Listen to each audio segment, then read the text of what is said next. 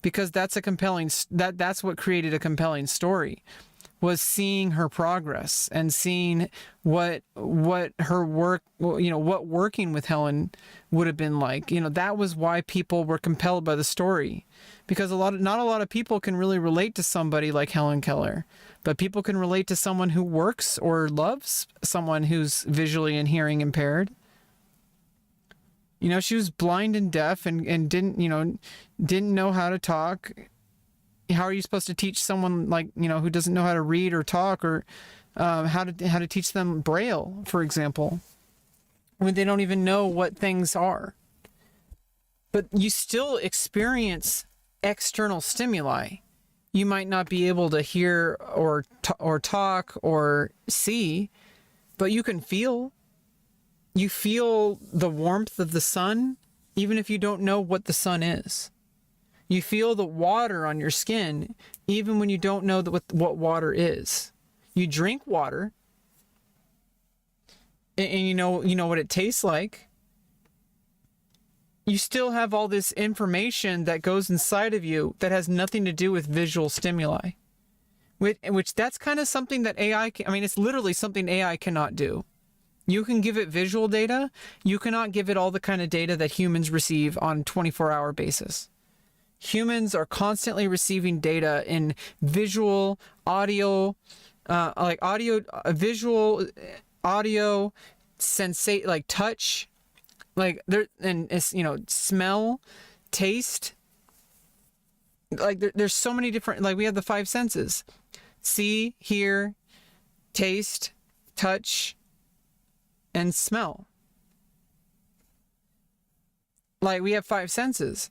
There's so much different data that we get that AI cannot at this time interpret. But in a general sense, we've all seen things, and the things that we see influence what kind of art we would make. What is this? What are we talking about?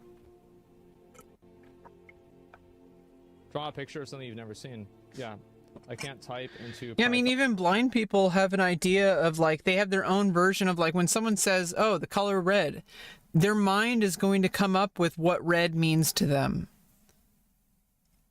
It might not align with what reality is, but they're going to have an idea of what red is. Because maybe they associate red with a certain feeling or a certain sensation. Maybe someone says, oh, I'm seeing red, when they're angry. And so maybe they associate red with somebody being angry and however they felt when they were around somebody who was angry, or whenever they themselves are angry. You don't have to see something to know what it looks like, if that makes any sense. Python inspiration. Do you think that one day you will? To a degree. Can I also address what you said about the theoretical? Of course, yeah. And also, I can type into Stable Diffusion snake, and it can make a snake. If the point of an AI chef is to make food cheaper, that's great. But I think the argument is that AI chefs couldn't innovate like human chefs can. That's a question you don't know the answer to, because at some point people didn't even cook food the way that chefs do today. For a long time, humans didn't even cook food at all. We have a redundant organ, the appendix, that was originally evolved to be able to process raw food. And we don't use it anymore because we've adapted to cooked food. We don't use the appendix anymore. It's a redundant organ, and I don't even think it works because we don't eat raw food. But then people eventually came up with ways to prepare food. So in effect, AI is just like early humans. It just does it in a faster way in some ways, and it does it in slower ways other ways. The innovation part, it might be a lot slow. Actually, it literally is a lot slower with innovation. It has to do things millions and millions and millions of times to even remotely improve. It just does it faster. But it's still doing it millions of iterations. Every single generation of AI machine learning takes millions and millions of times to train it. It can just do it by brute force really fast. Humans can learn something in an instant. We're more like quantum computers. And once we get quantum computers to work through AI algorithms, I think it's going to be over. I think the singularity will happen. That we're going to have basically a synthetic life form on our hands. That there's going to be something that is almost indistinguishable from humans at the very least. And, be able to brute force calculate things far superior than us. But we'll have, because of that, it'll create an additional limitation that because it's so talented, it doesn't know what it's like to not be talented. So it'll fundamentally never be human, if that makes any sense. You would have to artificially make itself weak in order to be human. Whereas we can never be artificial life forms. We can never be AI. Because we have biological limits. We still don't know our full biological limits. There might be a lot more we can do than we realize. But we don't fully know that. And there is a physical limitation to what we can do at some point. There's things that will kill us, for example. There's also things that will kill an AI. You can destroy a machine. So, there's all sorts of questions to be answered about, does it really matter if something is biological or synthetic? It just has differences. And those differences may be better in some ways, but are fundamentally flawed in others. An AI will never know what it's like to be human because it doesn't experience life the way we do. It will always be artificial. And we will always be biological. You could say that we can augment our biology, but fundamentally we are biological. If you get rid of our biological brain, we're no longer us. You could replace every single part in your body except the brain. I think they even did a Futurama on that. As soon as you replace the brain, you're no longer you.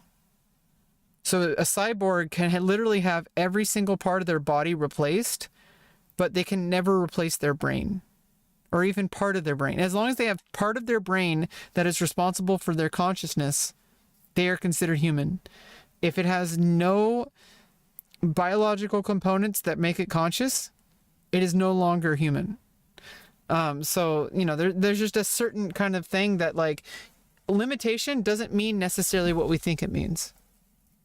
A human is limited in ability because we're not as strong as a machine in certain things. But a machine is limited in its capability because it can never know what it's like to not be strong. AI chef can't innovate like a human chef can. So you're getting attached to the minutia of the process of a product. What I'm telling you is that here, I can make a chart, and maybe this will make it easier for people. The green part is the part that the customer cares about. Yeah, obviously there's always going to be a product that you sell that is actually more about the process, and people are going to be like, oh, I really like this because it's organic and because they're farm fresh and all that kind of stuff. But mostly people just want to buy eggs because they're hungry and they need protein. That's it. They don't necessarily care how the eggs got there. This part the customer doesn't care about. So this entire thing is not relevant to a sale. Now, it can be, which is why people have to change their approach, because if people only care about the end product, and if a machine can automate that process to make comparable or better products, then you have to focus on this part. You're not selling the product, you're selling the process.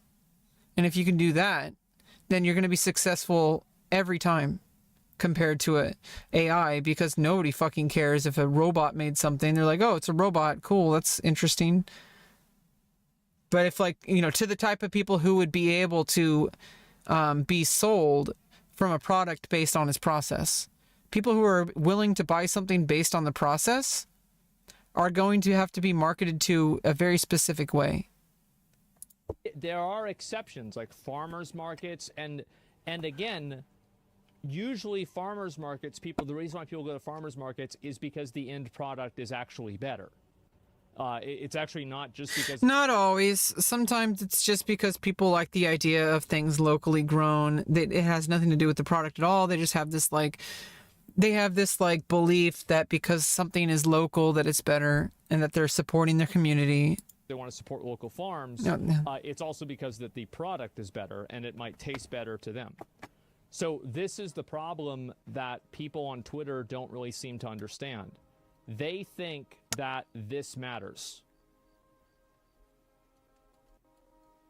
Yeah, I mean, it's obviously you want it to matter because it's important to you. But, like, you know, the process of making something only matters to the person making it. Like, do people pay, like, a bunch of money to watch the making of, to watch a theatrical production of the making of the Lord of the Rings? I mean, potentially. I mean, that's a weird argument, but like people don't want to see the making of the Lord of the Rings. Only a certain subset of people do. It's a much smaller subset of people than it is people who just want to see a really good fucking movie. Like, people don't want to see the making of Spider-Man. They want to see Spider-Man. People don't want to see the making of Batman. You know what I'm saying? Obviously, people want to see it. Otherwise, it wouldn't be available on the DVDs and stuff like that. People love documentaries of the making of things. But that's a separate product. Most people only watch that because they already watched the end product and they want more. They wouldn't watch it if all you had in theatrical releases were a making of a film and you never actually saw the film. They wouldn't do too well. Because you're like, why would I want to see the making of this? I just want to see the product. I just want to see the movie. Like, I spent like 4 hours watching this making of documentary and I still haven't seen the movie. Like, nobody wants to sit through that unless they've already seen the movie. And they want more. They want to see how it was made. Only a certain type of person wants to see that. Most people just want to see the movie, go home, and move on with their lives. And that's the reality. You don't want it to be. You think that because you are like some way, you think that because you are interested in things, that means, and everybody that, you know, that you connect with, you know, in your circle, in your social circle, you think that means everybody is like that. The vast majority of people with empirical data, and I don't have I guess I could look this up, but I'm guessing the vast majority of people go to a movie because they want to see the movie. They don't care how it's made. I could even ask this. Percentage of people who want to watch the making of films. The percentage of people who prefer to watch movies at home. That's different.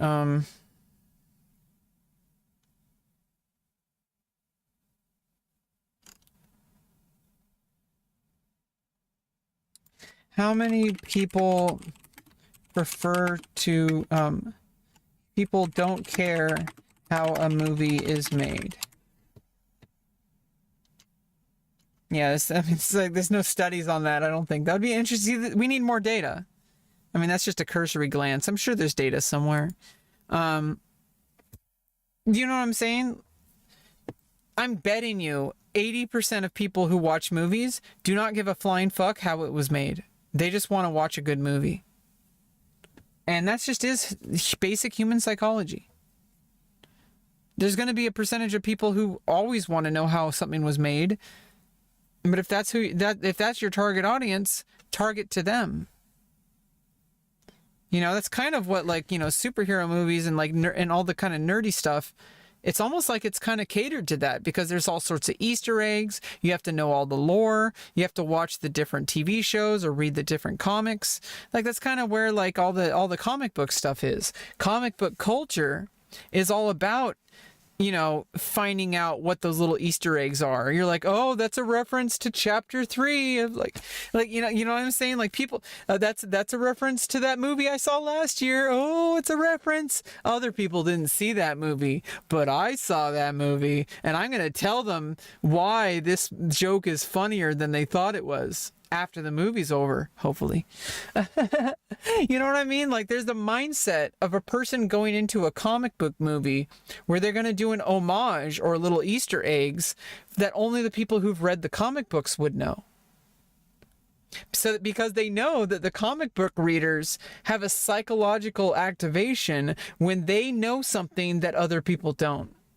Because that's just how comic book fans are.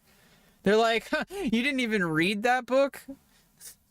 Like, I read every single issue, and I also read the spin-offs. And when they made that joke on episode 3 of season 2, I actually got it, and you didn't. So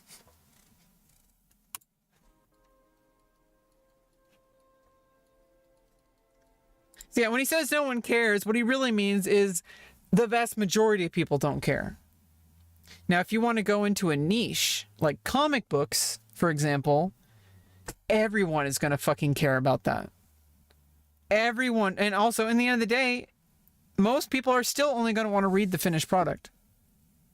But if you create the finished product in a way that also gives a lot to explore for the people who want to find out all the little Easter eggs and stuff, then you have something that's actually like a match made in heaven. Because not only do you have a good final product, but you also have a product that people who are obsessed with how things are made will find value in it. No one cares. This right here is what the, what do you call it? This is what people care about.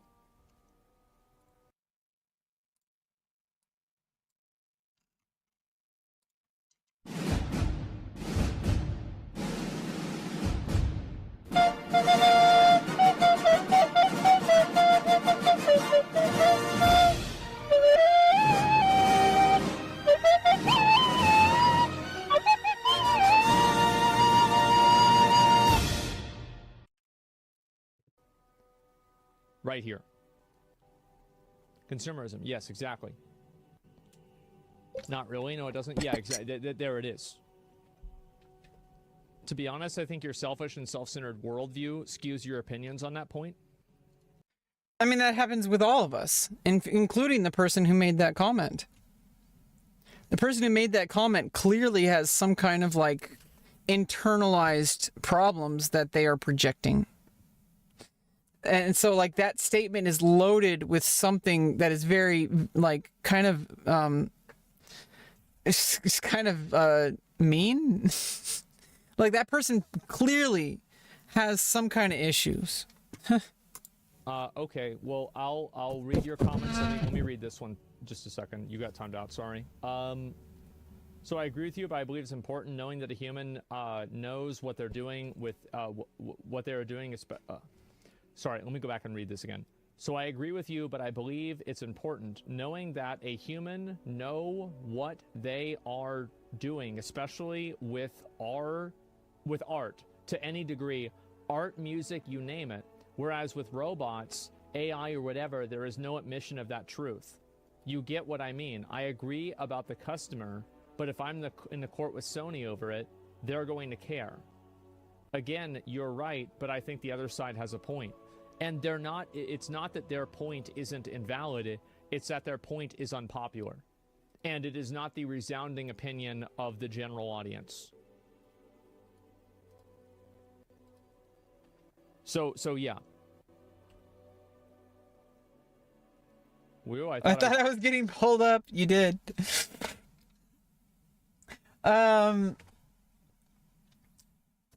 It's just like, obviously everybody has a self-centered worldview. Like everybody does. Everybody's looking out for their best interest. Everybody only has the information that they personally have. And I do think Asmon is starting to get a little bit more open to the fact that he obviously sees the world different than other people. I don't know when that happened, but I did notice a kind of a change in the way he approaches things the past couple of years. I don't know if it was because he's worked with a lot of people with like OTK, or if it's because he's worked with his other companies, like Starforge or like Mythic Gaming, or like with Mad Mushroom. I don't know if it's because of that, but I think that like he kind of sees. It feels like he kind of sees things differently nowadays. That he kind of recognizes that his way of seeing things isn't the only way. It's really hard for people to know, because you can clearly know. Obviously, everyone knows this, like on an intellectual level, but to actually know it, like on a visceral, like feeling kind of way, you have to actually experience things and actually move forward through these kind of hoops that you have to get through mentally in order to actually understand. Because understanding doesn't come from knowledge. Like, knowledge is like a side effect of understanding. If that makes any sense. It's getting pulled up. You are. You thought I didn't see you? I saw you. So you think that I'm selfish and I have a self-centered worldview. I think that most people have what I refer to, and I think it's not what I refer. Most people are invested in themselves because it's all they know. Everyone's the star of their own universe. It's like people are also like looking out for their best interest. It's pretty natural to do, and it's nothing to be ashamed of. But I think the point is like when you get to the point where you shut people out, I don't think that's what he's doing at all. I'm sure he used to, but I even think that he used to kind of still be the same. I think he's just got a little bit more kind of I think he's gotten a little bit less rough around the edges. And maybe a little bit more empathetic, even though he might not admit that. I think working with people, especially in the orgs that he's working with, like OTK, Mythic Gaming, Starforge PCs, Mad Mushroom, I think working with people in the kind of capacity that he does, being a businessman, working with actual people, and whatever aesthetic you think he has because of his stream, like, you're fucking dumb. He's a human being. Everybody has emotions and empathy for others. He's probably even way more extroverted than he sells himself as. He clearly works with other people. You have to, if you're doing the kind of business that he's doing. I feel like being exposed to other people and other worldviews, it may not like change your worldview, but it kind of puts things in a little bit more of a perspective where you're a little bit more open to hearing people out. I didn't invent this. I think that other people have referred to this as well. They have a self-referential worldview. So everything in their life and their values and opinions and everything that they think is referring back to their own beliefs and their own life. And so if you understand that, you can be even more effective, because you can't change that. But what you can do is you can recognize that your beliefs are formed from your own specific POV. That if you were someone else, you would have different opinions. If you were in their shoes, you would interpret that situation differently because you're not them. That's what empathy is. It's not true understanding. It's saying, I can see where this person is coming from, or at the very least, I can put myself in their shoes, that if I was in their situation and if I had the life they had, I would probably not react any differently than they are. In fact, if I had Asmongold's exact life, 1-to-1, like geographically as well as like literally, like inhabiting the exact body he is in and the exact mind that he's in, I would have made every single same decision that he's made. Unless there's some kind of quantum entanglement, chaos theory kind of thing. I don't know. I do think there's like a chaos theory that like you start off one way, every single little direction moves you in a different direction. And if you had two exact same people at the same exact spot, eventually they're going to be completely different at some point. Even if they're in like taking the same exact direction for a while, eventually there's going to be a deviation. And I feel like no two people are fundamentally ever going to be alike. And that's what kind of makes humanity scary, but it also makes humanity beautiful. So if things are not beneficial for them, then that doesn't matter. They don't care about it. If it is, then they do care about it. Yeah, I And mean, so and it's nothing to be ashamed of. And I feel this way too. Sometimes I just don't care what other people have to say. I don't care what they're doing. And I'm like, well, why should they care about what I'm doing? And then I feel bad. And I shouldn't feel bad. I think it's just I need to readjust my expectations and realize that when I talk about stuff that I'm going through with people I care about them. And when they talk to me about stuff that they're going through that is difficult, my eyes kind of gloss over. And so that must be how they feel. And it doesn't necessarily mean that that's how I feel. That's how I feel. And it makes me feel kind of bad because it's like, first of all, it's incorrect that I don't care and that I don't listen because I do nothing but listen. Everybody who knows me would call me a fucking liar if I told them that I didn't care. Everybody who knows me. I have absolutely like imposter syndromed myself to death. Okay, so like when I am around people, I am constantly hanging on to every single word they're saying. I'm constantly thinking about what things must be like for them and why they're feeling the way they are. I'm constantly thinking about other people, and to my detriment. It's like I'm physically incapable of ignoring people. I mean, it's an autism thing. It might not even be related to autism. It might just be who I am. I cannot ignore people, which is why I kind of have to force myself to, if somebody is bothering me, I kind of have to like force the situation. I'm like, okay, like I'm going to get away from you, or like I'm going to ban you from my chat, or, like I kind of have to like, because I attach myself so much to people and I put myself in their shoes so much that sometimes I lose track of like reality because I forget that I'm not them and they're not me. And what happens is I'm associating things that only I would associate with. That I'm assuming the best from someone when I should be assuming the worst. So sometimes people actually are bad people. And no amount of me trying to understand their side is going to change that. So there's times when people will show up in my life or online and I give them the most benefit of the doubt possible when that person would never give me that level of benefit of doubt. But I don't think that's something to be ashamed of. But I also think that it's something that I can be okay with saying, you know what? I don't fucking care what this person's talking about. I'm going to put headphones in my ears and I'm not going to listen to them. I don't give a fuck. If they think I'm rude, fuck them. They're a fucking asshole. I need to learn how to do that. Like, I think Asmongold needs to learn what I do. And I need to learn what he does. If that makes any sense. I feel like he doesn't give, I think he does that too much, and he needs to learn how to like understand people with the benefit of the doubt. And I think he is. And I need to learn how to say, you know what? Shut the fuck up. You're fucking dumb. I'm right. You're wrong. I need to learn that. Because I am like imposter syndrome. Everybody must know more than me. I must be wrong. Everybody else is better than me. That's how I constantly run. But it kind of makes me who I am. So I don't think getting rid of it is, obviously it's impossible, but I don't think it's something that I should get rid of. I think it's like something that I need to learn how to protect myself from certain people that are just not good actors.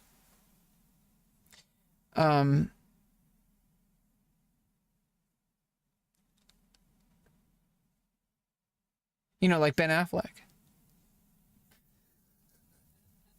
Everything in their life and all of their opinions and actions are self-referential because they're not referencing a principle, they're not referencing an ideal, they are referencing what they want to do.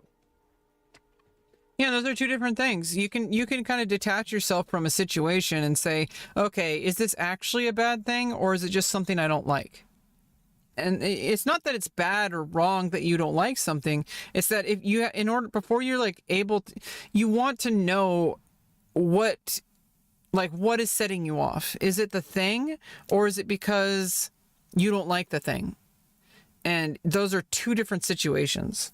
And you should try to assess which situation it is.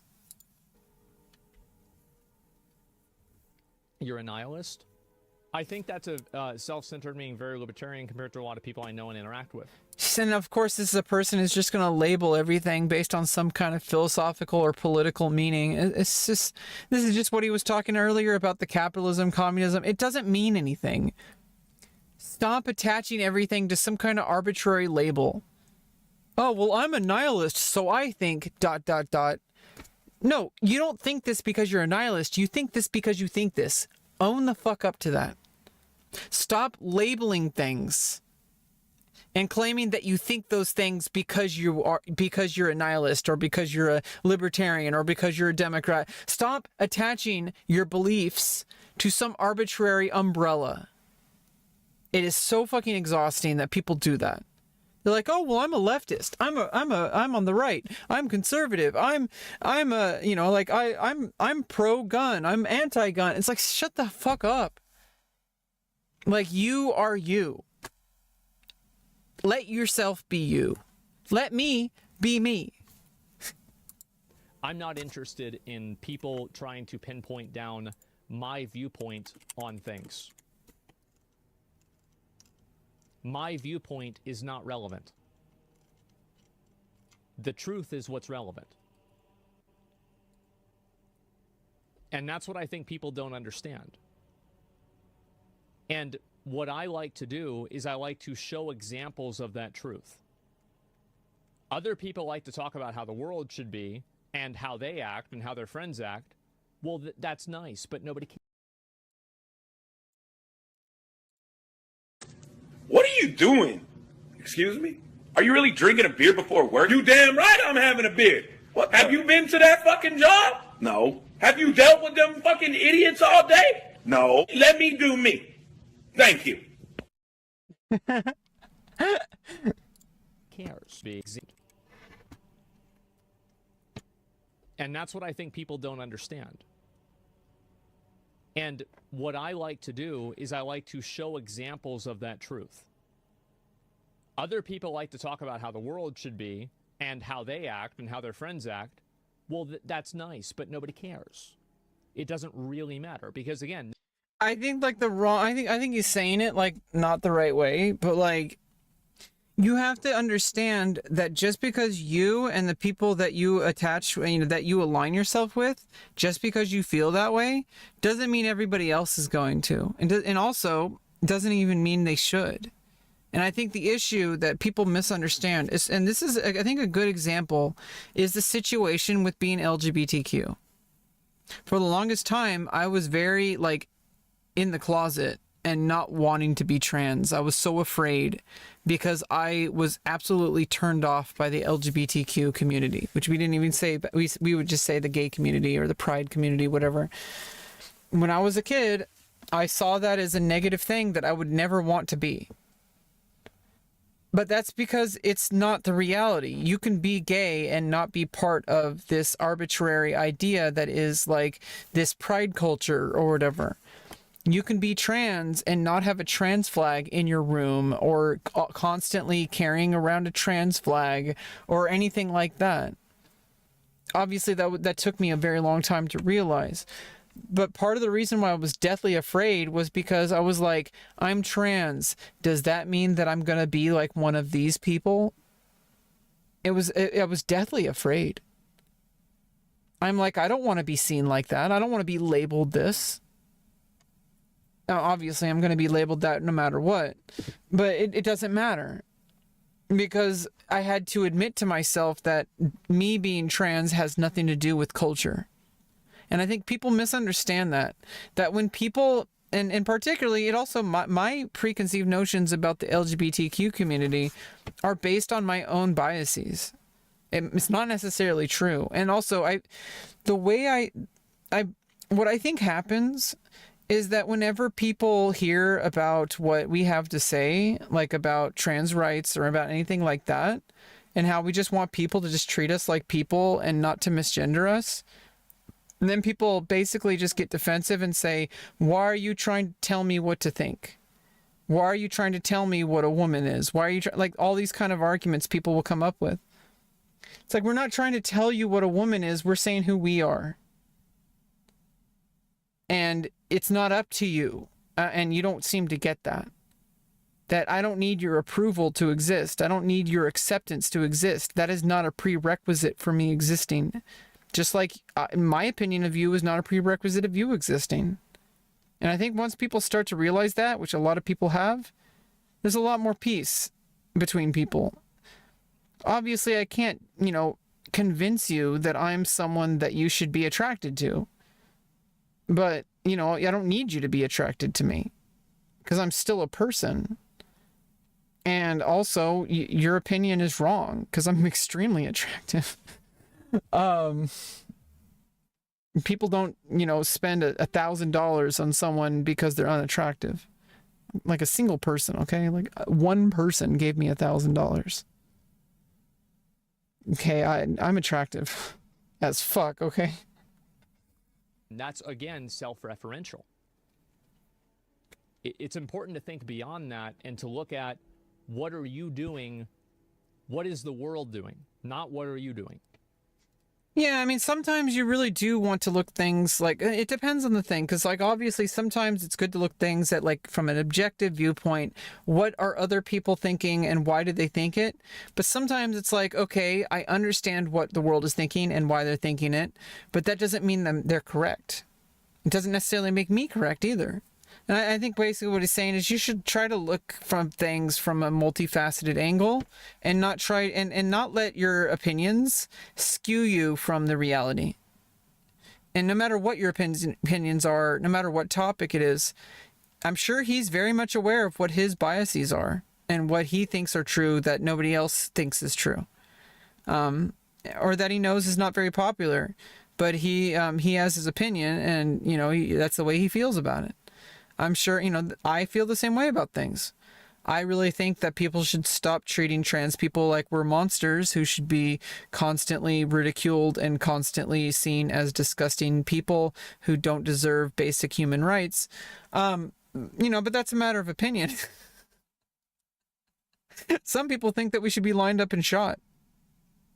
And I'm not even joking. Like, some people actually think this, and they will say it publicly.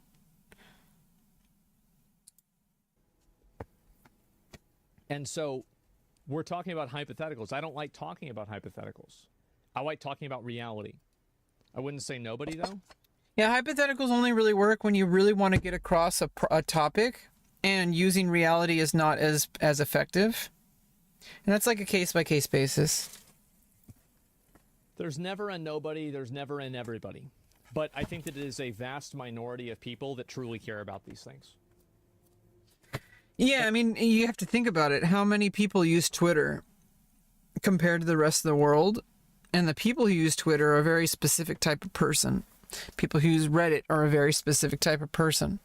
The kind of person who logs into Twitter and to Reddit is someone who's looking for something to be mad about and who is very vocal about their opinions. So obviously, if you see 1 million people with an angry opinion, if that's the 100% of the population on that specific platform, it's only 100% of a subset of people. It's not 100% of people. It's 100% of people who use Twitter, who are like that. Because people who use the internet are pretty, we're pretty broken people. And I don't think that it is in any way, shape, or form a majority, and I don't even think that it's remotely close. I think that less than 5% of people care about it. Like, for example, there's this, misunderstanding that people think that Classic WoW is more popular than Retail WoW. Percentage of people who play Classic WoW compared to Retail.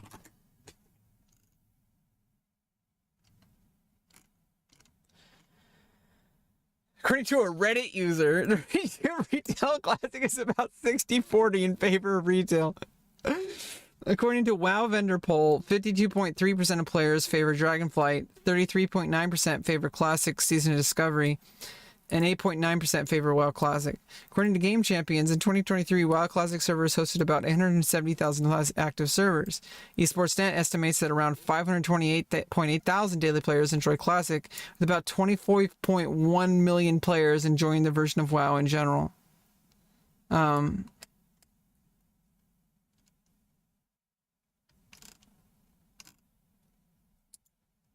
Higher number of people currently stream Classic compared to Retail.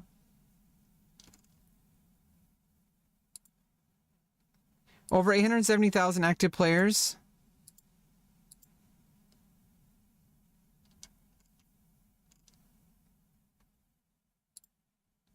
129 people play retail.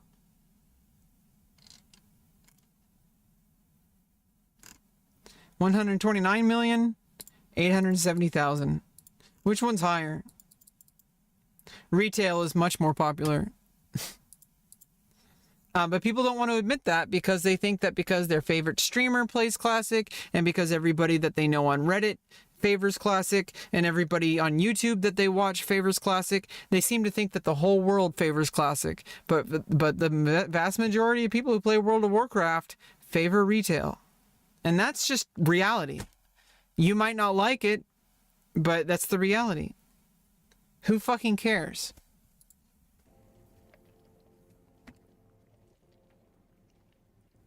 Do you believe in trying to curb the tide? Only if I think I can. Which you can't. Wait, what do you mean by curb the tide? So, people are concerned with how products buy and consume are made. That's what I care about it. People that truly care about these things. And I don't think that it is in any way, shape, or form a majority, and I don't even think that it's remotely close. I think that less than 5% of people care about it. Okay, yeah, I mean you can't stop AI from advancing. It basically means that, like, you know, making something, like limiting something.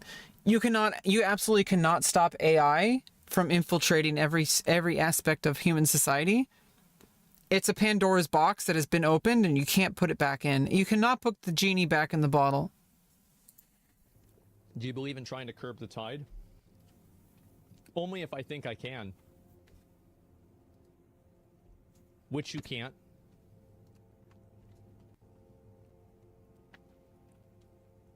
So, is he milking? People are concerned with how products buy He's and milking a consume are cow. made. That's why things like organic food are taking off in recent years. So I'm gonna read this. I'm gonna address your. Oh, this is the same guy. Okay, great. I didn't see that. But more and more people are concerned with how the products they buy are consumed or made. Why? Because the reason why people want organic food, it's because it's organic. It's because... Yeah, but the idea of organic is this arbitrary thing. Like, something being organic doesn't mean it's healthy. And something being organic doesn't mean it's, like, better than a non-organic, you know, like something that's been, you know, genetically engineered, like everything, which is not this inhuman thing. It's pretty normal for people to genetically engineer food, and it makes better food, better yields, better taste. Would you rather have some moldy tomato, or would you rather have big, juicy red tomato? I mean, would you have this big, juicy, flavorful apple, or this little rotted little, you know, pellet? Because that's what an apple that's not genetically modified looks like. It's created in a way that they feel is more healthy. It's a higher quality product. They're not necessarily. It is bullshit for the most part, honestly. It's just because it has to be certified organic. It's this idea and this lifestyle that you're selling. It's just like the Apple example, Apple iPod, you know, ad. Let's look at that again. It's like this. You're just selling an MP3 player. You can't just sell an MP3 player. You have to sell an aesthetic, a lifestyle. Like, let's, you know, like compared to the Zune ads. You know, it's just like this kind of colorful thing. Nobody really cares because it doesn't even feature a person in it. You know, this meme is, you know, it's... Or, you know, Apple iPhone ads. Life is easier on iPhone. Like,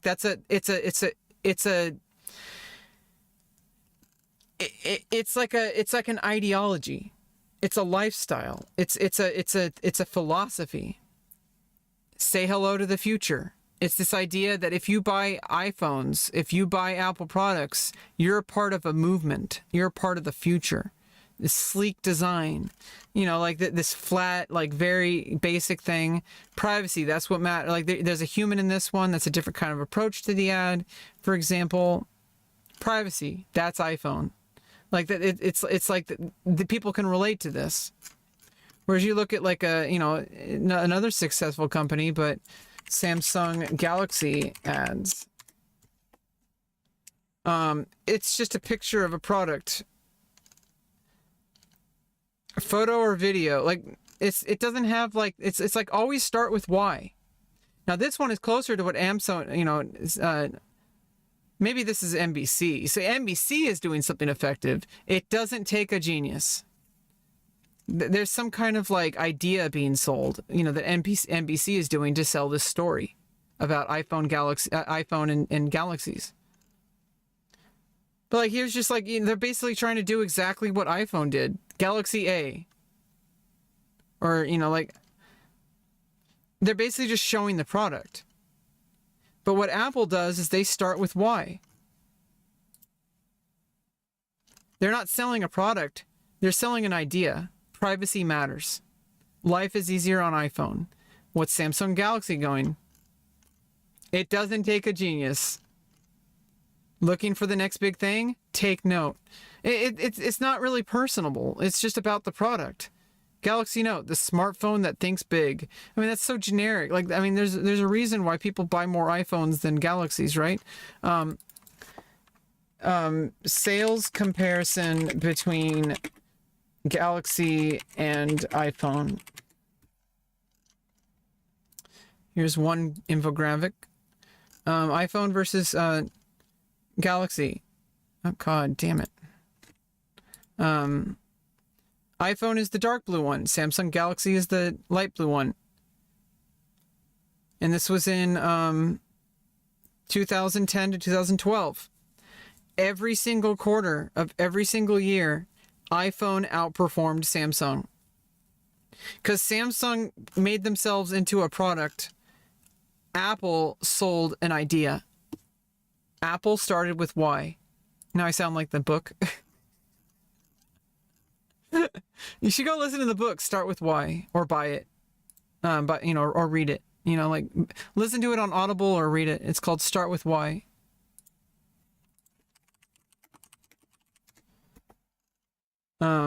Start with why. How great leaders inspire everyone to take action. New York Times best-selling.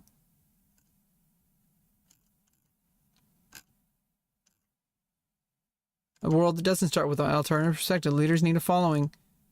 Biggest challenge is success. Discover why. It's like all sorts of stuff. Not buying organic food because they have some moral feeling about it. Some people actually, I think Asmon's completely off the mark on this. People, and I live in an area in Sonoma County, in the San Francisco Bay Area, where something being organic is totally something people care about. They care about the idea of something being organic more than they actually do care about an organic product. He's way off the mark on this one. In this kind of culture, if you have something that is said this is certified organic, it tells the person that if you buy this, you're buying local and you're supporting local businesses. That person cares significantly more about that than they do about whatever product you're selling. He's 100% wrong on this. I'm going to tell you right now, I live in liberal city America. I live in the most progressive area, left-leaning area of California, and pretty much everybody who shops organic does it because they have this idea that if they shop organic, that it makes them better people.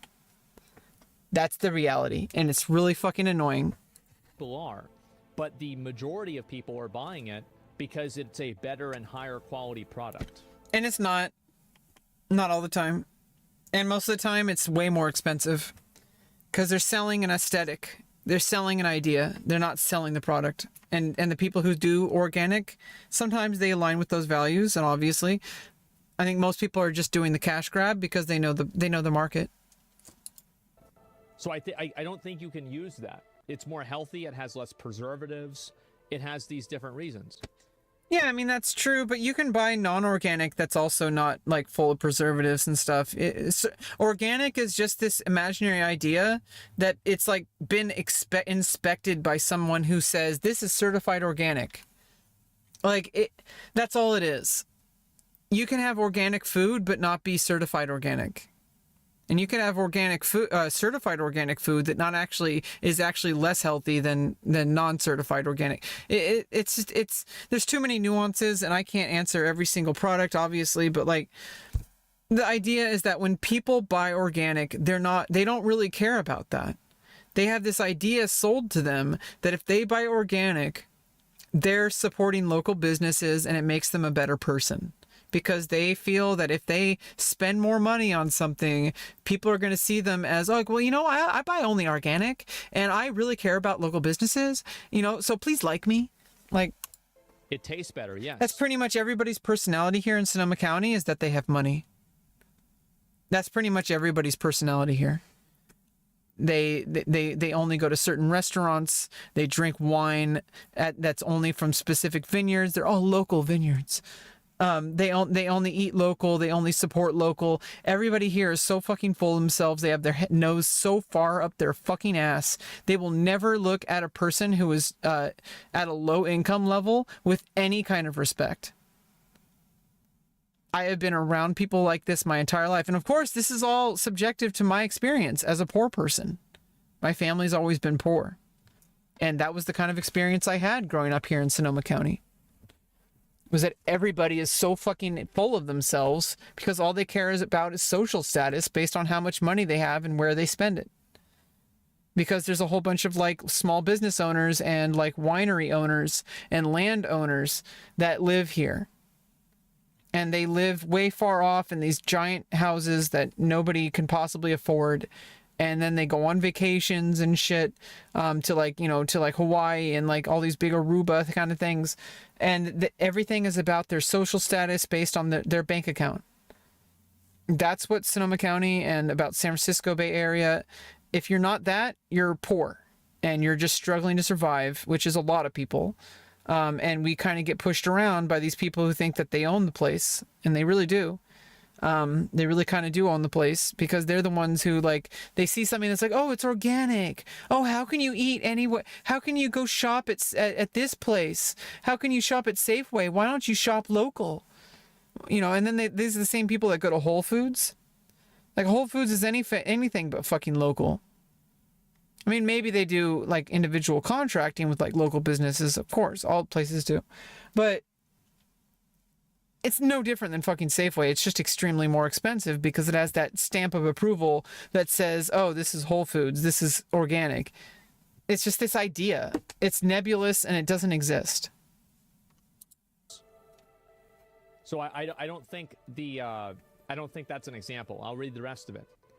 Organic food to go actually being beneficial to the end customer. Yes, I believe that the end customer believes that it's beneficial.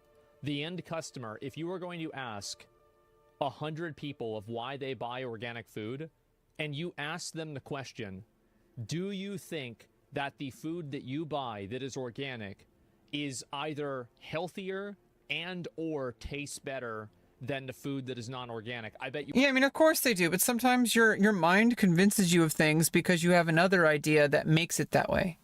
There's like this like kind of weird phenomenon. I don't know the exact science of it. You'd have to like kind of ask a neuroscientist or a psychologist. But if you think something is better, you're more likely to actually interpret it as better. Whereas you're going to be turned off by something that opposes your values. I don't know if that's always the case, but like it's much easier to eat something that you agree with than it is to eat something from a company that you disagree with. For example, let's talk about J.K. Rowling. It's really hard for me to really get interested in Harry Potter anymore because I'm a trans person, and I know like not everybody understands the full depth. It's not just a couple tweets. First of all, it's a lot of tweets. But she's written entire manifestos about how she does not like trans people. One of them won an award. Is basically seeing trans women as men pretending to be women, trying to infiltrate women's spaces to take advantage of women. And she's very biased and very subjective about it, based on her own interpretations of her own experience, which her experience of being in an abusive relationship is very valid. And instead of actually fighting for women's rights and women's protections and having and being heard and actually advocating for feminist values, she instead attacks trans people who have been the same exact kind of subject that she has to violence. We are also women who have been victims of male violence. It's a different kind of male violence, especially early on, especially before we know we're trans, but it's still a victim of male violence. And instead of seeking out allyship, and instead of seeking out, an ally that, you could say, hey, we're both affected by this. Let's see what we can to come together and actually fight for change. And if she started to do that and started to stop attacking trans people the way she does and actually see us as friends rather than foes, maybe something good can happen of it, especially with her bank account. But instead, she doubled down on every single chance that she's had to basically just be a TERF. It puts a really fucking bad taste in my mouth thinking about Harry Potter. Even though I know Harry Potter is really fucking good. It doesn't matter. Because now it's associated forever with a person who wants to see me not exist. Even though she's convinced that she doesn't. Her words and her actions say otherwise. She has entire support groups of women who don't want trans people to be in women's spaces. If she was like talking about black people, nobody would question what her values are. But because she's talking about trans people, people somehow say, well, actually, she has a point. It's like, no. It's the same exact fucking thing. You're just not used to it. And more people are starting to see it for what it is, which is actually just bigotry. But either way, she's irrelevant. It just sucks that the author of my favorite childhood story just immediately puts a foul taste in my mouth every time I think about it. So yeah, obviously, it does influence how you perceive reality. Just like if you think of something as being unorganic, you're going to automatically think it tastes like garbage, even if it tastes exactly the same, because you don't have this idea of it being certified organic. You would get 100 people saying that they think it is, because they think that it's healthier, and doesn't, I'm not sure. They could also think that it tastes better. Yeah, and obviously that's their they think it is. It might not be true. And he's got a point there. But like, is organic food actually healthier? As a topic of ongoing debate, while some studies have shown small to moderate increases in certain nutrients in organic produce, there's no concrete evidence that organic foods lead to healthier outcomes. According to the Mayo Clinic, organic produce may have more of certain antioxidants and fewer pesticide residues than conventionally grown produce. However, a review of 237 studies conducted at the Center for Public Health Policy at Stanford University found no reliable evidence showing that organically grown foods are more nutritious or safer to eat. Similarly, two pediatricians from UC Davis Children's Hospital stated that nutritionally, organic foods are about the same as conventional foods. Therefore, the decision to consume organic food should take into account personal preferences, budget, and concerns about pesticide exposure. Well, there it is. That's the reason why they buy organic food. But of course that doesn't matter, because that's the reason why. Exactly. Like, that's the reason they buy it, is because they're convinced of that. Because you're selling them the idea. You're not selling them the reality. Many organic buy it because it makes them feel like they're doing a good thing. Yeah, and as somebody who lives in a very pretentious kind of yuppie part of California, a very kind of what used to be considered a hippie town, and maybe still is. I would say it's a yuppie town. A very kind of pretentious, kind of left-leaning part of California. I actually think that is 100% true in this area. Maybe it's not true in other areas, but I think by and large the reason people buy organic is because they're sold to the idea that if they buy organic, they're doing a good thing. That if they buy organic, a lot of these companies will say, when you buy our product, we donate $1 of every purchase to this charity. You know, the mindset of somebody who buys organic is on those lines. I'm sure those people exist, but I don't think that they are the majority. I'm pretty sure it's the vast majority. I think that Like I said, at least in this area. I don't know about every area, but definitely that's how people exist here, in this like San Francisco Bay Area. they are I think it's again a 5%. Because you're right, but I don't think that's the majority. Let's see if people. There's probably a poll on this. Perplexity. Are there any polls on why people buy organic? The motivation behind consumers buying organic food is primarily driven by health concerns. Okay. Several studies and surveys have consistently found that a significant percentage of consumers purchase organic foods due to their perceived health benefits. Yeah, and of course, you know, the studies are inconclusive on that it's, you know, most likely only marginally better than non-organic food. We're not talking about like food with like preservatives and shit. We're just talking about certified organic. What is organic versus certified organic? The term organic loosely refers to living things produced in natural environments without the aid of synthetic chemicals. However, when it comes to food, certified organic is a specific designation that ensures the product has been grown and processed according to federal guidelines. In the U.S., there are 3 categories of finished products, and by the USDA, 100% organic, organic, and made with organics. Certified organic products must contain 95% or more organic content and bear the USDA organic seal, while organic products contain at least 95% organic ingredients. Yeah, okay. I mean, it's obviously, like I said, I'm pretty damn sure most people who buy things organic do so because they think they're doing a good thing. They're supporting local, or they have this idea that if they buy organic, they're better than people or whatever. Obviously, there's, you know, people are going to buy it because there are benefits to this idea of organic, and there's perceived benefits. But in the end of the day, they still are sold, and he's right about this. They are still sold to the idea that it is healthier. It can be both things. I don't think it's either or. I think it's a both kind of situation. Can I ask you guys, can we do a poll, maybe? Oh, this is going to be a skewed poll. Obviously, people are going to say whatever the fuck, like, to match his dialogue. Yeah, sure, we can do a poll. Okay. And this doesn't matter, right? This is just a temperature check. Like, what does this really mean? Why do you buy organic food? Because it tastes better? Because it's healthier? And both of the above? Because it's created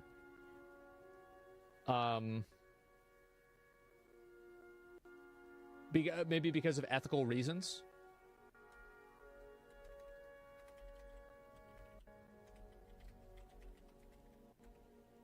Yeah, I do think there's only going to be a certain percentage of people that actually do things because they think it's ethical.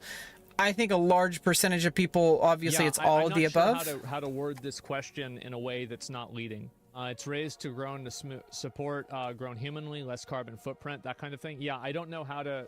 Yeah, I think ethical concern's probably the best way to phrase that question, or that poll response. I don't know how to do this. Organic is way more expensive. You don't know how to do this or do this? Well, can I just, like, I guess...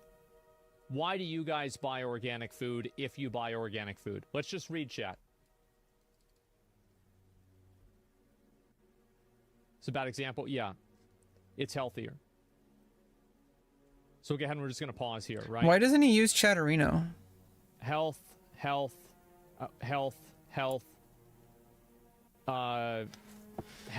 Taste.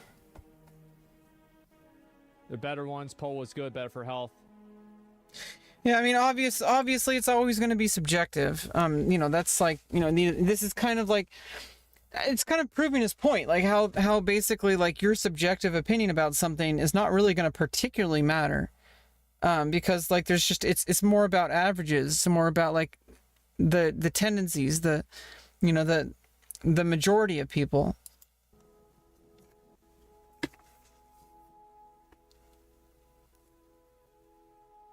There's one person here that says ethical. I think the vast majority of people are saying they're buying it because they think it tastes better or they think it's healthier. Yeah, I mean, I think generally, but it's so much more expensive. It's so much better just to get like standard, like, you know, just produce. Like, it doesn't have to be like this big organic thing. Obviously, if you can afford it and you have the option, get organic always.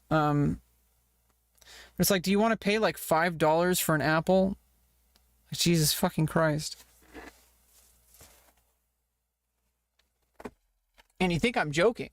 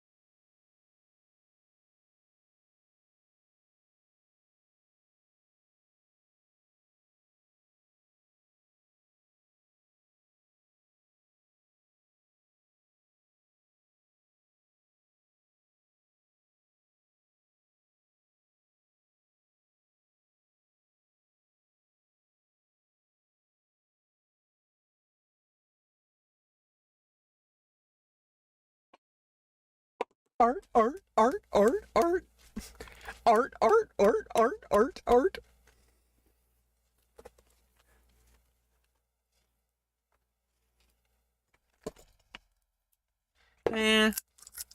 What's up, Doc?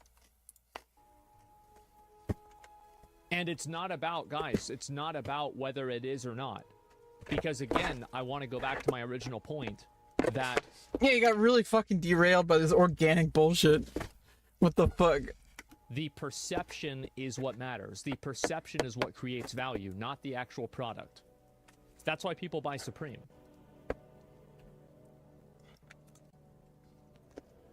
Or for example, okay, so this is another one. Cultural difference, I'm from Quebec. Yeah, I don't know what they do. More people now care about products made locally or within their country. I feel like people generally buy feel-good labeled things, organic, made locally, ethically sourced, fair trade, etc., because they think they're making a difference. My entire point is that I think in recent years, more people seem to care about how things are made or where they're from. I think that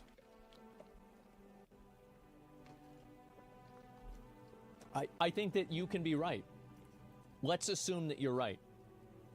I think that you're right in one context. I think that you're right in the context that the alternative is the same. So, like, you're buying the same product, but this one is more ethically made.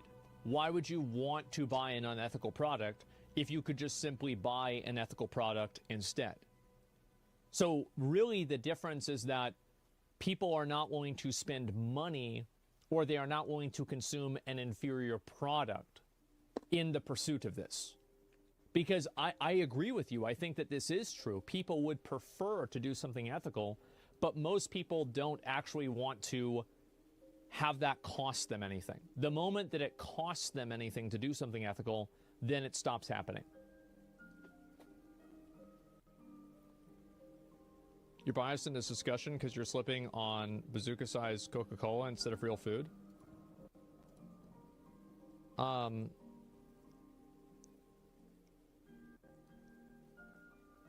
What? Bazooka sized? I don't understand. I don't understand that.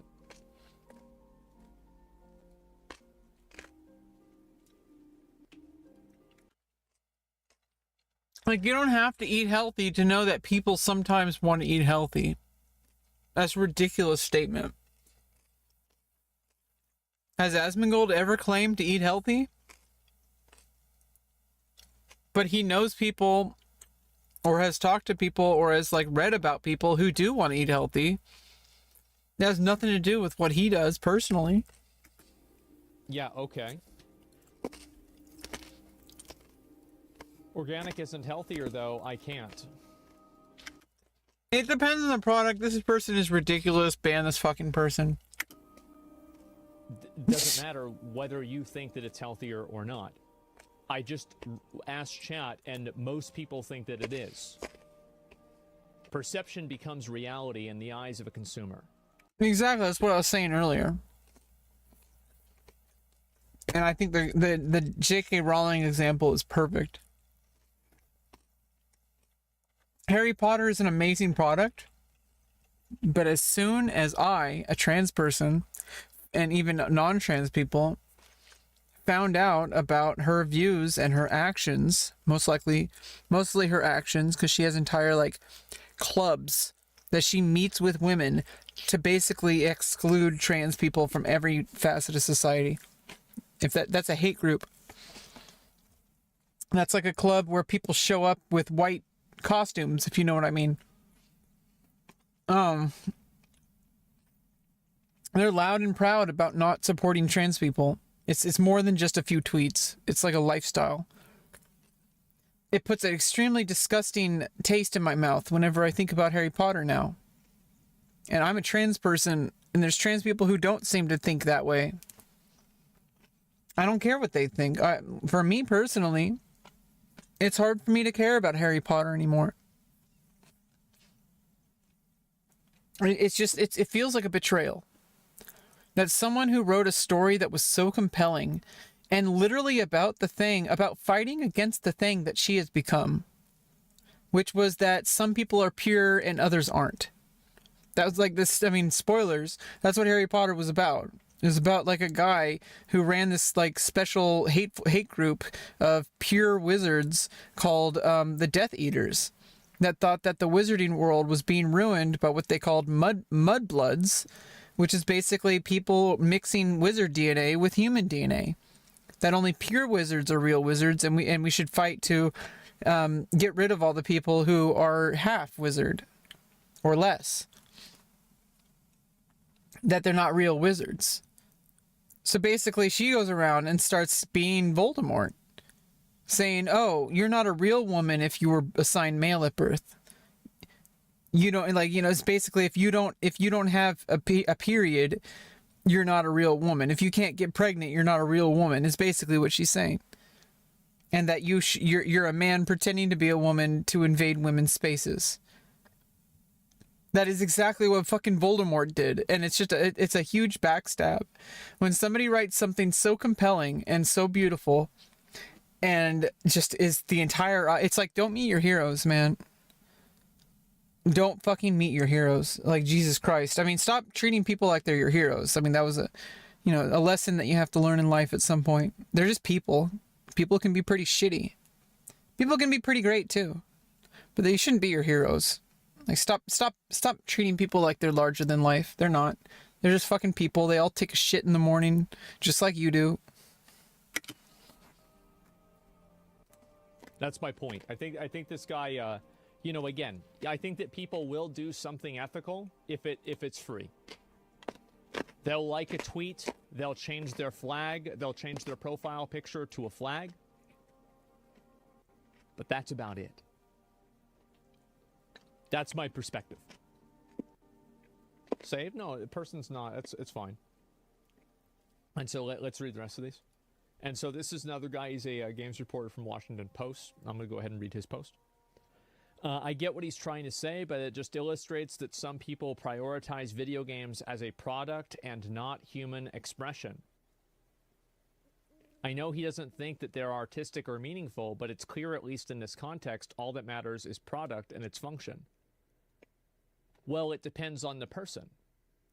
Because for some people, they might view AI art and something that was created through AI as a form of human expression in the same way that photography is a form of human expression, even though you're using a camera to create the image. So I don't necessarily think that you can just, I don't think you can define this and just say, like, nobody else can see it this way. Because I think, again, anybody can see it however way they choose to.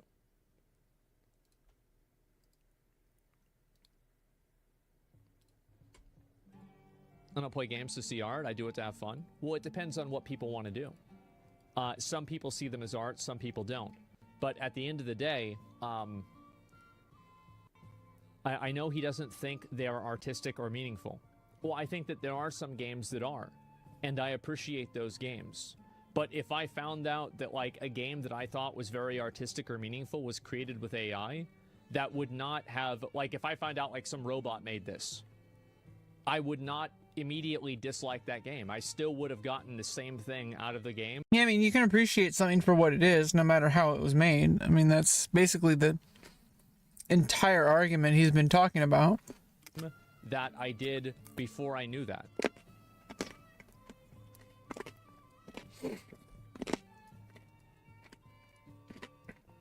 Photoshop can make cameras more artistic too. Yeah, true. And so, as an artist, he's 100% correct. The part people don't want to admit is that if an incredibly artistic game has to go up against a game made with assets, but the deciding factor is that the asset game is more fun, the market will do the talking. I feel that frustration too. Exactly, it's just an extremely cynical way to put it, but I get where he's coming from. Yep, there it is. His take is bad, and he should feel bad. It's technically not wrong.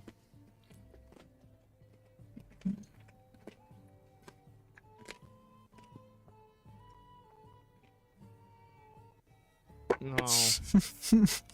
Oh, no.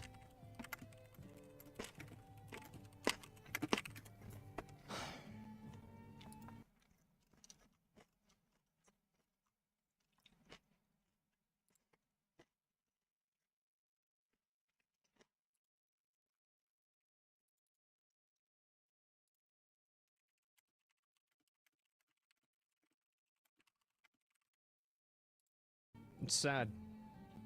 It's his feelings, yeah. The tweet hurt his feelings. That's why the artist should not fight against AI based on morality. Calling Palworld AI will only inspire those folks to double down and figure it out. Yeah, I don't know about that. Another thing to consider is streaming is he talks for hours and hours every day. Wording something wrong or saying something that doesn't 100% reflect your views happens all the time.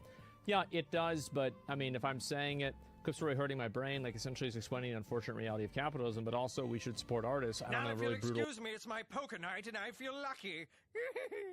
So it's back to hell for me. Come on, Nixon.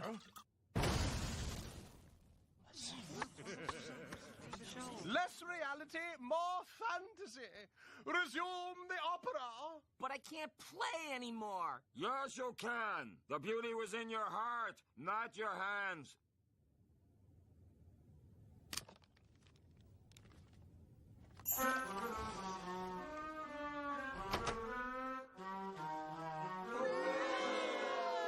Your music's bad and you should feel bad. I mean, that's pretty much what this 2-hour video is about. Nobody cares about who makes the product. They care about a good product. I mean, in the end of the day, that's really all it is. Nobody cares about what's in your heart if it sucks. You know, but that's why you just don't suck. That's about it. Wording. Yeah, he can be an asshole, so sometimes he will sound like one. This guy knows me, huh? Yeah, there it is. True. And so, yeah, why should we support artists? Well, if you like what they're doing, you should try to support them. And if you don't support them, then that's fine, but you shouldn't expect them to keep doing what they're doing. Doesn't that make sense? Also, even if you do support them, that doesn't mean that they're required to give you something. Like someone saying, oh, I donated to you, my favorite streamer. Why aren't you paying attention to me? Or why, you know, your stream is only successful because we paid for you, we donated to you. It's like, no. What the fuck are you talking about? Random viewers who donated to a streamer, you didn't create the streamer. You're a side effect of the streamer.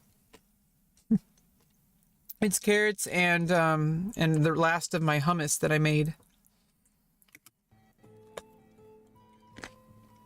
So, this is... Don't worry, I'm going to make some more hummus tomorrow. I got another can of garbanzos. Also, a post I watched, or I read a little bit. I want to go over, like, I'm almost about halfway done with these. I encountered this issue. This is a response from a person who was, I guess, like a guy with opera. I encountered this issue a lot whenever it came to outreach of opera and getting a wider audiences to be curious about opera. Most don't care. It's true. What he says is right. Most consumers do not care about artistry. They don't care about the deeper meaning for why something is made. Does it run? Does it play well? Is it fun? That's what matters the most. So the discussion between AI and artists, frankly, isn't something that most people care about, not only because it doesn't affect them, but because they simply aren't aware. They don't know why a painting takes weeks. They do see an individual brushstrokes of the Monet or the way the Pieta was carved. What they care about is the result. Is this bad? Does this matter? Maybe, maybe not. But artists in a different category. Artists are in a different category. Artists are in the work of expressions. And I also think that Monet was an impressionist, right? Like, he's the one that did the water lilies after, I think, World War I or II. And a lot of people, he was like one of the big guys, right, for that? Well, people criticized him too. People are shitting on him as well. He's a big guy. Yeah, he was. Like, you'd recognize a lot of his paintings. As I said, my mom was very into art. She educated me in a lot of these things myself. They copied them. Yes, they did. Towards the end of his life, he was actually blind. Almost blind. That's why he had to wear special glasses. And, you know, he's still able to make a lot of the art that at least people see now. And so, yeah, there it is. Legendary artist from France. Yeah. He had like a, I think he had like a personal relationship with the prime minister at the time. And he offered to paint the lilies as a commemoration of the end of the World War. Yeah, it's like, this is why things like opera, even jazz music, classical music, chess, there's just certain things that are just not very appealing to the vast majority of people, and it's very unfortunate. And then, like, you know, people have been trying to figure out how to, I don't think it's like about trying to make it appealing to the bigger audience. I think it's about trying to convince, you know, trying to expose people to something that they're not, that they have to invest time in. There's a really good quote, and and it's from let me try to find it. What's his name? If I bring in a projector, can we watch a movie on your forehead? Probably Purple Jesus. Was it Wynton Marsalis, the jazz and classical trumpeter? Jazz is something that you go to it. Where's the clip?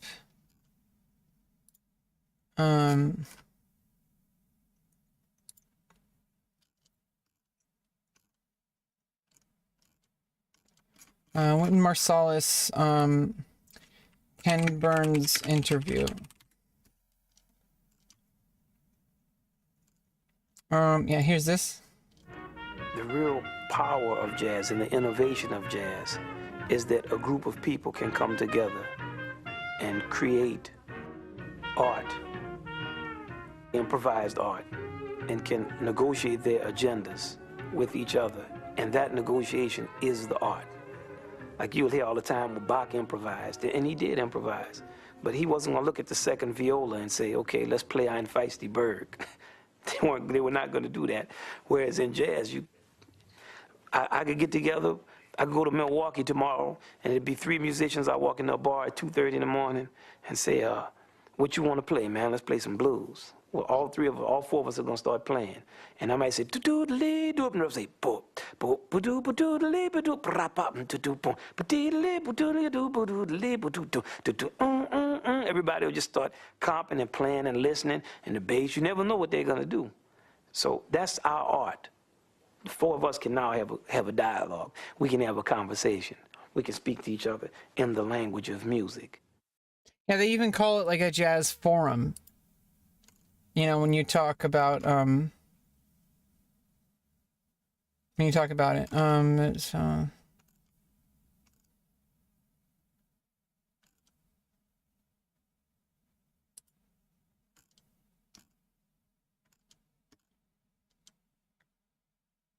you cast Seal of Righteousness? I cast, I want to cast a spell. I want to cast Magic Missile. I'm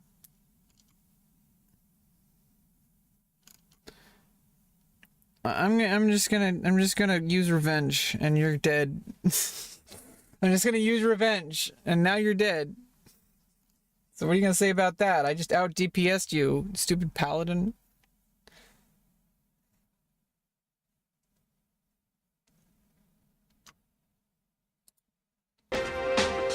In business, you know, you wouldn't see him. So he says in 1991, jazz. Why does it take until 2001 for this to appear on the air? Well, it's taken 6 years to make the thing, and I was in the middle of baseball, or the beginning of... Yeah, by the way, Ken Burns' jazz documentary, absolutely amazing jazz documentary. Ken Burns' jazz documentary. Is it available? History of Jazz. Yeah,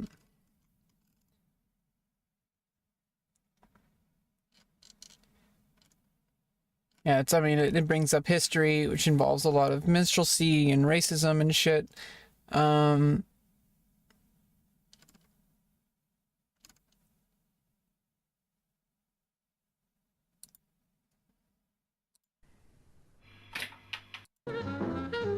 Because I saw... That's a different documentary entirely. And here's episode 1. Because he worked in these houses of prostitution, he had the best seat in the house. Exactly. You hate us until it's time for the big heals? Yeah, true. That's why I use Seal of the Naru. I don't need a paladin to heal me. I can just use the Seal of the Naru and then use a potion. I don't need you. And so, yeah, no, I know what he's talking about. And, you know, even in his time, he had the same criticism on him. The same thing.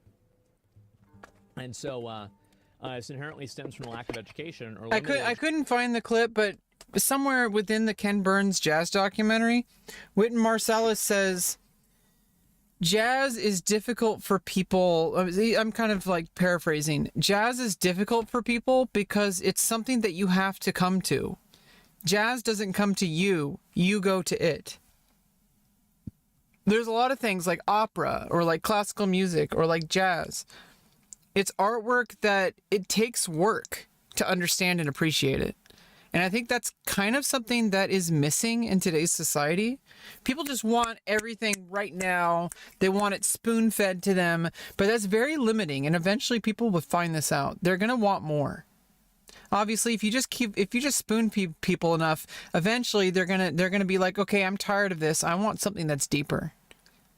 And they're going to realize during that a moment that they have in their life where finally they find something that they have to actually spend time to appreciate, like something like jazz or opera or something like that. And they're going to realize that it's not what they initially thought it was. It fundamentally can't be, because it's something that requires them to actually invest in. It's something where you have to understand it in order to appreciate it. And those are the true meaningful things in life. You know, it's like, obviously anyone can boost their character and wow. But can every character who's been boosted, can every player who's boosted their character play correctly?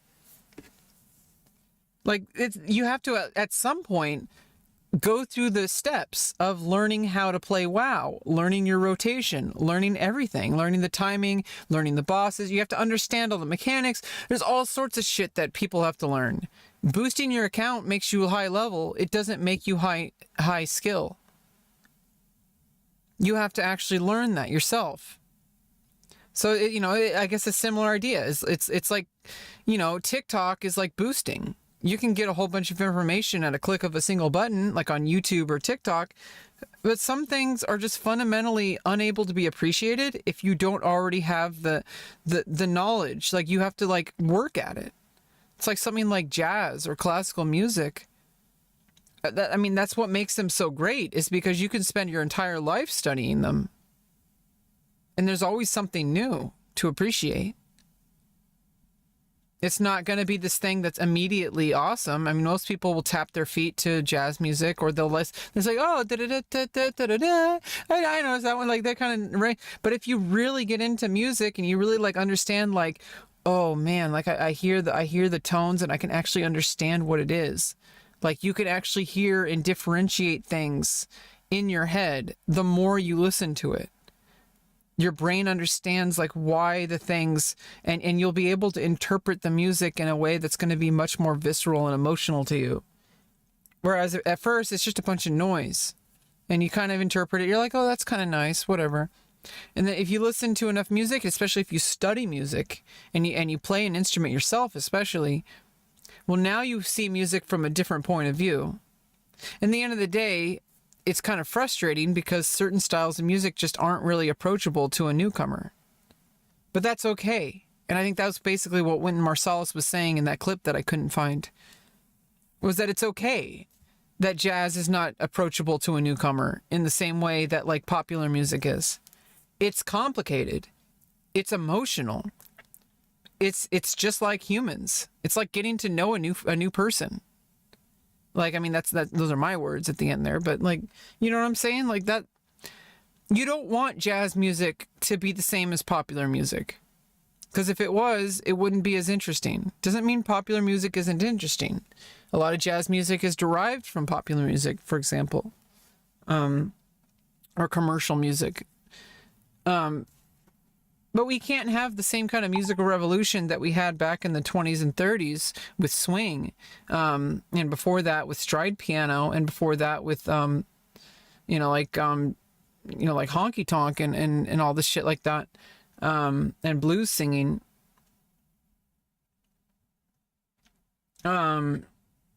Jazz, Jass. That was appreciated differently back then because it was new. And because there was also a culture surrounding it of dance, where people would go to clubs to listen to music and dance. And so jazz bands would go there and perform music so people could actually dance to them. Now, you can just play music on a speaker, like on an MP3 player. You don't need to have live performance for that purpose. Hey, Cholo, man.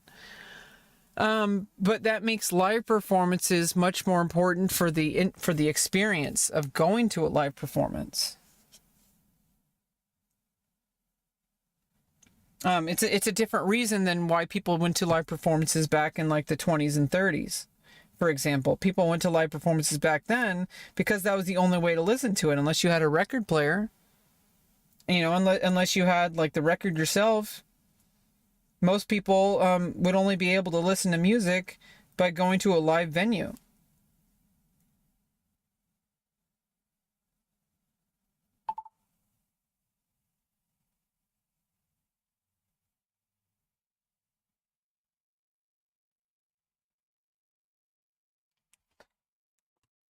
education in any sense. I actually don't think that's the case. Hey, Didalo. I think that about, and you know, even in his time, he had the same criticism on him, the same thing. And so this inherently stems from a lack of education or limited education in any sense. I actually don't think that's the case. It actually is. If you don't get exposed to classical music in a structured way where somebody can introduce you to classical music or jazz music, you're just not really going to get, you're not going to be interested in it because you don't have the historical background. The reason I fell in love with music was because I was instructed in music. I was in band. I learned how to play an instrument. Lack of education is a serious problem with appreciation of music that is more academic. Classical and jazz music is extremely academic. Most people who appreciate classical or jazz, not all, but most people who appreciate classical or jazz are people who've also played classical or jazz, like on an instrument. Just like most people who watch chess players play chess are also chess players. It's a more academic thing, and it requires a little bit. It's a higher learning curve, and that's okay. But like there is serious like a lack of exposure, especially nowadays when a lot of the budgets for schooling is being taken away from the creative departments, and they're more focused on just getting everybody to pass a goddamn math test. And they don't even seem to care about people learning the math. They just want people to pass the tests. They don't really care about, a lot of schools took away all their budgets from the music and art programs. It's an absolute shame because these things are what makes being a human worth being. You can't learn these things from fucking TikTok. These are things that you have to actually physically be involved in. There's things in life that you can't watch a video about.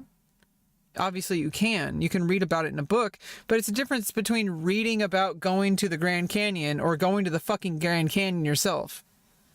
You can read about it all you want, but you're not going to know the exact experience. And likewise, music, especially classical music and jazz, will not be fully understood unless you're participating in it. By studying it yourself or by surrounding yourself with it. Or with people who practice it. Classical music is a lifestyle. Jazz music is a lifestyle. These aren't things that only exist as popular forms of media. They do, and that's how they came to be. But people appreciate classical music for its intellectual pursuits as much as its entertaining pursuits. I think that everybody You are denied, Cholo Man. knows that clothes are made from like a lot of the I don't think Asmon is knowledgeable enough about this subject to have a correct response. His comparison with clothes is completely missing the point of what music, like opera or classical music or jazz. If he went through the life that I have of a life of music, of singing and playing music instruments in ensembles, he would know exactly that this is like a bullshit comparison. A lot of the produce that we consume is produced by workers that are working in conditions that if this was American workers that were American citizens, this would not be acceptable. Yeah, nobody really cares about it because they can't really do anything about it. Because it's just not worth your energy. I think it's the wrong kind of messaging. I feel like, obviously people don't want to feel upset. But I think what he's talking about is like people appreciating like opera or people appreciating music. Some things are more academic and more intellectual in pursuit. And in order to actually introduce people to it, they have to kind of be onboarded. And honestly, even children appreciate classical music. Have you ever brought a child to like watch a conductor, and the child will just get up and start mimicking the conductor because it's fun? There's this beautiful music, and you'll see children like listening to violins and being like, like feeling the music. It's not something that's very complicated. It's very intellectual, but it's not complicated. Even babies understand music. but you have to be exposed to it to understand it. You don't have to intellectualize it like, with like a textbook. You could study music, sure. You can learn music theory, sure. You can learn how to read music and play music. You can understand what a perfect fifth is and an augmented fifth or a diminished fifth. Or you can know what like a major seventh is, or a minor seventh, or a dominant seventh, or a major minor seventh. You can know what a Locrian scale is. You can know what a Mixolydian scale is. None of that really matters, because when you listen to music, you're going to hear what it is regardless of what it's called. But you have to actually listen to it and process it in order to understand it.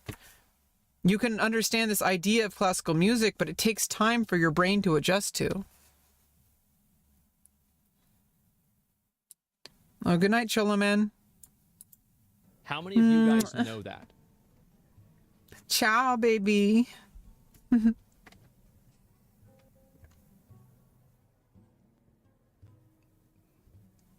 Everybody knows that. Asmongold is just like lost for words at that. He doesn't understand what just happened. I mean, are people not buying produce because of that? No, I don't think so. Yeah, a very small percentage of people are. I don't think that's what the person was talking about. I think the person was talking about what I was talking about. That like stuff like opera, for example, it's a lack of knowledge. If people don't know how to listen to opera because they weren't initiated into the classical music ear of listening to classical music and understanding vocal music and performances, understanding like the art form by listening to it. You don't have to understand. Like I said, it's not this like, when I say understand, I mean understand. I don't mean intellectualize. It is a very intellectual thing, but by studying it, listening to it is studying it. Just like playing chess is studying chess. Technically, everything that the chessboard has can teach you chess. Obviously, people have, figured out a lot of stuff, and you can kind of skip through a lot of stuff to get to the meaty parts. But like with music, it's a little different because you can only interpret music from your own perspective. In order to understand it, you have to listen to it. If you don't know it exists, if you don't give it a chance, you're not going to be able to onboard yourself into understanding and appreciating it. And because there's a lack of education, where music programs are taken away from schools in favor of just STEM, which STEM is obviously needed. But, an education is incomplete without something like music or the arts. It's what gives everything else in life meaning, and it puts everything together. It puts everything that you learn into a context that your brain can actually process. Because what does this all mean? Is it just doing math equations and reading books that you don't want to read and all this other shit that the school makes you do? In fact, one of the reasons I I was able to stay in school, I mean, they forced me to, but, I'm this autistic kid who wasn't even at the time diagnosed, who just like got failed by the school system. The only reason I showed up to school was because of the music, like playing in band. I loved music, and I still do. I wish I could, there's my alto saxophone up here. I don't play that one as much, but like I have a clarinet, I have a flute, I have a tenor and an alto saxophone and a soprano saxophone. I have an oboe. I have piano keyboards. I'm not as good as piano and stuff. I just only basically just started learning oboe like last year or so. Barely any. I have not. I've kind of lost the magic of music. And, it's just because I've been going through a very difficult process of, medically transitioning and the emotions, the emotional roller coaster that is. And also learning to accept that this is an emotional roller coaster instead of living in denial. That this is a very difficult thing and that I just can't do other difficult things at the same time. And that's perfectly okay. That music is going to have to take a back seat. My career is going to have to take a back seat. Everything's going to have to take a back seat because I need this surgery to happen. So that's something I've had to accept. But music is never going to go away from me. At least I hope so. I hope it stays. At some point, I'm going to find the magic again. That there's going to be a spark. And it usually involves people. if I'm going to be real with you, it's not necessarily about the music at all. It's about the collectivism. It's about being with other musicians and having a conversation, like Wynton Marsalis said earlier in the clip I played. Being in a room with other musicians with a common goal, that's the part of music that made me keep coming back. And especially when the pandemic hit, almost all of my love for music disappeared as soon as I left the college. And it helped me realize, like, what about music do I really love? I do love music, and I'm apparently very good at it, but I wouldn't be if I started playing right now because I'm not practiced. I need to warm up for a couple weeks on whatever instrument I play. I want to train my voice, and I might be getting access to some vocal coaching. We'll see about it. I don't know how that's going to turn out. But I might get some one-on-one coaching to feminize my voice, my singing voice. So that might be something to look forward to, and I can share that journey with you guys, and maybe we can start singing some opera on stream while I'm going through all that. And not just opera, but like all sorts of music, you know, and I'll have a coach instead of just being on my own. I don't think so at all. Let's talk about mining ore. Yeah, but mining ore is like, it's a newer one. I think that the produce is better. Unless you're extremely poor, in my case, and you don't have rights to certain areas, fighting you have money, you don't have anyone to represent you. Yeah, sure. Most of that, they just want to pretend. Yeah, exactly. Nike's terrible for child labor, still going to buy those kicks. Exactly. And there it is. Because money's everything, dude. That's all that matters to the piggy banks. Well, it's also not just money. If, for example, the produce that was made by Americans was worse and it tasted worse, people wouldn't buy it. They'd buy the ones that was made by third or second world slaves. Or workers that are getting paid $2 an hour. So, yeah, no, it's not just money. It's money and quality. Let's keep going here. But no, I don't think that it's education. Because I think that people know these things and they choose to ignore them because they want the thing that they like more. I actually think it's that simple. Yeah, I mean, that's why people are so angry that people will just kind of go with will kind of act like animals because we are animals. But if you want to be knowledgeable, about things and you want to have more ethical values, you really do have to work at it. It's not always worth it. In fact, a lot of the times you might be putting your energy into the wrong things, and a lot of people do, I think. They're like, if I buy this product or if I do this thing, that makes me a better person, I'm more ethical. You might even be less ethical. You don't know that. I feel like you need to be more effective in the things that really matter and get involved with people on a personal level. I think that's, and if you want to make a difference, go volunteer at a soup kitchen. If you want to make a difference, go volunteer at a library and teach a child how to read. If you don't, nobody's expecting you to do that. People are going to be very thankful that you do that, but, they're not going to think less of you because you don't do that.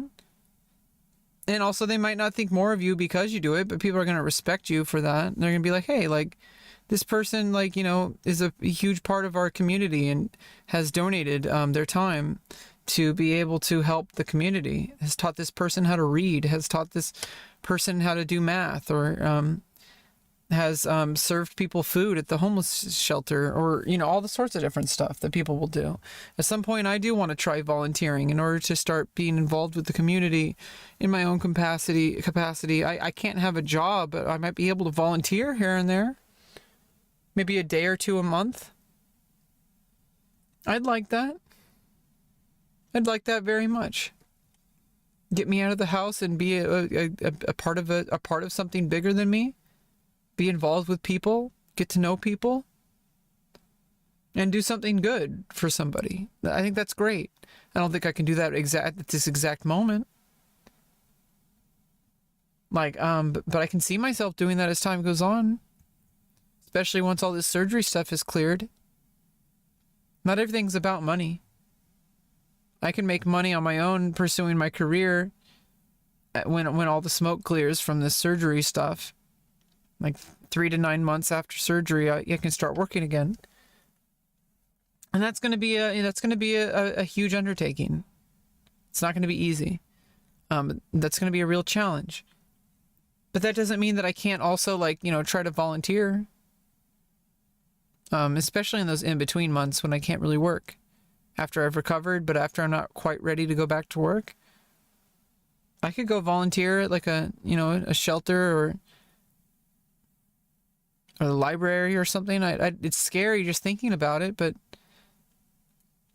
I don't think it's going to be as much pressure as I think, and I'm signing up for a center that is going to help me learn those kind of skills to be able to work up through that and have some advocacy as well, because I have a disability, a developmental disability, called autism, and surrounding mental health issues. That I need one-to-one support on that, and I already have a bunch of one-to-one support, but not in this specific area of being able to kind of be more directly involved in trying to maintain, some kind of employment skills. I really need some guidance in that and some assistance, like someone actually physically there with me sometimes, like resources that I don't currently have. I'm in the process of signing up for, and it might be a huge help for me. Some people see a flower and they say, oh, a flower. Somebody else sees a flower and says, oh, wow, look, a bee is floating around it. It's giving light to the flower and a flower in it. Yeah, and other people say, oh, wow, look at that bee. Let's kill the bee. It's near the flower and it might sting me. Yeah, of course. I don't know if it stems from nature or nurture, people born more sensitive or with the desire to create. I mean, I think it, that it's both. In the Studio Ghibli movie, Spirited Away, No Face represents many things. But to me, he's always represented consumption, more and more and more. Feed me, and that's the danger of being purely a consumer. One becomes an empty shell, one with purpose. I disagree with this. The danger of being purely a consumer. I think this guy brings up a great point, but I don't think that a person who lives a very stressful and difficult life is at danger of being a consumer.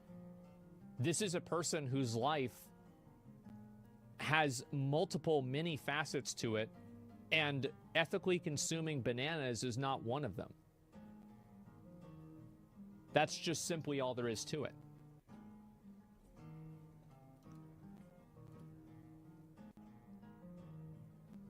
Yeah, I mean, I don't know too much about the Studio Ghibli. I mean, I know the character that they're referencing.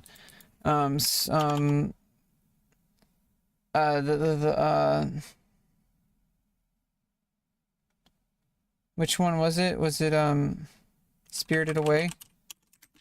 A mask guy sucking everything. Right? No Face, was that?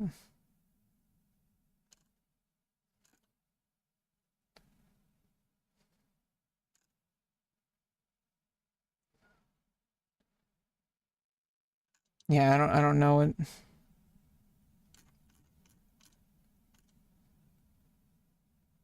I think it's more of a Japanese kind of idea that we all wear different masks. I think it's a staple of Buddhism. It's a Japanese culture kind of thing where everyone is basically showing a mask to people. And then all the no-face people, all the, like, in the Spirited Away film, they were all people wearing different masks. And it's because nobody knows who we truly are. Not even ourselves, actually. We all kind of have a different face that we show to society. We have a face that we have a mask that we show only to the public. We have a mask that we show only to the closest people, like our friends and family. And then we have a mask that we don't show to anyone but ourselves. I think there's a lot of different things. I don't know about that Studio Ghibli comparison so much. That's that person's interpretation of that. I don't know. There's a lot of things that can be interpreted as more like not just consumerism. Some people might think that because they have some kind of agenda that they want to push about that being a thing. Obviously, that's what art is you get to pick and choose what things you want to focus on. And when you watch or listen to a piece of art, you can take what your values are and apply it to the thing that you're, and say, like, this is what that art represents to me, because you have these certain values that when you attach yourself, it's like that tentacles going onto the book that I mentioned earlier. Like, whenever you read a book, you take whoever you are at this exact moment, at this exact time in life, and you kind of connect with your tentacles to the book. The book hasn't changed. It's just static, like monolith. You then suck in the meaning of the book, and then you detach yourself from it and walk around and do stuff. The book still hasn't changed. Next time you come back to the book, you do that again with who you are at that exact moment. All right. So what's this? So, conversations done with pseudo intellectual debate. What do you not like about what's being said?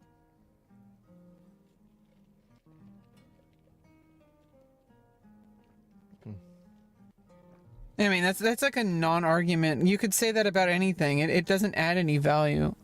It's just about loving consumer culture and serving the economy. Nothing to do with expressionism or impressionism.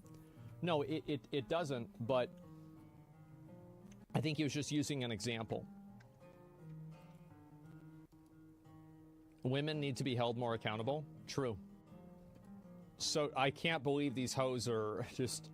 They're just out on the internet, just walking free, man. Can you believe that? What the fuck? What is this? Extreme from my Yeah, there you go.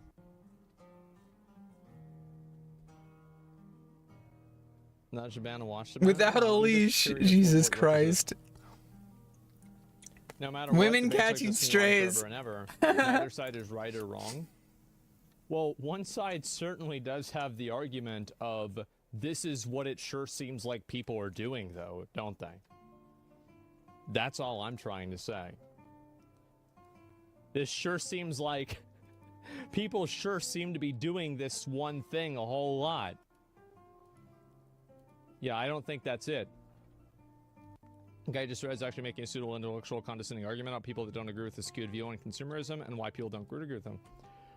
One becomes an empty shell, one with purpose. I don't think that people's purpose is or is not about consumerism. People can have a purpose that is completely devoid of how they process or produce or consume any product. That would be the world we live in, what we're headed to, but it's always be artists. And I think, yeah, I mean, your purpose can be to, like, be the best candlestick maker in your entire community. That can be a purpose. Has nothing to do with anything else you do. Really, this guy's point is really the first paragraph, right? Is he's saying that, like, you know, as much as we want people to care about opera, people don't care about opera, and that's all there is to it. I mean, people who care about opera really care about it, though. It's a niche. And like I said, I think lack of education, I really think Asmon missed the mark on that one. In schools, traditionally, we would have music and art programs, and it would enrich students' lives by adding things that they normally would not be exposed to, such as classical music or jazz or other forms of art, theater, you know, things that are not part of your normal everyday life, things that make life of being a human exciting. Things that bring life to us, that breathe life into us. There's a reason why we play music. There's a reason why we act on stage in theater. There's a reason why we paint and draw pictures.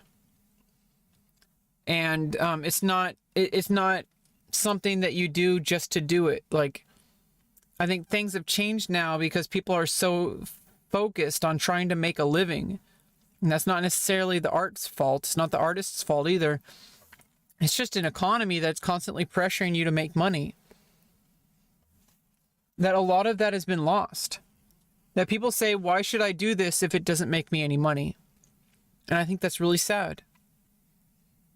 That there's more reasons to life to do things than to just make money. You don't have to play music to make money. You can play music to play music. Because it's enriching your life. But unfortunately, a reality of the world is that you have to make a living.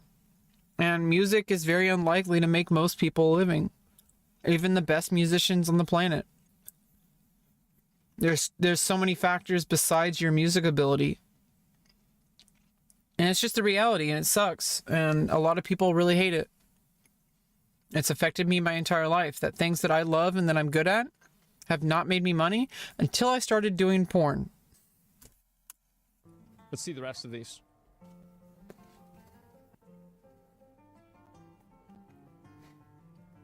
And so I'll read this one. Let's see, there's that. This is just the original post. Okay, yeah, so this is a guy. He's worked on, I guess, Rust and some other games, and so we'll listen to what he has to say. I responded a couple of times to things that he said, and then after that, we'll go ahead and we'll look at some other random posts. All the games you love and play like Warcraft are handcrafted by insanely talented people that often go unnoticed but the wider world. You spat on their talent, hard work, and assumed their irrelevance. Even though it's these artists who craft the world that you and your viewers get lost in, worlds that AI could not conjure up by itself. True. The thing is, what you said is somewhat ironic. The people buying the product often judge it based on how it looks. Opinions aren't irrelevant. Our opinion, experiences, and lives and influence, and lives often influence the worlds you enjoy. That's right. That's very true. And so, and I responded back to this, and I said this, right? I said, you're absolutely right, but the value of those things exists because people like me say it does. The reason why World of Warcraft is massively successful is not because artists made it. It's because people bought it. They would have never made the Burning Crusade if people didn't buy the game. That's the truth. Yeah, but I mean, it's like, it wouldn't exist in the first place, but it wouldn't have continued. It's a mutual kind of symbiotic relationship. The success breeds future success by motivating the company to create more. And then when the company creates more, the success of that motivates the company to then make more. It wouldn't exist if it wasn't successful, and it wouldn't be successful if it didn't exist. It's like this kind of circular thing. Is that the customer drives the production and the customer creates the value. The artist is there to put something out there, but it's up to the customer to decide whether it's worth buying or worth looking at or not. It's a buyer's market. What you just said is dumb as fuck. What about it is dumb? I hate it when people just say that with no explanation. And it's like, he must be really fucking annoyed with comments like that. You're fucking dumb, you're stupid. Like, okay. Well, it doesn't mean anything.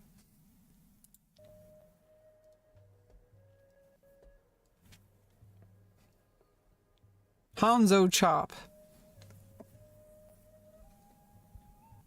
You just said it's dumb as fuck, Asmon. Like, what about it? Doesn't mean anything. How is it wrong? People buying it has nothing to do with the artistry behind it. The artist's opinion of how hard they worked on it, or what they believe is or is not art, is not relevant to the end consumer. Yeah, in fact, honestly, like, Asmon's view on it is actually probably the vast majority of people. They don't give a fuck how something was created. They don't really care about it. They obviously benefit from it, but they're not really thinking about that. They just, like, found a game that they're really addicted to, and World of Warcraft is an absolutely beautiful game. I love it. I haven't played it for the past couple of days. I've been doing a lot of reading. What a loser, reading a book. I've just been busy with reading and taking a break from computer screens, and I did some writing this morning on a stream. We came up with a new story idea, and we've been reacting to this 2-hour video that's now I did 5 hours earlier, and we're approaching 4 hours now.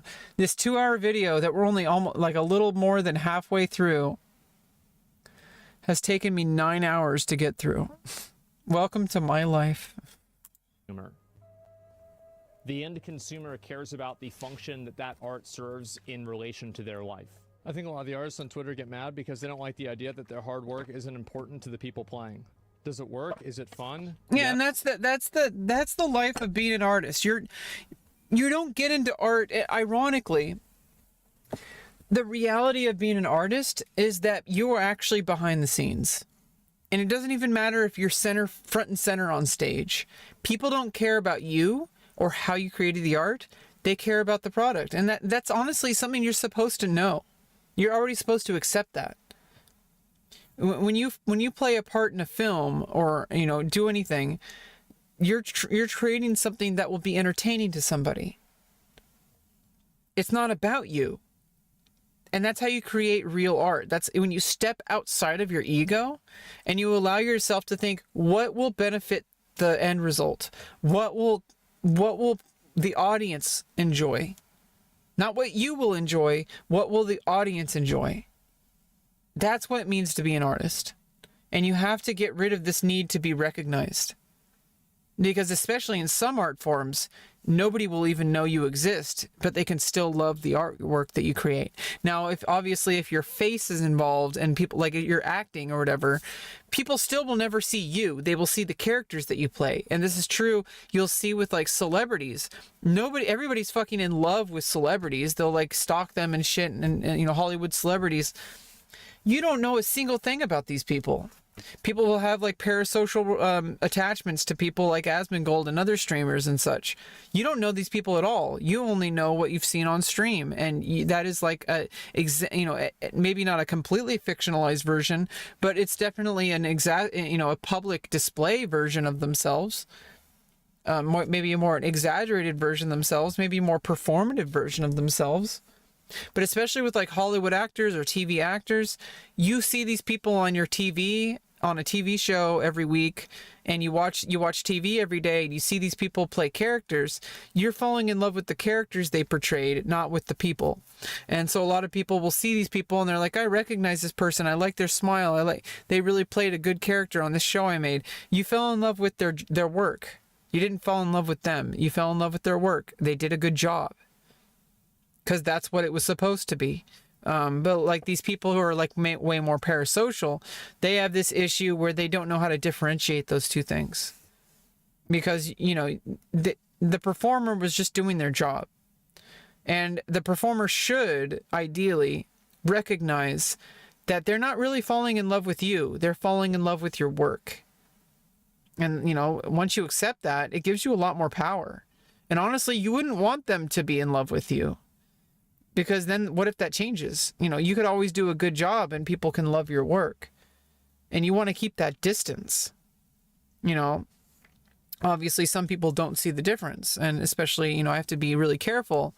There's going to be some people that are going to not get the hint that when I do sexual content, for example, like pornographic content, it doesn't mean that I want to have sex with them.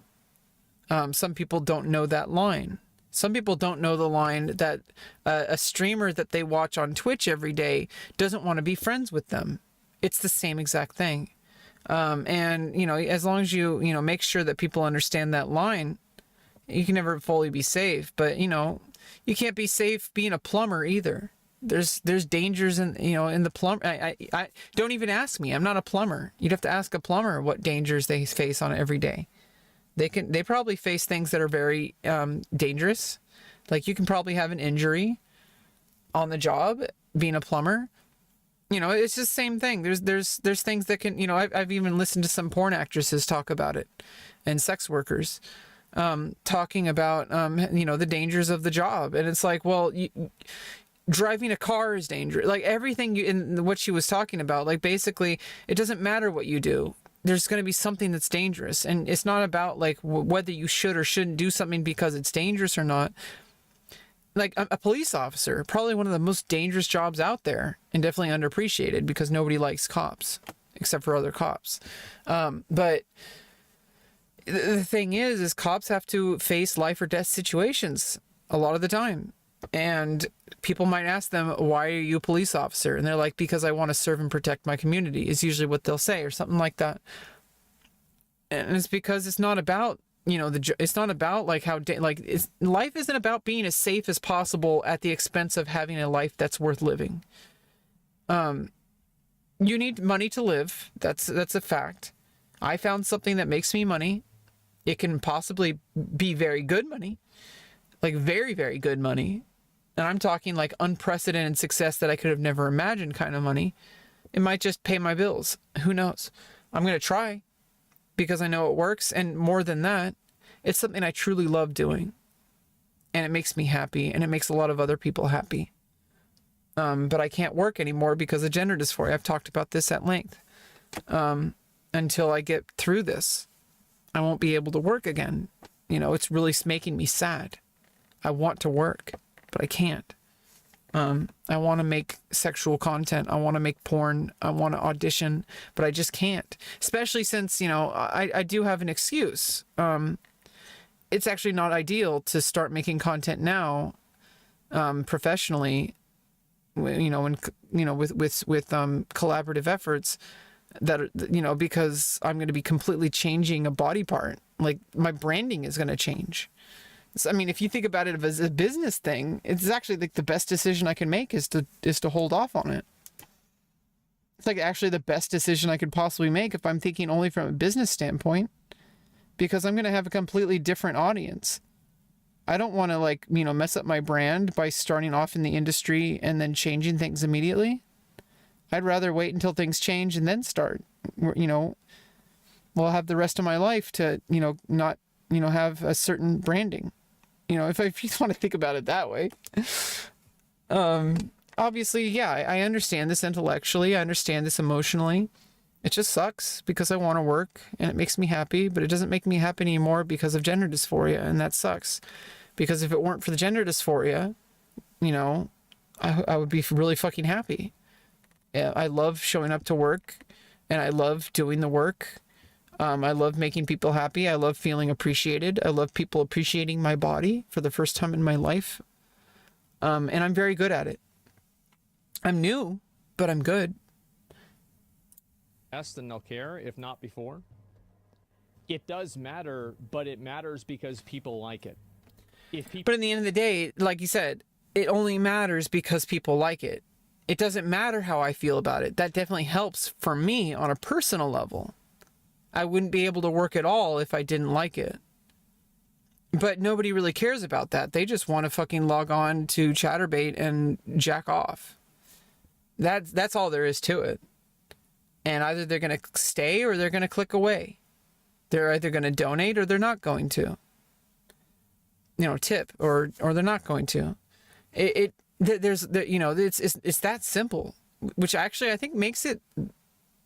This is why it works for me, is because I understand it on a psychological level over what my viewers want.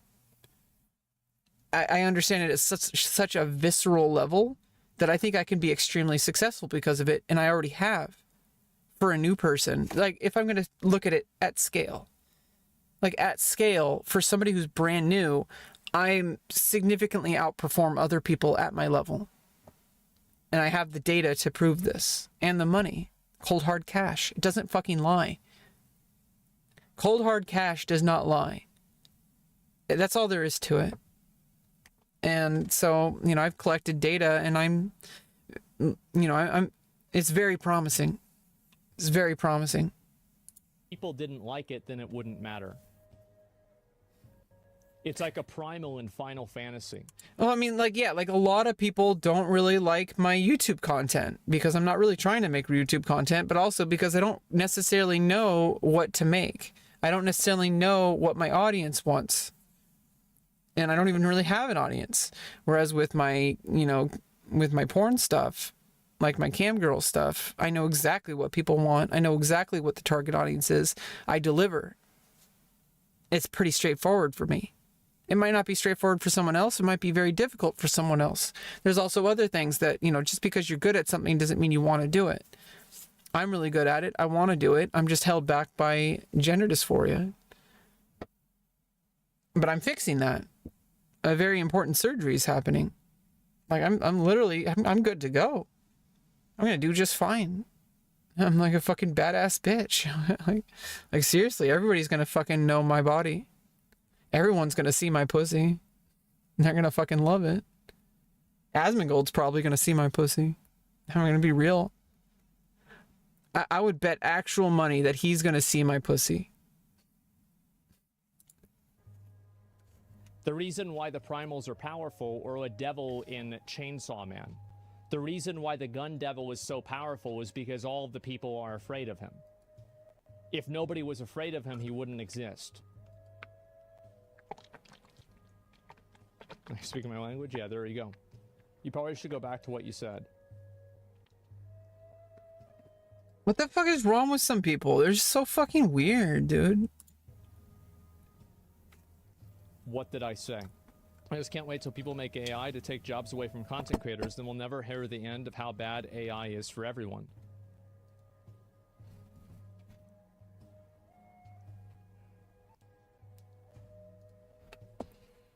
I'll address this person after this.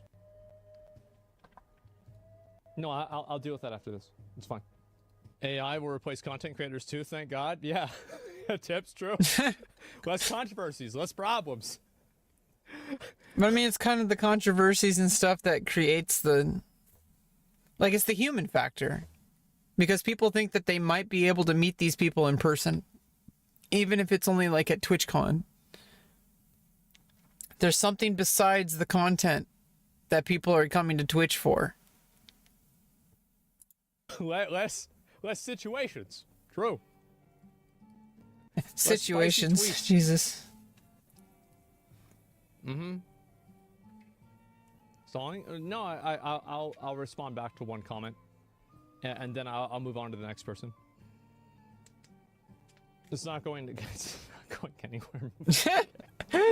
Jesus Christ! Right, I mean, he could have said that. That was pretty obvious from the get-go. I mean, that's what this whole 2-hour stream has been. I just can't wait to make people AI to take jobs away from content creators, so we'll never hear about how bad AI is for everyone. Are you familiar with the Vidal and Neurosama? Yeah, are you familiar with them? I'm just going to preface by saying that I understand that AI as a tool is useful and can be utilized by artists to create better art. But to equate art as value for just being a product is like the argument that people made a while ago about games as a product versus a service. I'm not sure. I think it's because, like, it's not necessarily that it's just a product. I think there are more to it than a streamer, for example. People like Vidal and Neurosama, because they're actually probably more interested in the fact that Vidal is the person who programmed it. Not necessarily about Neurosama. Neurosama is just an AI. I think they're interested in the fact that there's a person behind it. Not necessarily about the AI. That there's somebody who's like tinkering away at it, and he actively like engages with the content as well. Like he kind of bounces back and forth with like the conversations and stuff. He's a butt of a lot of the jokes. It's like a part of the content. It wouldn't be content if it was just Neurosama. If Vidal wasn't somehow part of the stream every now and then, if Vidal did not like, talk on stream or did not like interact with Neurosama sometimes, if it was just purely Neurosama, I don't think she would be as very successful as she is. I think he's the one that makes it possible. And also I think, like I said earlier, there is a parasocial aspect, and people might think this is dog shit, but it's reality. Is people log onto a stream because they see a person that's there. Obviously, that's different with like VTubers and stuff, but they see a person and they're like, that's a real person. That's somebody that I know exists. I can go to TwitchCon and see that person in person. Like, I might actually get to talk to that person in person. Like, obviously, that's kind of weird. You might talk to that person, but that shouldn't be like your goal. I mean, they're just content creators. Like, go do your own thing. But not everybody's. I'm such in a creator mindset. Like because I'm a streamer. Like I think everybody should just do their own thing, instead of constantly consuming content. I'm understanding what you mean by that, but I'll go ahead and I'll talk about this. So art fundamentally is. Are you going to talk about this, or are you going to talk about this? I really want to know. Subjectively valued.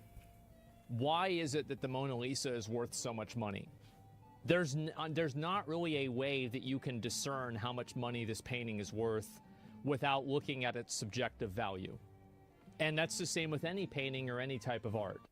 That's the beauty of art, is that it serves no intrinsic purpose, but the subjective value that it has in the hearts and minds of people is substantial if it's good, right? If people like it.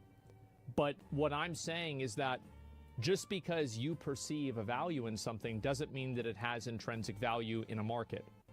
Like, for example, how many of you guys have things that have sentimental value, but nobody would buy them? Everybody does.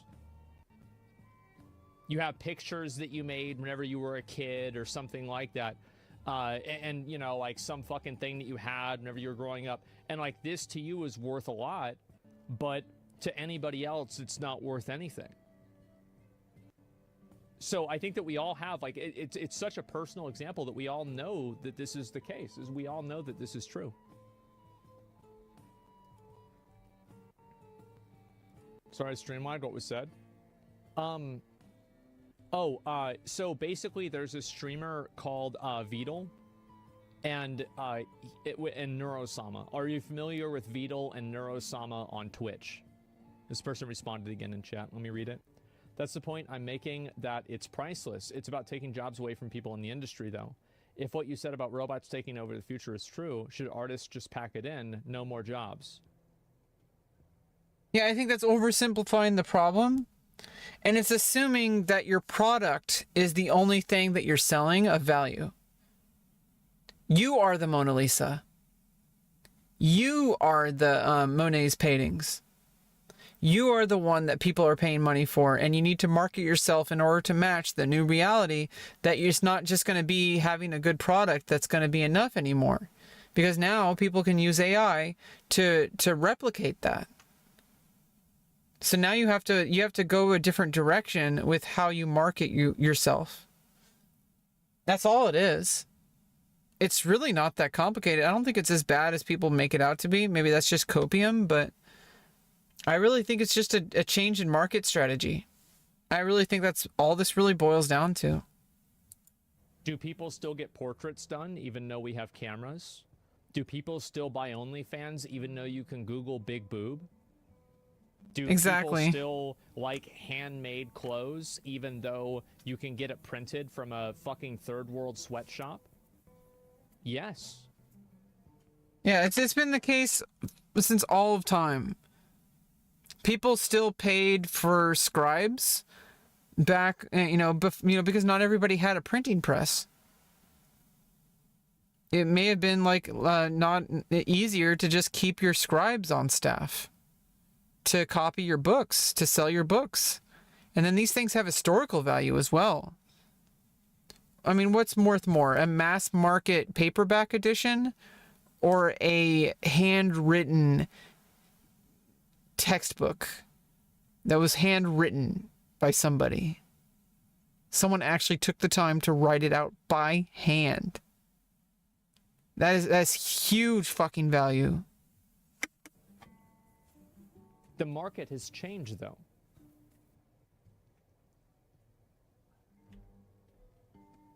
No, I don't know. I'm sorry. Oh, that's okay.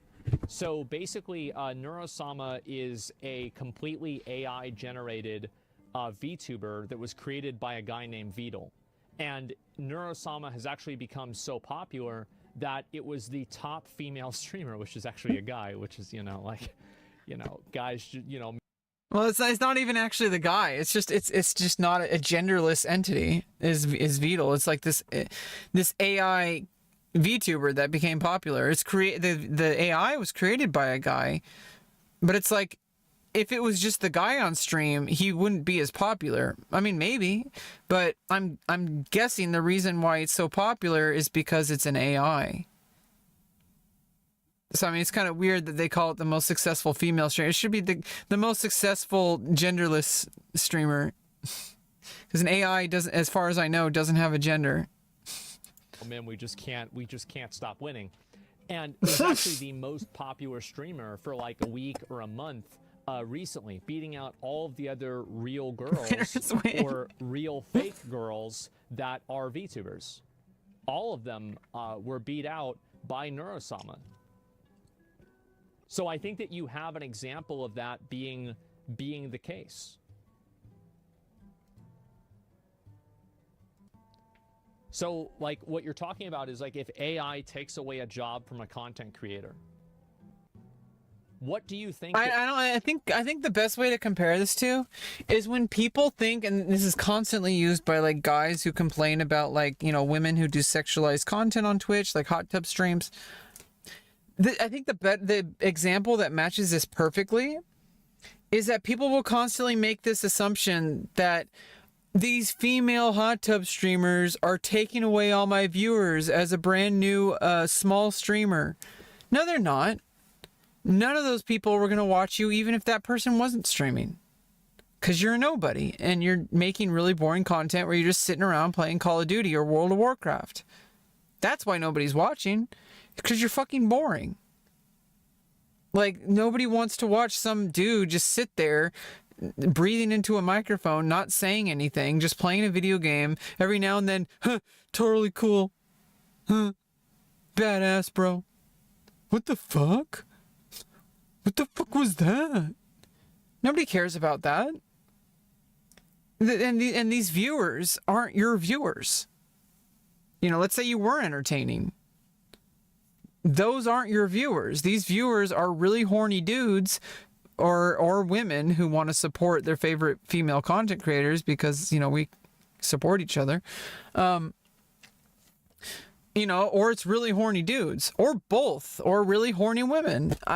It doesn't matter. The people who go to those streams are going there because they like seeing boobs, or they like seeing, like, people in bikinis, or they like the personality of the person who has boobs in a bikini. There's all sorts of things, and it's none of your goddamn business, and it's a weird judgment to think that somebody's weird because they watch more sexualized content on Twitch. It's not your decision to make. Clearly making people happy. They type with one hand, but I just think it's the same kind of argument. Thinking that the AI is going to steal viewers from you is like saying that women who do hot tub streams are going to steal views from you. They're not stealing views. It's not how this works. There's people who watch a certain type of content, and there's certain people who watch another certain type of content. If you're in the World of Warcraft category, how does somebody in the hot tubs category have anything to do with you? You're a World of Warcraft streamer. The people who are going to watch you are World of Warcraft streamers, or World of Warcraft watchers, or World of Warcraft players. Or people who just like video games. They want to see something like, or any random person. In fact, that hot tub girl might be watching you. You don't know that. You know, like there's all sorts of different types of people who watch different types of content. People who watch AI generated content, they're not stealing your viewers. It's only additive. It's adding more to the giant dog pile, the giant shit pile of content that is the internet content. It's just a big giant pile of content. It's just constantly being added to. AI is just yet another thing being added to it. At this point, it's so big. You add AI, it's almost like nothing really. It's just another thing that's being added. It has a very specific characteristic. It's just a different type of content. It's just more content being added. That's all that it is. And it's not going to take away viewers from you. It's not going to compete with you. It might do things better than you, but it also does things not as good as you because it's not human. You know, you have to understand that. That my position is on that.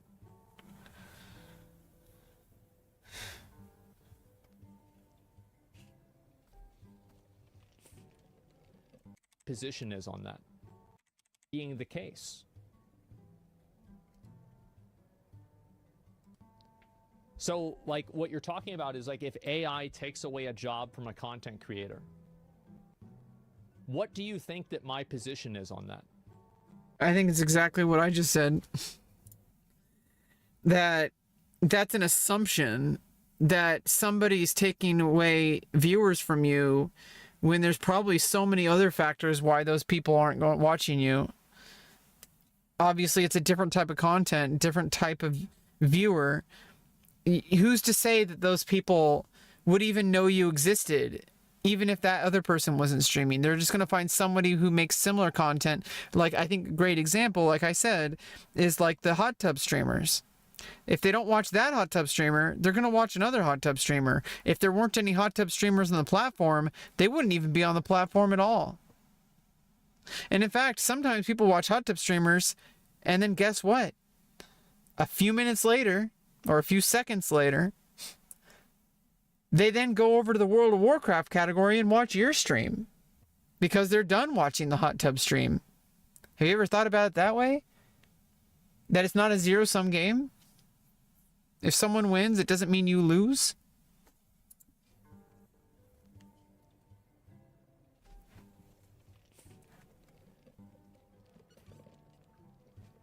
Come on, dude, let's be real. I'm just saying, like, it's pretty fucking defeating as a guy about to get a degree in art. This is the thing. This is exact. I know. I see it in his face. He knows exactly what this sounds like.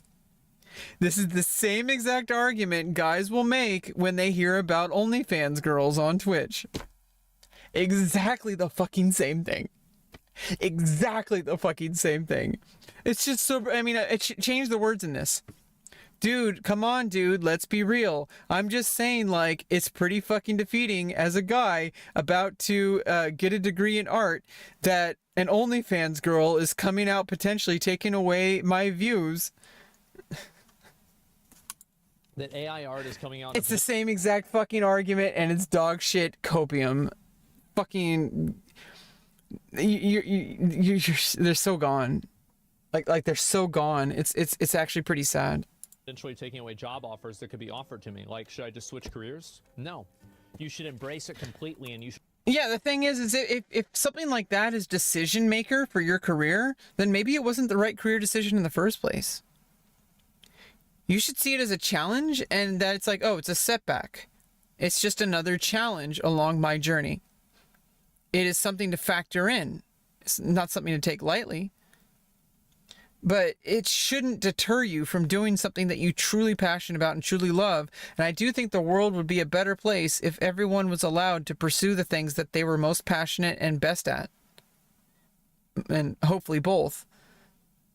If everybody was able to pursue to the fullest, to become the best version of themselves that they can possibly be, I really do believe society would be a better place. If really good musicians could spend their life being good musicians, if really good writers could spend their lives writing really good novels and nonfiction work and essays, if really good actors could spend their life being good actors, if really good streamers like Asmongold could spend their life being really good streamers, if people who are really good at doing porn could spend their entire life just doing porn, I feel like, capitalism allows this.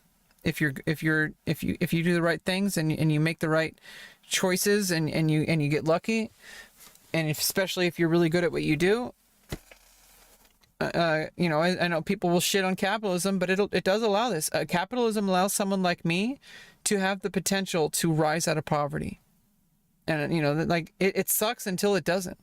There's going to be one day where I'm not going to have to worry about money anymore, and I'm going to be like, holy fucking shit, why was I so fucking worried? What the fuck was wrong with me?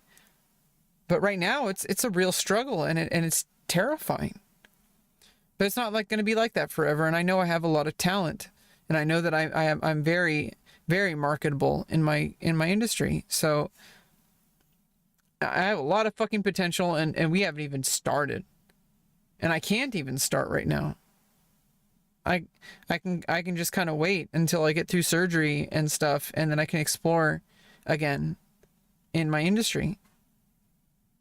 But yeah, this paragraph right here, talking about how art is coming to potentially take away your job offers, how it's defeating, that's the same exact mentality that dudes who play World of Warcraft and have no personality think that OnlyFans girls doing sexual content like ASMR or hot tub streams are somehow taking away their ability to get viewers. It's just such a fucking loser mentality. You should look at that AI art is coming out and potentially taking away job offers that could be offered to me. Like, should I just switch careers? No. You should embrace it completely, and you should look at how to use it to augment your skills. You have the perfect opportunity to use and leverage these skills with this new technology to get a better job than probably you could have gotten 10 years ago. I don't think that you should view it that way. I think that that's the defeatist mindset. Like, AI art is a tool. Figure out how and like I said, in this example I gave, it's almost like guys giving up on being streamers or being YouTubers because they're not like OnlyFans girls. It's like, well, that's only one type of content. And in fact, if these guys wanted to, they could be OnlyFans guys. If they were willing to, if they had the skill set to. Most of the time, I don't think these guys want to do that. So why are they complaining about people viewing them when the same people who would be viewing them would not be the type of viewer they want? They don't want people sexualizing their bodies. They could. They totally could. They think they can't, but they can't, but they can. They're just not willing to do it. They don't like the idea of people sexualizing their bodies. That's a you problem. They don't like the idea of men sexualizing their bodies. Well, then how do you think women feel about men sexual? Like, get the fuck over it. Like, if you don't want to do it, don't do it. No one's forcing you to do it. But don't say that because you're a guy that you're somehow worse off because you don't have boobs. And we're not talking about man boobs here. Because you don't have what you consider to be sex appeal. Just because you don't find something attractive. If you don't find yourself attractive, why would people find you attractive? But at the same time, just because you're only into a certain type of body, some people will be into your body. And they never seem to realize this. I wish more men would understand this about themselves. You don't have to be a woman to be considered sexually attractive. In fact, a lot of people are sexually attracted to men, including women. I don't know if you knew this. But as far as sexual content, the vast majority of viewers are definitely men. And you have to be okay with that if you're a man, which a lot of men aren't. So I don't know why they're constantly complaining about OnlyFans girls when they're not willing to do it. If they're not willing to do it, then that's not competition. That's just a different type of content, and it has nothing to do with your viewership. The reason you have low viewership is because all you fucking do is eat Cheetos and play World of Warcraft and complain about women. To use the tool or do something different. I don't know. That's my perspective. So I mean, it's crazy. It's like hand wash clothes and piss off people are using washing machines. Yeah, it isn't complicated. Just adapt and overcome. Yeah, you have to. You have to adapt and you have to overcome. Like, you have to think about all the people that, their job was shoveling coal into a furnace. All the people whose job was working on an assembly line. Their job was, let's think. Oh, hey, Rebecca. Nice name. Yeah, I play WoW too. That's not what I was talking about. I was talking about this guy's argument and his mindset. It's when guys will be like 1 or 2 viewer streamers and then they complain about how OnlyFans girls will taking away their chances at success. Like, that's such a fucking cope. Like, these guys are fucking the guys who have those kind of mindsets. Such a defeatist attitude. It's the same guy as this guy talking about AI art and thinking that AI art is somehow going to take away his opportunities to have a career. I also think Asmon doesn't really understand completely. I don't think anyone does. I don't think you need to use AI at all to be a successful artist, even during the age of AI, because there's always going to be people who just aren't interested in AI. They're interested in human-made art. And you should focus on those people because those people are going to care about your work. And it's that simple. People are freaking out. I know, I understand. I can only imagine what it's like for an actual person who's an artist who's been spending years developing their art. I don't think it's the same kind of example as shoveling coal, because anybody can fucking shovel coal. Not everybody can draw beautiful artwork. It takes years of practice. And at the very least, you could become a teacher and use it, or you could become an art therapist. There's all sorts of different things you can get into as an artist. You don't just have to make furry porn. Think about some recent jobs that have been removed. self-checkouts. Self-checkouts are huge. Like, most places have like 30 fucking checkout lines and 3 of them are open. Everywhere. And whenever I was a kid, 15 of them were open. Well, what happened to those 12 people? Well, one of them is working at the self-checkout area, and the other 11 aren't working at the store anymore. So there's definitely that. Candle makers. Yeah, candle makers and light bulbs. Well, I'm trying to think about examples that are contemporary that we... Stuck in his own hug boxes?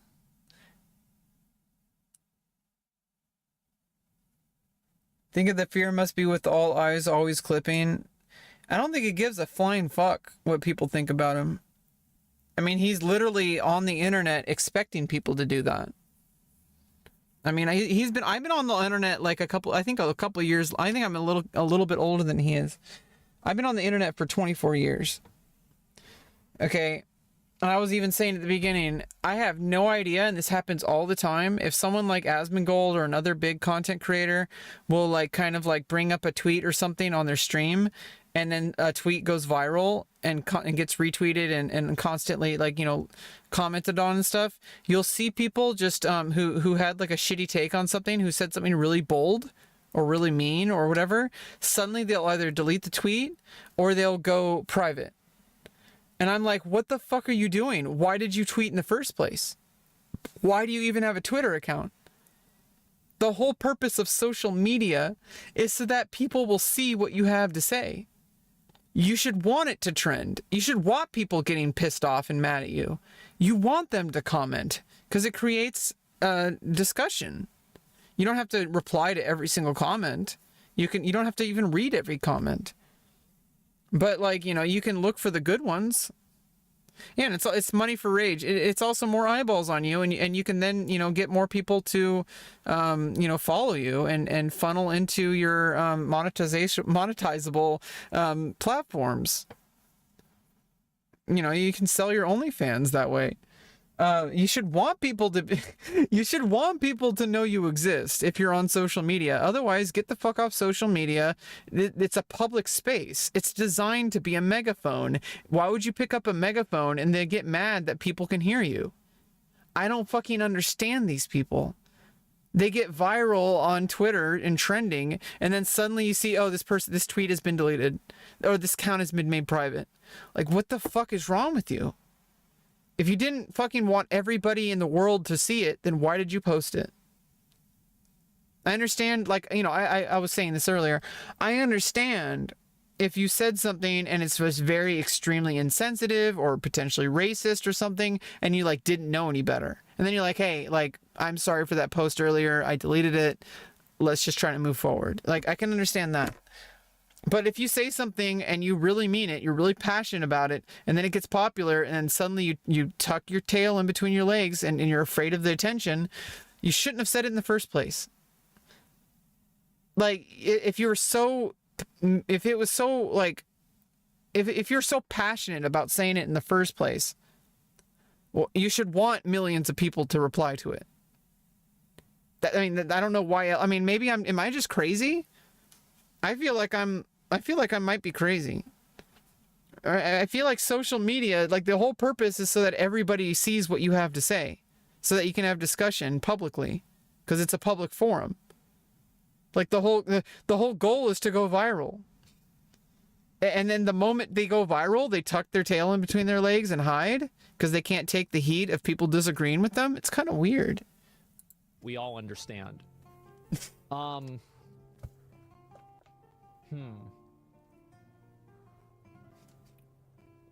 Gas pump operators. Yeah, that's a decent one. I don't think that's a good comparison. These are terrible comparisons. I think a good comparison, I don't think there exists a good comparison, because artwork or anything that's like a skill that takes years to develop can't be replaced the same way that, like, people who were like, you know, manual laborers that were then replaced by machines. That's a different kind of situation, because those are simple tasks, and AI at the moment can only do simple tasks. And, you know, maybe they can do more advanced tasks later, but it's still AI. It's still a machine. it can fundamentally never be human. It can mimic humans. I still think that like there's always going to be something that people want to support humans for. I fundamentally believe this, and I think this whole AI scare is a red herring, and I think there's going to be something else that is actually going to be a problem. And it's probably going to be related to people's private information. And especially if we ever come up with the ability to read people's minds, that's going to be a real problem that society will have to face if that ever happens. Because I feel like I think they have actually already done research on being able to read people's minds. There's actually like something that like can be, I don't know, you'd have to read into it. But I don't know the science behind it, but there is something that's like, there is evidence that there's an ability to recreate someone's thoughts. So it might be possible. At least the proof of concept is there. Travel agents. That's a really great example. The taxi industry has totally changed with Uber. Yeah, I mean, industries change and you just have to adapt. It doesn't mean you have to stop doing the thing. It just means you have to adapt. Film cameras, yeah. Telephone operators, yeah. I mean, there's a lot of these maps. Yeah, the people that make maps. That's a great fucking example. Yes, exactly. Well, I mean, people still make physical maps. You can't always have access to it like your phone. Disagreeing with what you're saying. It's like, what the fuck do I do? And that's what it is. Proud to be a future homeless Lamau. Also, chat, yeah, I know art degree is goofy, but for real, like, yeah, I get to use it as tools and you have some art to be able to process even then. But dude, it's just defeating. It is. I understand that it sucks, right? Like, I don't think anybody's saying that it doesn't suck. Nobody's saying that. I don't think it sucks as bad as people make it out to be, because I think they're vastly underestimating the power of human expression. And they need to invest more into their creative expression. They need to invest more in studying their art form. Because if they do, they'll have no doubt in their mind that they are secure in what they do.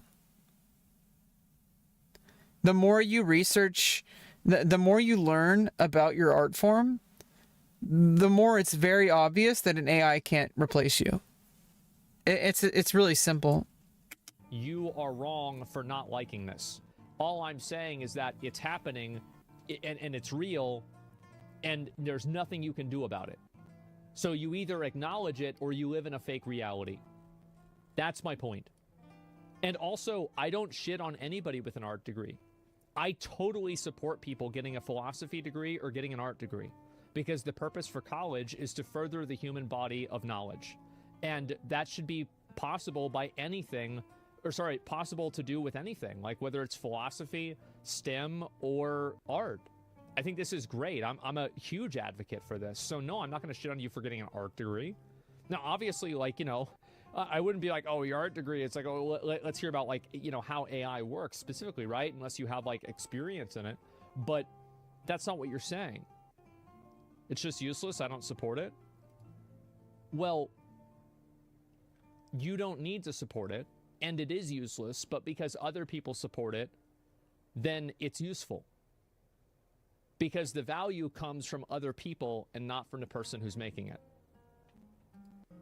It's a symbiotic relationship. Anyway, yeah, I get this guy's point. I see what he's saying. Bro, I get it, man. He made one more comment in chat. If AI art can replace Boris Vogio's or Chris Foss's art style, what the fuck is the point of learning about principles of design, elements of art? Like, I don't know, man. I think it's because, like, in order to be a programmer, it's not about being a good coder. You can be a good coder, but a terrible programmer. If you understand the fundamentals at a core level, and this is what I said, if you actually devote yourself to further your understanding of your art form, you will understand the fundamentals in a way that you can actually create things that somebody who doesn't know those fundamentals will never be able to approach, even with AI tools. Because you understand the fundamental things that make things good. You understand at a visceral level how to make these things that nobody else can do. No beginner, no random person who just downloaded an app on their phone can just figure out to do, because they have no knowledge. They haven't spent years learning these fundamentals. They haven't spent years practicing. You know things, and you're able to see things differently at a fundamentally better way than somebody who knows nothing. And so, like, as a programmer, it's actually not about coding. It's about figuring out how to structure the code. Because a good programmer will understand how to organize the project from the beginning, from day one, to be able to be efficient. It's not like this, you know, you just like kind of string code together. You come from the very beginning with a plan. And if you understand the fundamentals of the coding, for example, you'll be able to create a more efficient product long term, because you started with the right questions to answer. You started with the right organization. You started with the right, plan. Whereas somebody who just knows how to code in like C++ or something, that's all they know how to do. They don't understand how to like create a project, how to plan a project. They just know how to code.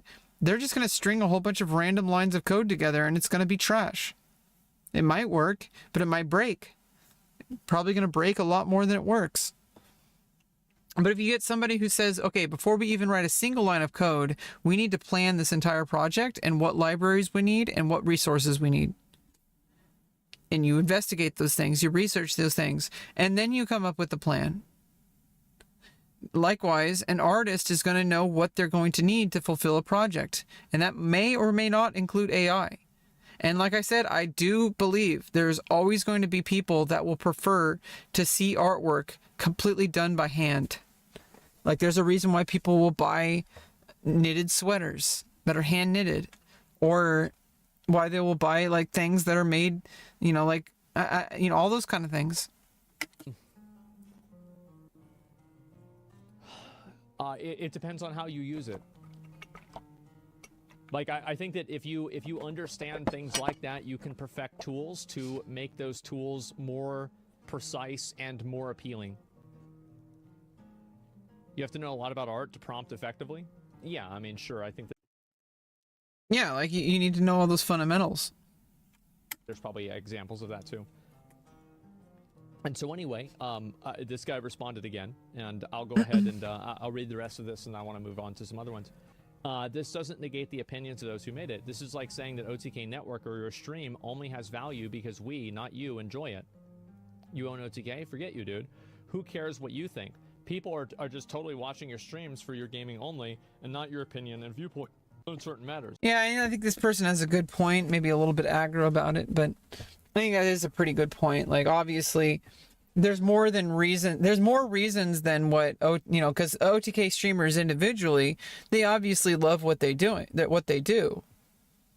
And the content they make would not be as good as it is if they didn't. I do feel like it's probably a symbiotic relationship. I just don't think Asmon really worded it correctly earlier on. And likewise, people don't just watch Asmongold for his gaming. They watch it for stuff like this. You and I both know that's nonsense. It may be a good game, but it's not impressive. He's talking about Palworld. And I said, you're right again. If no one watched my stream, it would have no value. Who would sponsor a streamer who has no views?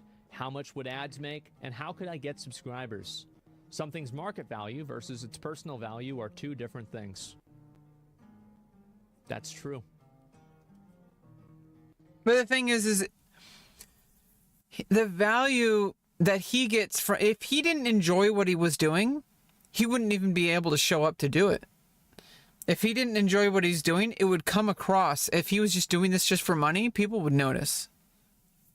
If he was just showing up and just like kind of phoning it in, like, okay, fuck. I mean, I guess that is what he does.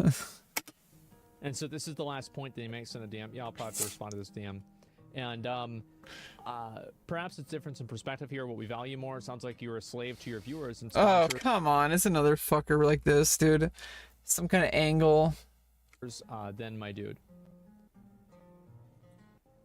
Not a slave, but a servant. I mean, as the artist, your job is not to make it about you. It's about your work. I said this earlier. You shouldn't be attached to what people think of you. People can hate you, but they can love your work. And I don't think that's... And also, this person doesn't actually know what Asmongold truly feels about his work. This person is guessing, but I know you stream because you love and value it for yourself. You don't actually know that. He may have said that several times. You don't actually know that. That's a guess. You have no idea what actually brings this person joy and value.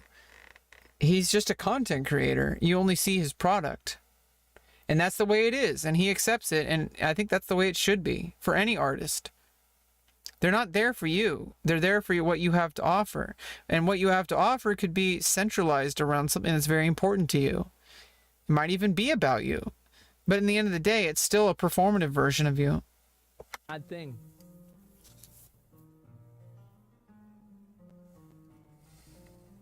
And is this person really just trying to actually advertise that they do tutorials on 3D art? Is that what this entire post is about? This person's trying to get people to watch their YouTube videos on their tutorials to make 3D art? Is this just a massive marketing campaign to get people to click onto his YouTube?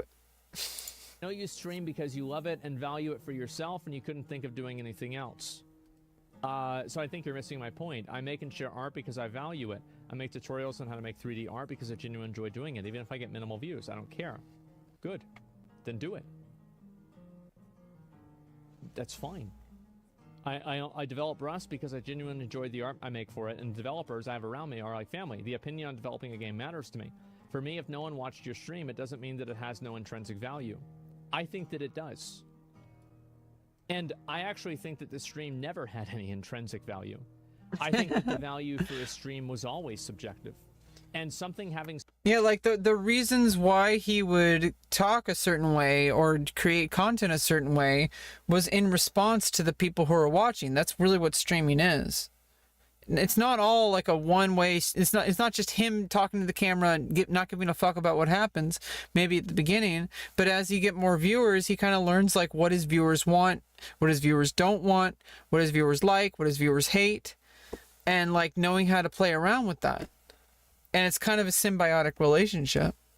Subjective value doesn't make it inferior or worse, but it does make it different and not the same as something that has intrinsic value. Unless you're framing it through the lens of money, then that's a shame.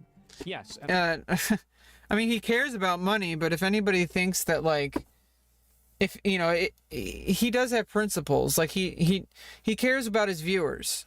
And if he cares about his viewers are going to show up. And if his viewers show up, he will make money. And he's not so greedy as to sacrifice the experience of what his viewers want. He doesn't monetize. He's not partnered with Twitch on this channel, for example, because he doesn't need the money. And also doing so would alienate his viewers more because they would have to watch ads. He's explained this before. He does care about money. He's a business owner, multiple businesses. Obviously, he loves money, or, you know, money's good. But he understands that his viewers will have less of an enjoyable experience if he had ads on his stream. And it's not like he needs the ads for money. Obviously, more money could be better. But if it alienates a large percentage of his audience who are like, oh, he's only doing this for the money, he's only doing this for ads, he now has that entire argument swept under the rug now. It's actually swept into the wind. Because now nobody can say that he's only doing these streams for ad revenue. Because he's getting no ad revenue. He's getting no money from subscriptions. He's getting his money from YouTube and from his sponsorships.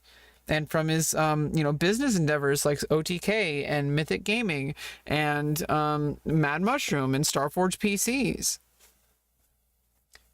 You know, it's like, is it really worth alienating your audience for a few extra dollars? And when I say few, it's way more than a few, but it's much more of a long-term investment to take less cash for more long-term respect. It's a more profitable approach I don't know. Maybe he'd be fine if he just advertised and, you know, did ads and subscriptions again. I don't know what's going on with him. He must have he must have some. I mean, he's talked about this before. I understand his reasoning, and he stands by it clearly. So, you know, it's important to him that he doesn't do it, and really that's all there is to it. He doesn't want to monetize his Twitch stream, and so he doesn't. It might not be the best thing to do, but he believes it is for his specific community, because he doesn't want to have his viewers watch ads. Do you have an innie or an outie? I have an innie.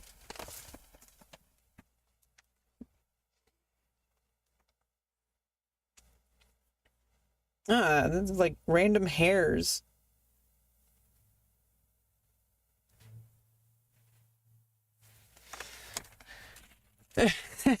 That's random aura. And I want to actually refer back to this and talk about this again. The reason why I said a lot of these things, I was talking about this in the context of going to market with a video game.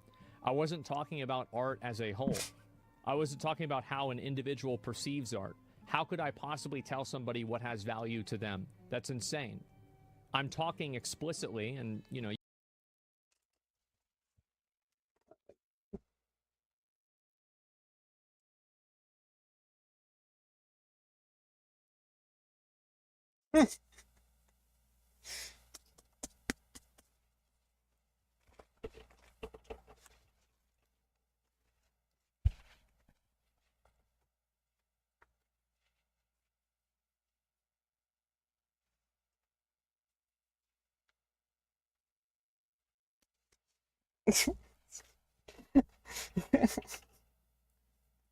This is random belly button time. I'm pregnant stream? Am I pregnant? Can you push your belly button with your finger? Ew. You'd know this if you saw more than a minute and a half of the clip, that I'm talking about why people buy or don't buy a game. I'm talking about how consumers value games, how consumers consume content, what values those people have. It doesn't really have a lot to do with how it was made. I'll be honest, the guy seems like a dick.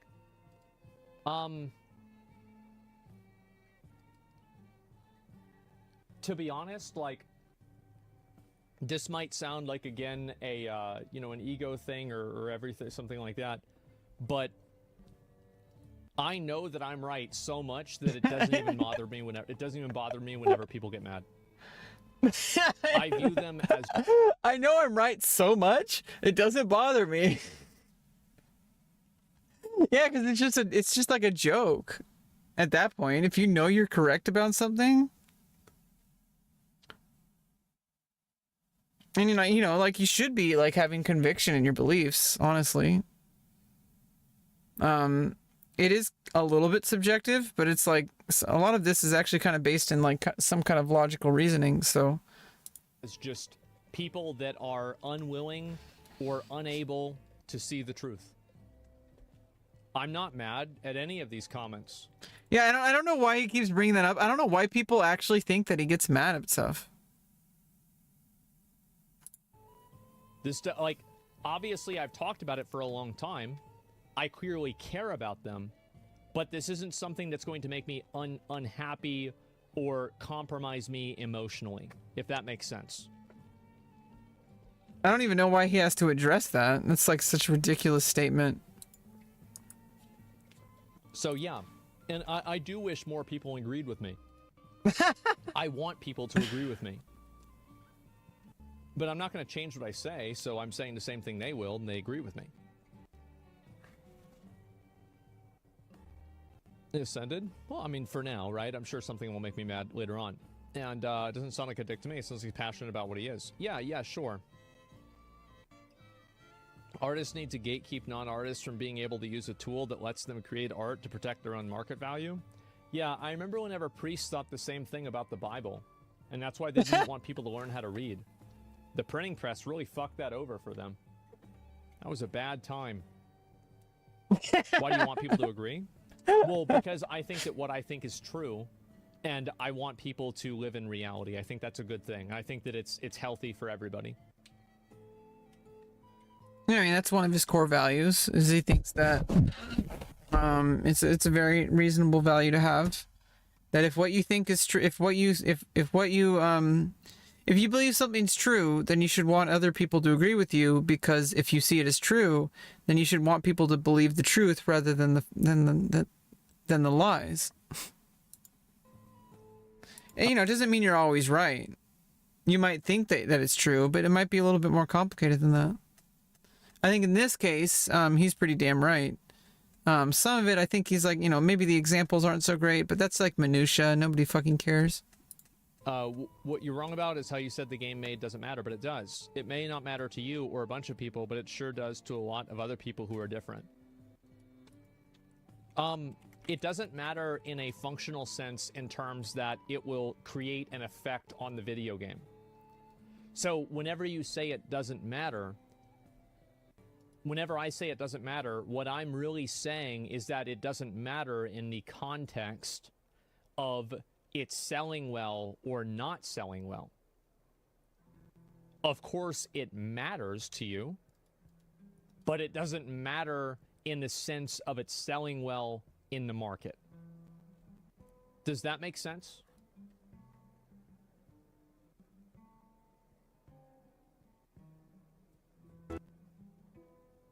Seguro que no queremos despertarla de nuevo.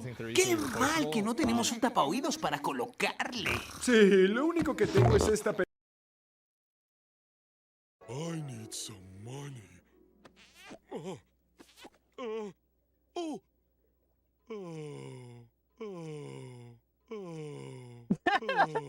What the fuck? Too bad we don't have any earplugs to put on her. Yeah, all I got is this belly button lint.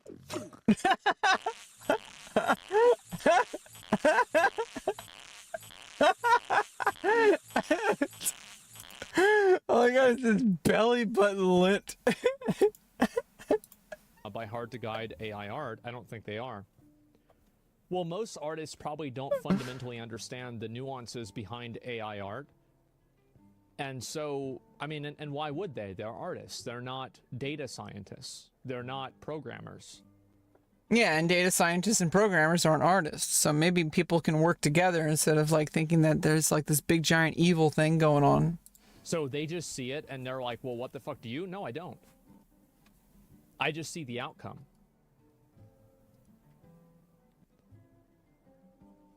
They're afraid, and I think that also people are very afraid of uncertainty. If people knew they were going to be losing their jobs, I think they would actually be more at peace with it than the uncertainty of what it is right now.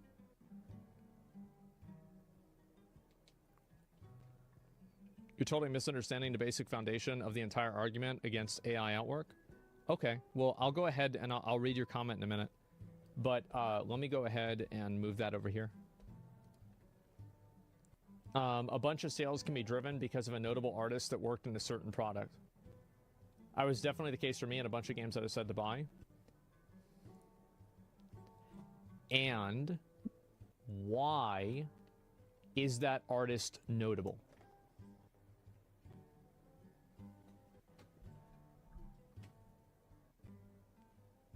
And you will see that your reasoning will come back around to the fact that that artist creates value that resonates with people such as yourself.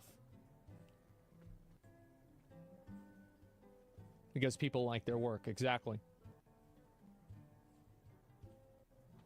The chicken and the egg? Yes, it's a symbiotic relationship. A big part of game sales like Doom Eternal, for example, were driven because of Mick Gordon, the composer that worked on it. And why did people buy it because of Mick Gordon? Because they liked it. Because he was good at what he does. Why did that happen? Marty O'Donnell is another one. Made the Halo music for many years. It's consumer value. Yes. Because they love his work. So you're saying that people buy it because they perceive value? Yeah, it's like people are so fucking like not understanding like what he's saying. Is that what you're saying? It's like people don't know how to like understand things. It's so kind of weird. No, no, no.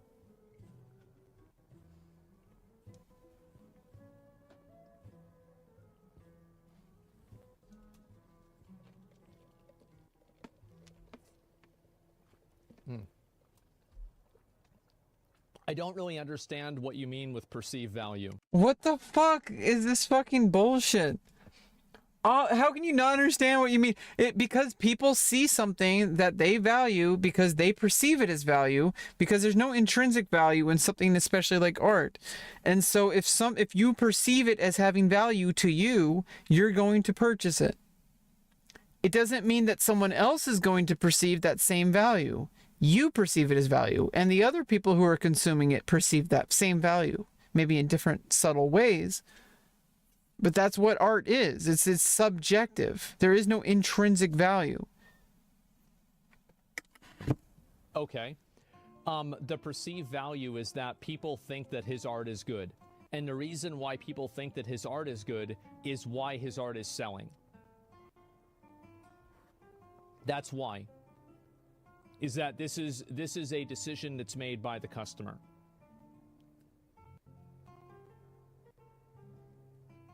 His art's worth it. Yes, exactly.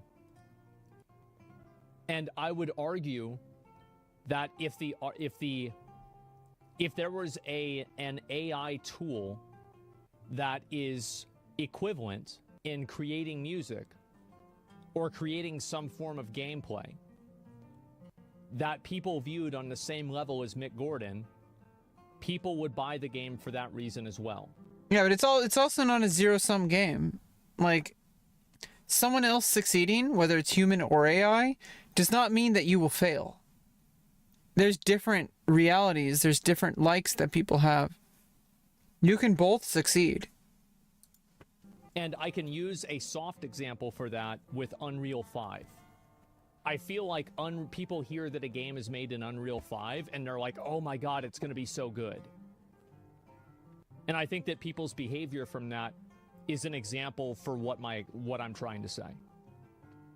Use a hard example, please. I think that's the best example I can do.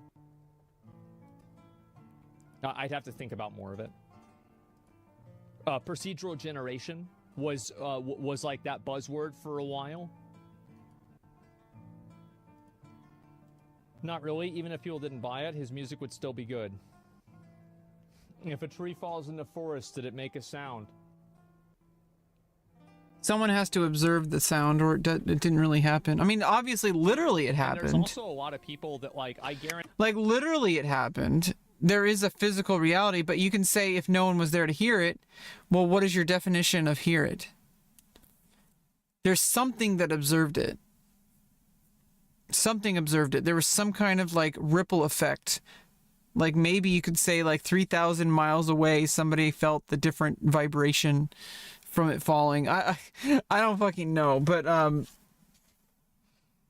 yeah, basically that whole like, you know, if the, you know, that whole like kind of nebulous statement of like, if a tree falls in the woods, does anyone hear it? And the answer obviously is like supposed to be that, like, well, if nobody's there to hear it, did it really fall? Because nobody observed it to fall. But honestly, the scientific answer is, of course it fell. Because you don't have to observe something for something to exist. That's the scientific answer. I guarantee you, if you go to a church, you go to a fucking Christian revival, and you start playing Mick Gordon's Doom soundtrack, bro, you're gonna have some holy water thrown on you. Yeah, like you're about to get an exorcism. What are you doing?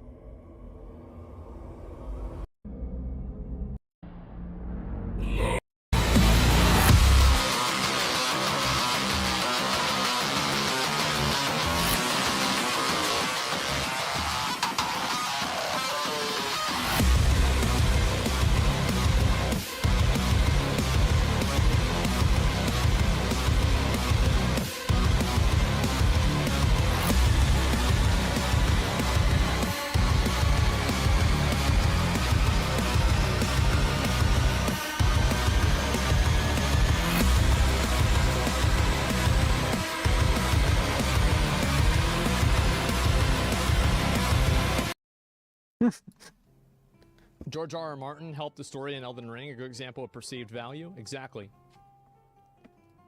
And so anyway, let's go back. Oh yeah. I mean, obviously, like somebody, you know that you like George R. R. Martin's work because you watched or read Game of Thrones. So it's going to be very likely that anything that he works on is going to be probably something that you're also going to enjoy because you have perceived value of what that person's work is going to be. Not everything exists in a vacuum. If you're brand new to it, I think it should stand on its own. But like someone who's never heard of George R. R. Martin that's not really going to be a selling point for that person.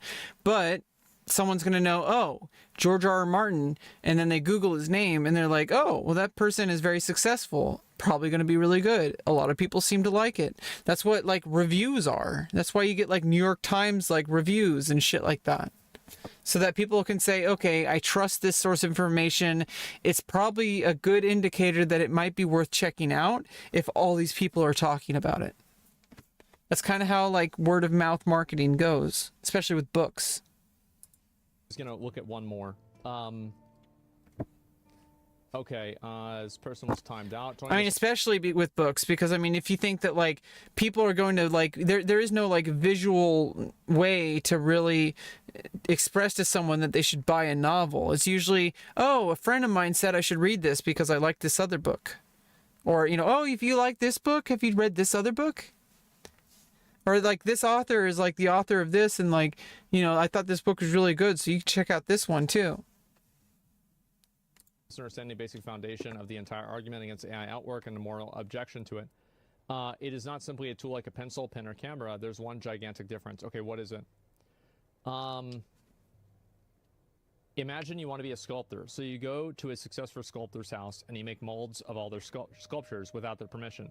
Then you use those molds to make minor modifications to them and then create new art pieces. This is literally what AI software is. Well, isn't this what people would do? Is they would see sculptures and then they would make theirs like the ones that they saw? I feel like that's what people do. A warehouse full of mold. This is kind of a decent argument because it's basically, I mean, I don't think he's fully understanding that. It's like the example he gave earlier about Amaranth and Susu.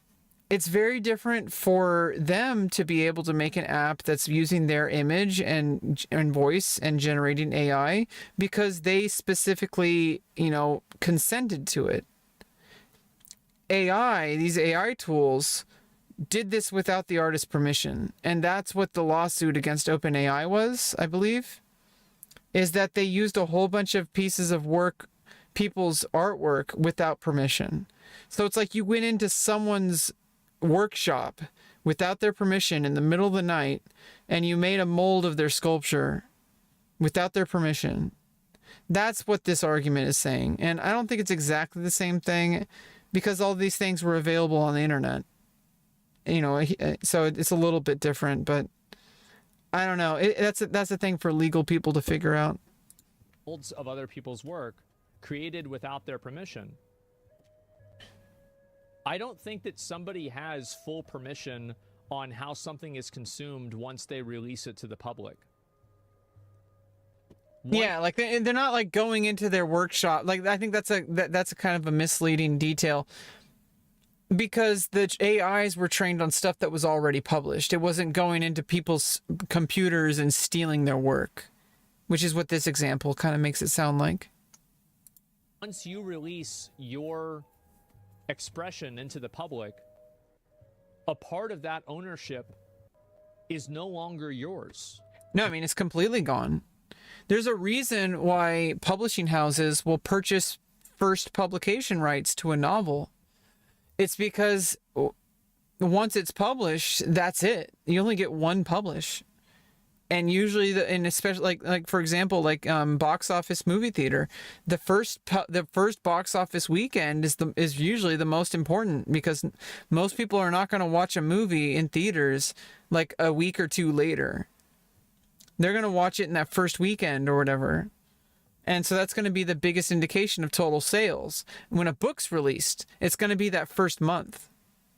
Pretty much everything, I mean, especially that first published weekend.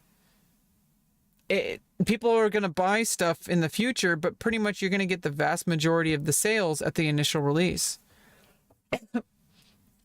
You know, so pretty much once you release it, you've already pretty much, it's already gone. You're on to the next thing. You should be.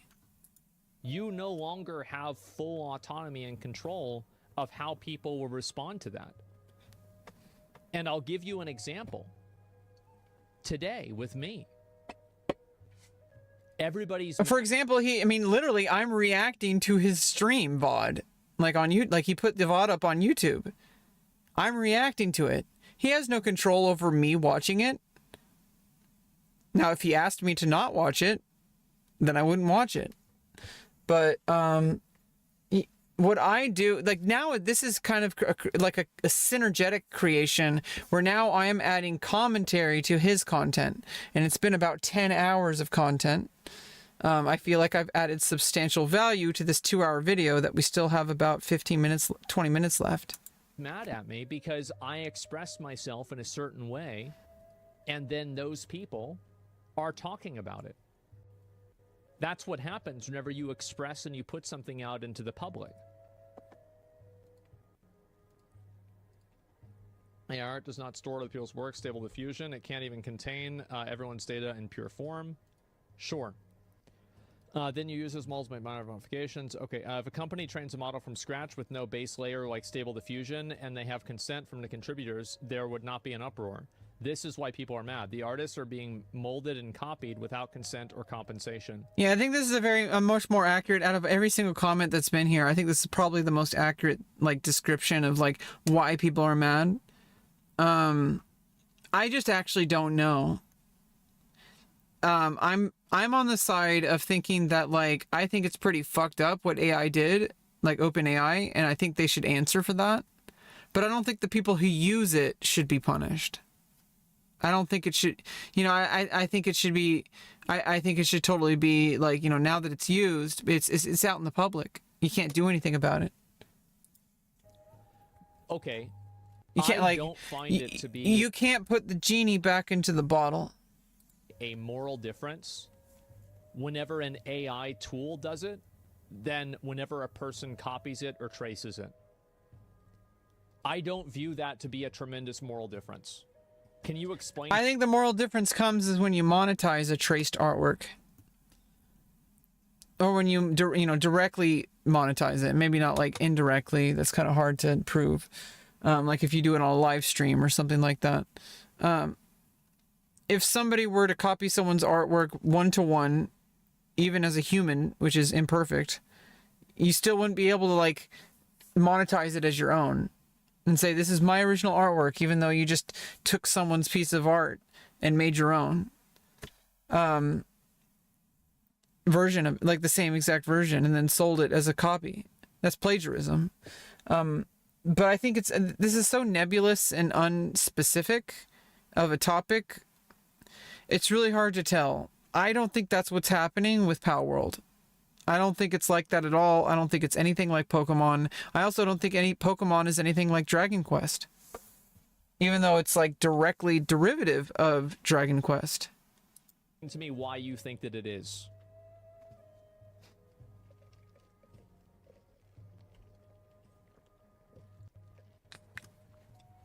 Is that simply a tool? It's a mold of somebody else's work? Well, I think that, no, but you did literally say that it is simply a tool by using an example of the way that would be used as a tool. So, of course, that's the case. Copying and duplicating a style and literally having a mold of that sculpture. Well, it's... But, like, let's talk about this, like, functionally, though, right? So, let's say you're talking, like, sculptures, this is going to be very... I think your sculpture argument is, like, there's a lot more, like, complication to it. Like, we could get into that, but can we just do pictures instead? People are looking at a picture of the picture that they're taking inspiration from. They're looking at the picture, and then they're creating their art. Right? Yeah, it's just much more complex and it's much more accurate. But it's still the same exact fundamental thing. I actually don't know if I can't really, it sounds really nefarious, but I actually don't know if Asmon's wrong here. Using it as a reference. The picture is the picture, yes.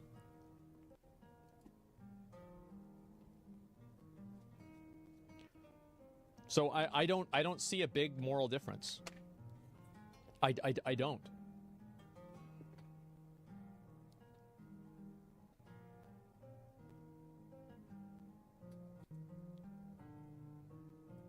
The music, man. The morality isn't the issue. I think that is the issue, though. Yeah, I mean, people are talking about the semantics and the specifics, and when at the core, the reason people are mad is because they are morally outraged. And so we should treat it like a moral outrage and not treat it like it's some kind of like pedantic kind of tool thing. You should treat it as if this is what's happening. Should we be allowed to do this? I think that's the way to approach this. Hey, Stink Nugget. Yeah, I've been going on for 5 hours. We did 5 hours earlier.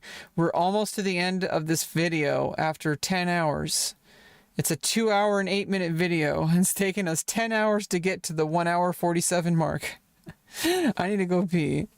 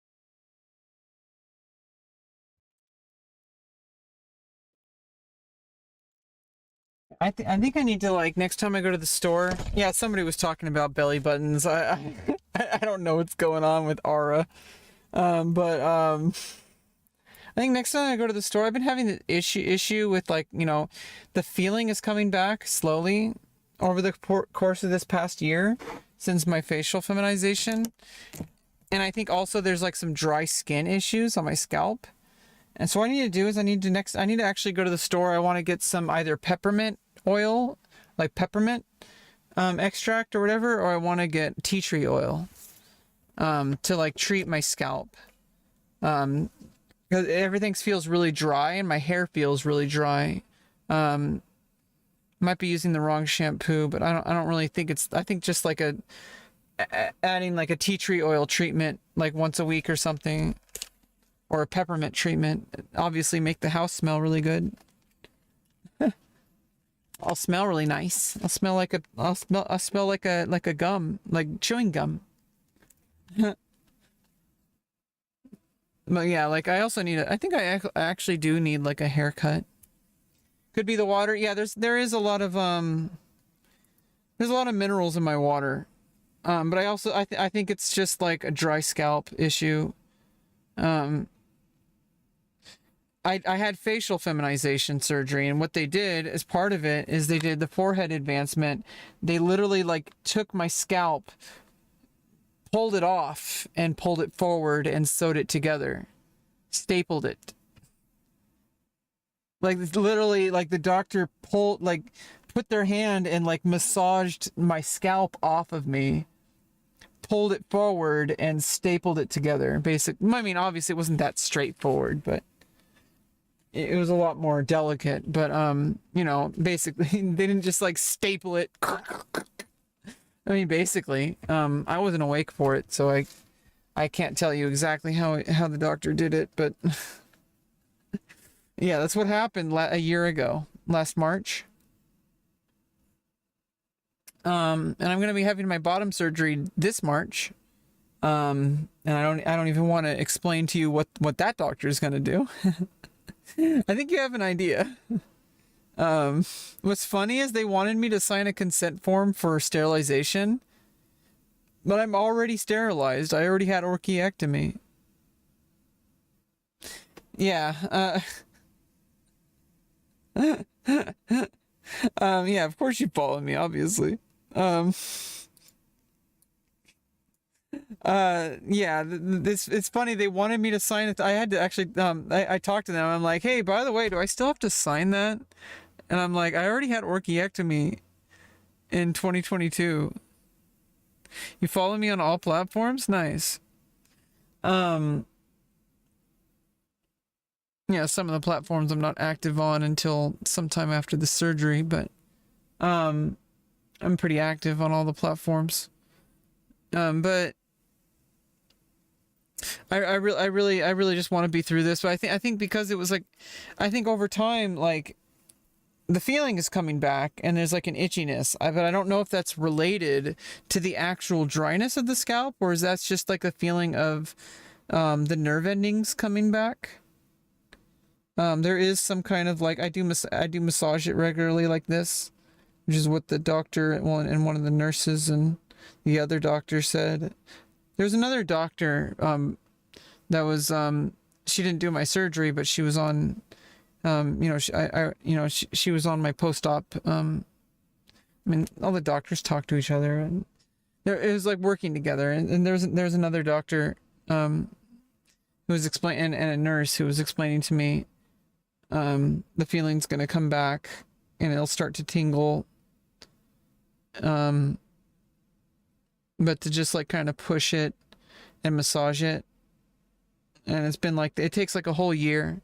It's been almost a year. It's been 9 months, I guess.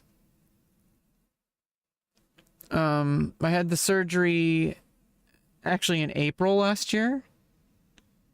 So it's been about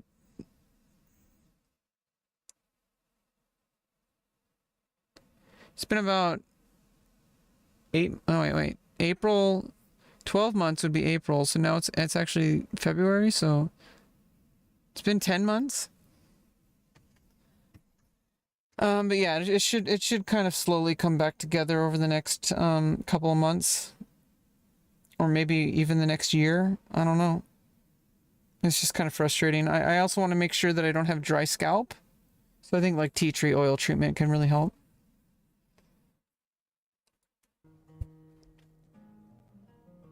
It just feels like, it feels itchy, but I know I'm not really supposed to scratch it. I mean, I can scratch it kinda, but it's just constantly, it constantly feels like an itchiness, but it's just because the nerve endings are just like growing back. It's like, it might be mixed between dry scalp, but it might not all be dry scalp. It might just be the fact that nerve endings are growing back. You lied about Palworld copying renders from Pokemon? No, I didn't see that. I'm going to look at that in a bit. We're wrapping this up, by the way. I know a lot of people, like, this has been a big drama. He's been talking about this for 2 fucking hours. A thing today, and so I kind of wanted to... I've been talking about it for 10 fucking hours. No, I haven't played Palworld, and I'm probably not going to. I'm probably just going to play World of Warcraft. Cover it and go through everything. I guess I can't really argue that. Well, I mean, this stream has been 10 hours. 5 hours. I was on earlier for 5 hours. And we're just now getting to the end of this video. Welcome to my life, where I can turn a 2-hour video into a 10-hour video. well, fuck, man. Like, that's what I'm saying. That's what I'm saying. Like, how is nobody thinking this? I don't know. I mean, like, damn. I took 2 hours of the stream. Yeah, sure. Help me explain why AI art generation is not the same as using. I could explain why AI art generation is not the same as using algorithmic tools. No, it's that is it morally different than somebody like using somebody else's style through an inspiration? The other plays it's both picture and a sculpture. The guy's saying a mold. Well, yeah, no, but like a mold is there is more complication because it's a 3D thing and you're going to see it in 3D, and you know it's not really the same thing. You can touch it. Like that's why I didn't want to use that. And so yeah, no, I think that I understand. I think I do really understand it. And if I don't, then you know why. But yeah, anyway. So yeah, I guess I can kind of wrap this up and talk about it. I think that we've looked at pretty much all of these posts here. Yeah, I think it's because it's such an advanced tool that anybody could use it without knowing anything about art. Whereas somebody requires years of training in order to like look at a piece of picture and be inspired by it.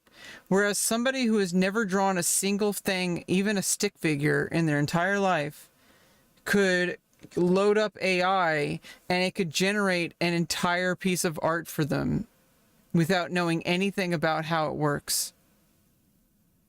So, but then you could say like, well, then it's just another tool to kind of just create like you know, some kind of like loose kind of template. It's basically a very advanced template builder, if you really think about it. If you want to actually make original art with it, you have to have a mix between using the tool and creating your own art to adjust it. Like if we're going to use that mold example, it's that you make the mold of the thing, but then as soon as it's out of the mold, how you chip away at the material and play around with it. You can use different materials, different tools, different shapes, different colors. There's all sorts of different things you could do to differentiate from the original mold. And I think likewise, this is just a much more advanced version of the same thing. I think the difference is that because it's so powerful, it can be used for really nefarious reasons. I don't know. It's really something that a lot of people don't like. And I do think we have a moral responsibility to limit people's ability to monetize from it. Just like how we limit people's ability to use slave labor.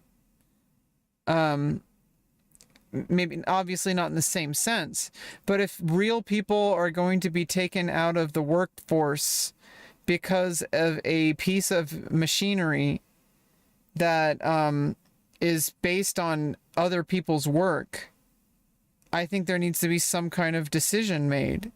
Do we allow this to happen? Just because you can doesn't mean you should. Maybe we can. Maybe we should. I don't know. I think it's a very difficult discussion, and I think we need more data. Because we haven't really seen the full effects of it. Yeah, we have. And so anyway, I'll go back and I think this encapsulates... We also don't know if it's as bad as people think it is. We just don't know. We have these fears. But fears aren't based in reality. Fears are just fears. I really don't think it's going to be as big of a deal as people are making it out to be. I think it's just going to be yet another pile of style of content that some people are going to like, some people are going to hate, some people are going to be indifferent about. Just like any other fucking form of content that's out there. It's just going to be yet another pile of content. And in the end of the day, people are going to purchase it. People are also going to purchase human work. It doesn't really fucking matter. The only thing that matters is if somebody is interested in a product and if they're willing to pay money for it. It has nothing to do with whether a human created it or whether an AI created it. And if you can't compete with AI, then you got to adapt. It's the Palworld discourse. And I think that's the most realistic outcome of all this. I think there might be some kind of, congressional hearings with OpenAI and all that sort of stuff. I don't know if that's going to go anywhere. And nice commander data.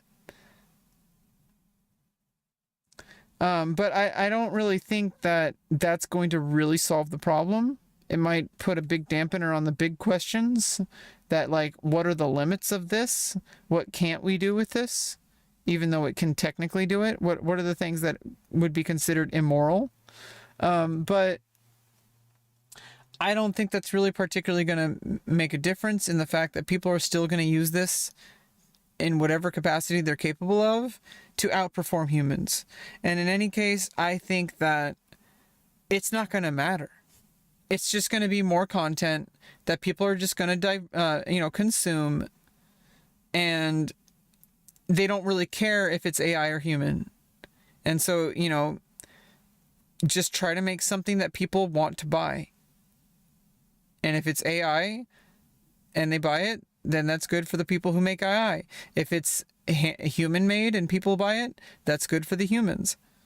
That's all there really is to it. Because people are going to pay money for something they want.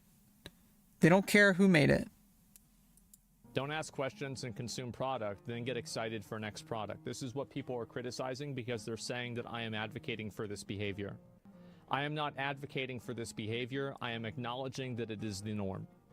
This is the norm, and you will never change that. You are never going to get people to care about why a game is the way that it is. I don't know about never. I don't like words like never or always. That might change. Like, society's values could change. Now, I don't think it's likely to happen, especially with like a video game. But I think AI might be a driving factor in changing those kind of values. If anything can, it's going to be something as divisive as something like AI. It's going to create a storm in this industry, and it already has. But that doesn't mean that you're not going to survive the storm. This is not people's fight. They don't care about that. These are average people with extremely complex lives who have a finite amount of energy to devote to different things.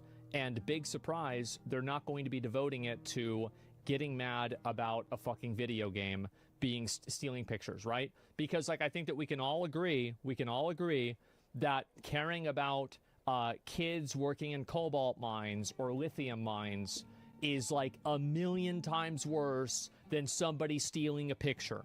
Like, this is like infinitely worse, but nobody cares about the lithium mines, and so I'm not going to hear about the pictures. That's the way I feel. Yeah, I mean, unfortunately, we live in a world where we're kind of powerless to do anything about the injustices in the world. And a lot of people are very upset. I'm very upset on a regular basis that we basically live in this terrible world and we have to be a part of it. And in fact, like, if you're in a country like America, you are literally part of the problem. I am part of the problem. Doesn't mean I'm a bad person. It just means I consume products that are and I'm benefiting off of the hard work of people, the illegal work or the very immoral work of like child labor or slave labor, or just very bad work conditions or any shit like that. But I'm not going to be the one to be able to solve that. If you want to solve that, that's a very difficult problem because it's geopolitical and it involves like the United Nations and shit like that. It's a really fucking difficult problem. Like, get the fuck off my back. Like, I'm not going to solve it. I'm just a fucking random chick on the internet who's like excited that she's going to have a pussy. Like, get the fuck off my back. About it. So yes, of course, people who has time to ask questions about every product that they consume. Where does he think that shirt was made? I'm sure all of these things were made ethically as well, right? Come on, what is this? Like, why are we living in this world? Yeah, I mean, you'll drive yourself crazy if you only try to consume products that are like, you have to research every single, like, this is what people will do. They'll be like, oh, I only buy products that are ethically produced. It's like, okay, so you research every single fucking product you buy. What about the products that you don't have a choice in using? Like, what about the things that, like, it's like, it's like so fucking stupid, man. Of these people that think that because they have a lot of free time to fixate on things on the internet, that normal people that have average lives are somehow inferior because they do something else with their time instead of that. it's such a ridiculous thing and so I don't think that's like a mutually exclusive thing. I think there are literally some things that people are just not educated about that actually are problems, and that it's frustrating that people don't know about them. I really think that's something that directly affects people. For example, and I know people don't like, bringing this up, but transgender medicine is extremely misunderstood, with full like hate campaigns going on the internet. And it's really frustrating when you're a person in that demographic who has to live in a world where people actively debate whether or not you even exist. Like people think they have an opinion on about what gender I am. Like, that's not how it works. I don't need your approval. It's not something that you give to me. It's something that I am. And you don't get a choice. They're like, oh, I don't want people shoving it down my throat. That's like when people say, I don't want to see two guys holding hand in the bus, or I don't want to see two dudes kissing, or I don't want to see a trans person on the bus. Like, well, first of all, you shouldn't be going on the bus, but people on the bus are really fucking weird. I know, because I'm on the bus.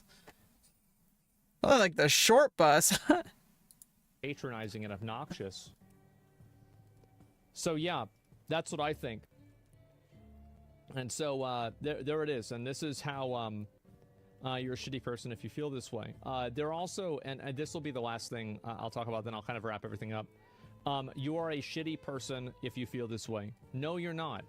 You are not a shitty person if you don't want to thoroughly investigate and draw the line, the moral line, at the exact same place that some random other idiot thinks that you should draw it at. Yeah, I mean, it's like, it's just fucking stupid. This person probably does that too. By this person's own definition, this person has probably done the exact fucking same thing at some point. Where you like watched a cartoon on TV as a kid or something, and you didn't find out until like 20 years later that like the person who wrote the cartoon was like a fucking like rapist or something. I don't know, if I don't fucking know. It doesn't mean that watching the cartoon made you okay with that. Like fucking Ren and Stimpy and shit. You know what I mean? Doesn't make Ren and Stimpy a terrible, immoral show. Ren and Stimpy's fucking awesome. It's fucking weird, and it was fucking great. All that weird shit in like the 90s, the people like the Toe Jam and Earl, like that kind of aesthetic, and like Rocko's Modern Life, like all that shit was just really awesome. It's bigger than the creators. And, you know, honestly, like you hear about like the creators being like really weird people and shit like that. It makes you feel weird about it, but it, you know, it's like, that doesn't make you a bad person for enjoying the show. And like this whole idea that, and also like a lot of people like, oh, am I a terrible person for enjoying Harry Potter? No, Harry Potter is bigger than J.K. Rowling. And you don't have to agree with J.K. Rowling to like Harry Potter. I personally have a hard time having a good taste in my mouth anytime I think about Harry Potter after all the things that J.K. Rowling has said and done. And not just said in tweets. She's made actual hate campaigns, actual like public speaking events, actual like essays that she got an award for, unfortunately. And someone awarded her for a like explicitly transphobic essay detailing how trans women are taking away women's rights. It's just fucking weird. And people don't see the difference. If she was talking about black people, nobody would fucking question how racist it would be. But because she's talking about trans people, people think that, oh, it's up for debate. It's an opinion. Like, I'm sorry, but I just really, I don't see, I don't see these people having any moral authority. They don't. I mean, if you're trying to get moral authority from people on Twitter, you have way more problems than we can even begin to imagine. Like, get the fuck out of here. You live in reality. Yeah, exactly. What they mean is you're a shitty person to me. Yeah, no, that's totally fine. And they can have an opinion all they want. But, oh yeah, no, I know that there's a lot of people who are upset about this. And the only real argument against AI in terms of ethics, currency, energy structure. I mean, in fact, he had absolutely no responsibility whatsoever to even make this 2-hour conversation. If he was as shitty as person as these people considered, he would just fucking... And also, I don't think it would make him a shitty person to not comment on it. He has absolutely no fucking obligation to discuss these things. But he did it because he felt like it was something he wanted to do, because people wanted to hear about it. In fact, it makes him a humanitarian. For par, what's coming with wave of AI? Oh, energy? Yeah, I don't know about that. People forget that morals are entirely subjective. Sure. Yeah, like some people think that it's immoral to be gay. Some people think it's immoral to play World of Warcraft. Some people think it's immoral to like and subscribe to my YouTube channel. Are you one of those people? It's a bit disingenuous to overrepresent how much of a choice people have in their day-to-day lives. Like, you don't support slavery, I guess you can't use a mobile phone or live in this society. Yeah, exactly. It's like so ridiculous. Those stupid arguments people will have. I think that's what that person was like highlighting. Like when people say like, oh, you know, if you use an iPhone, you support slavery. It's like, no, you fucking don't. That's a ridiculous thing to do, and you just want people to feel bad? You just want people to feel like they're the villain because they use a consumable product that has been, you know, obviously, you know, created using like child labor or slave labor or something like that? And it's like, come on. Like, that's ridiculous. You use the phone because you want to use a phone to improve your life. Somehow. It might even, like, you know, help you enrich people's lives and maybe even do something about those people who are, you know, being taken advantage of.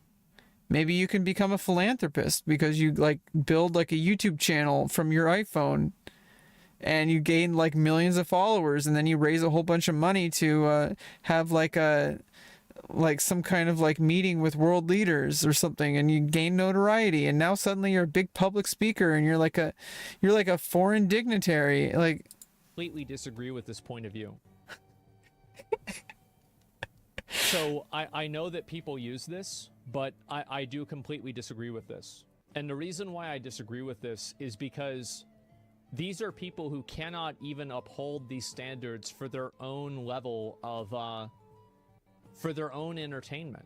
And I'm going to give you an example. Read this person's thing. Black multimedia artist, voice actor, he, they, and this is clearly a person who cares about LGBT issues and Black Lives Matter and all that. What do you think that their opinion on Elon Musk is? I bet they think he's a terrible fucking person.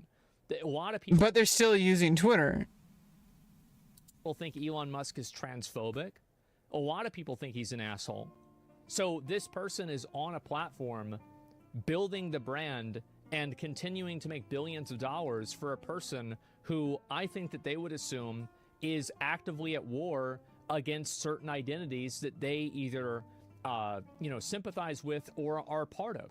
So whenever this person can't even stop their own entertainment, and, you know, like, you can't even... Yeah, exactly. It's just fucking ridiculous. Use the fucking product and shut the fuck up about it. And in fact, you can use it to enrich your lives and fight against it. Because either way, Elon Musk is still going to fucking profit. And the only thing you can really do is just ride the wave, because Twitter is like just a part of society. It has nothing to do with the director. And I think even Elon Musk has set out to prove that. It's like, it's supposed to be a public forum. And like, I think he's like even trying to prove like how, like, you know, it's like he's a fucking crazy person, crazy billionaire who just like works fucking 25 hours a day to like drive a company into the ground, and like just you know, inject like extremely like kind of like transphobic values and shit. But either way, he's just another dude. You're just another person. You're just a random person. You also use the platform. That's kind of the idea, is we're all just people with a voice. And the more, when everybody is able to use that, I feel like maybe there's some chance that anybody can pursue their own endeavors. And if you're against something, well, then you need to create a counter argument. You need to create an alternative, because if you do nothing, they'll do it anyway. If you boycotted Twitter, nobody's gonna fucking care. If you boycott Harry Potter, nobody's gonna fucking care. It's not gonna make a difference. J.K. Rowling or Elon Musk is gonna keep making money. One or two, even if it's like thousands of people, is not going to make any single difference in that person being able to monetize their platforms. So by boycotting things just because you don't agree with them, you're a fucking dumbass. Boycotting does not work in this kind of ecosphere. We don't live in like the 1800s anymore. You can't just boycott the like systems now. You're just a fucking idiot if that's what you think will be effective. You have to be louder, and you have to bring people onto your side. You have to basically, if people are your enemies, you have to protect yourself from them. And the way you do that is you build communities and you care for your community. You don't tear people down because it's not even effective. Even if you could tear them down, which you can't. Elon Musk doesn't give a flying fuck what you think about him being transphobic. Like, everybody fucking knows he's transphobic. But, like, what are you going to do about it? Are you going to stop using Twitter? No, because he's still going to be transphobic and he's still going to be making money on the platform. But you can use the platform, and maybe you can raise some kind of, like, I don't know, something. You could do something to lift up your life and lift up other people's lives.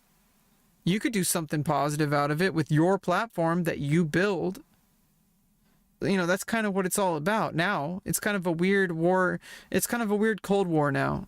Everybody has a nuke now that we have the internet. And if everybody has a nuke, does anybody have a nuke? I don't know. Avoid using a social media platform. No, I'm not going to respect your opinion on telling me what video games to play. No. No, I'm not. Like, no, that's insane. Like, absolutely not. No way. There's always a choice. Number one, there is. But number two, there is with this.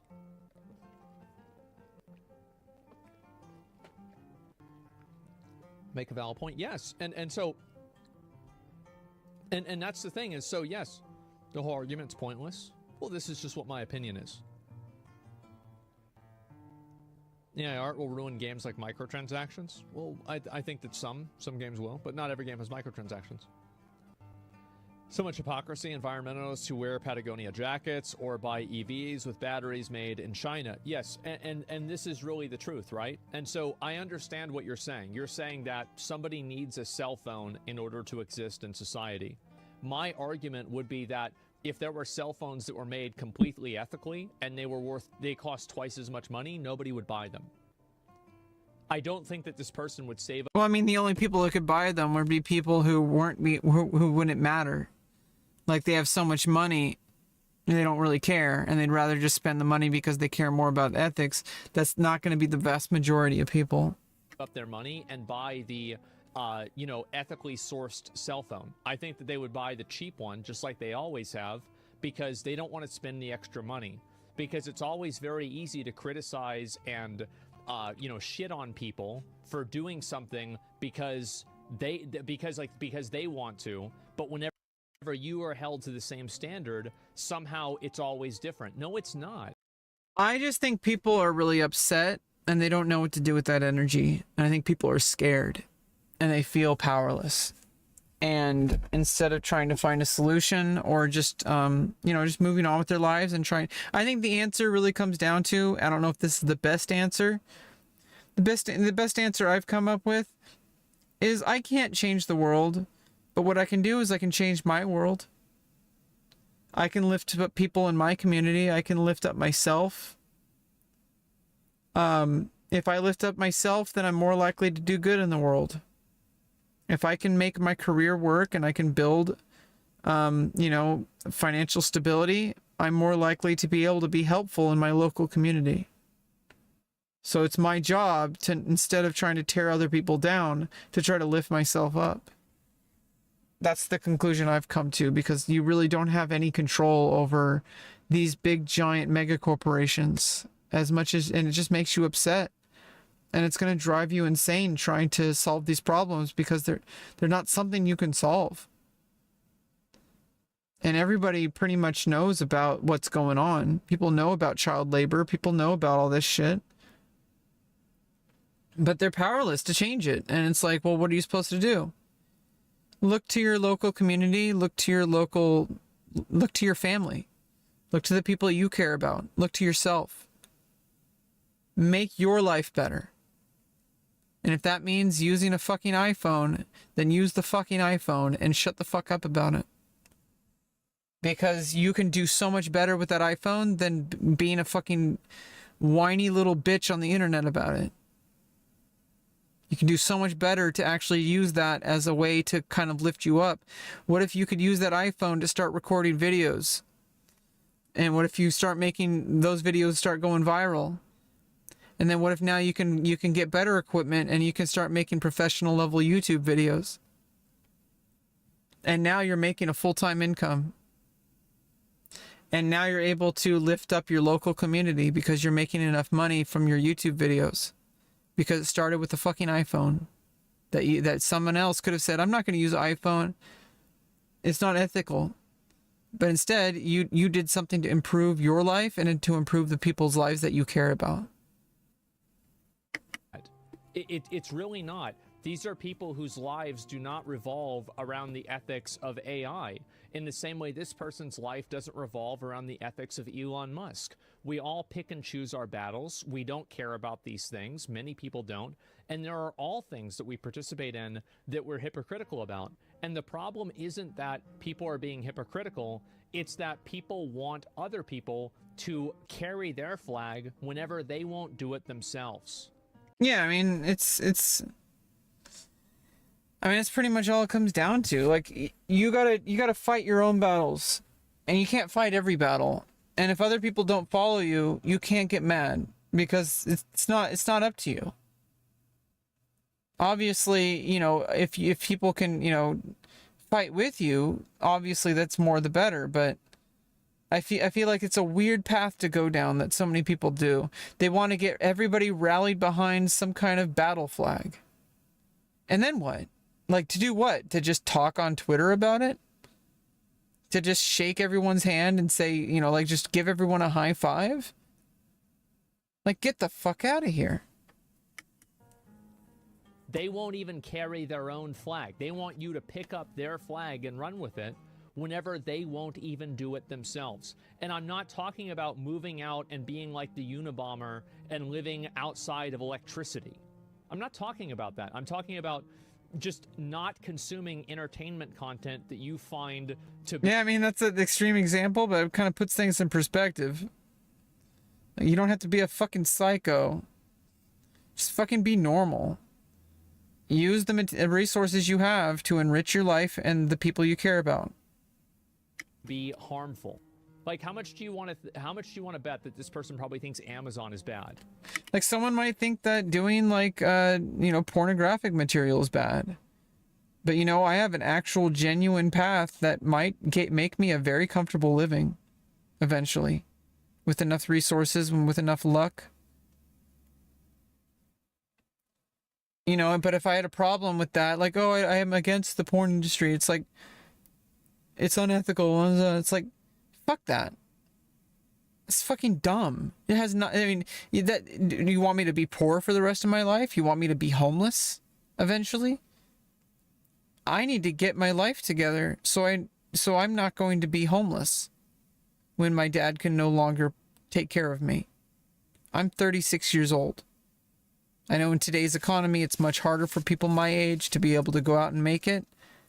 But I don't want to be stuck where I used to be. I don't want to be stuck where I was in my 20s. I want to improve my life. And I found something I really love doing. And I found something that makes people really happy and that people are willing to pay good amounts of money for. One single viewer thought that I was worth $1,000 because that person donated $1,000 to me over the course of 1 or 2 months.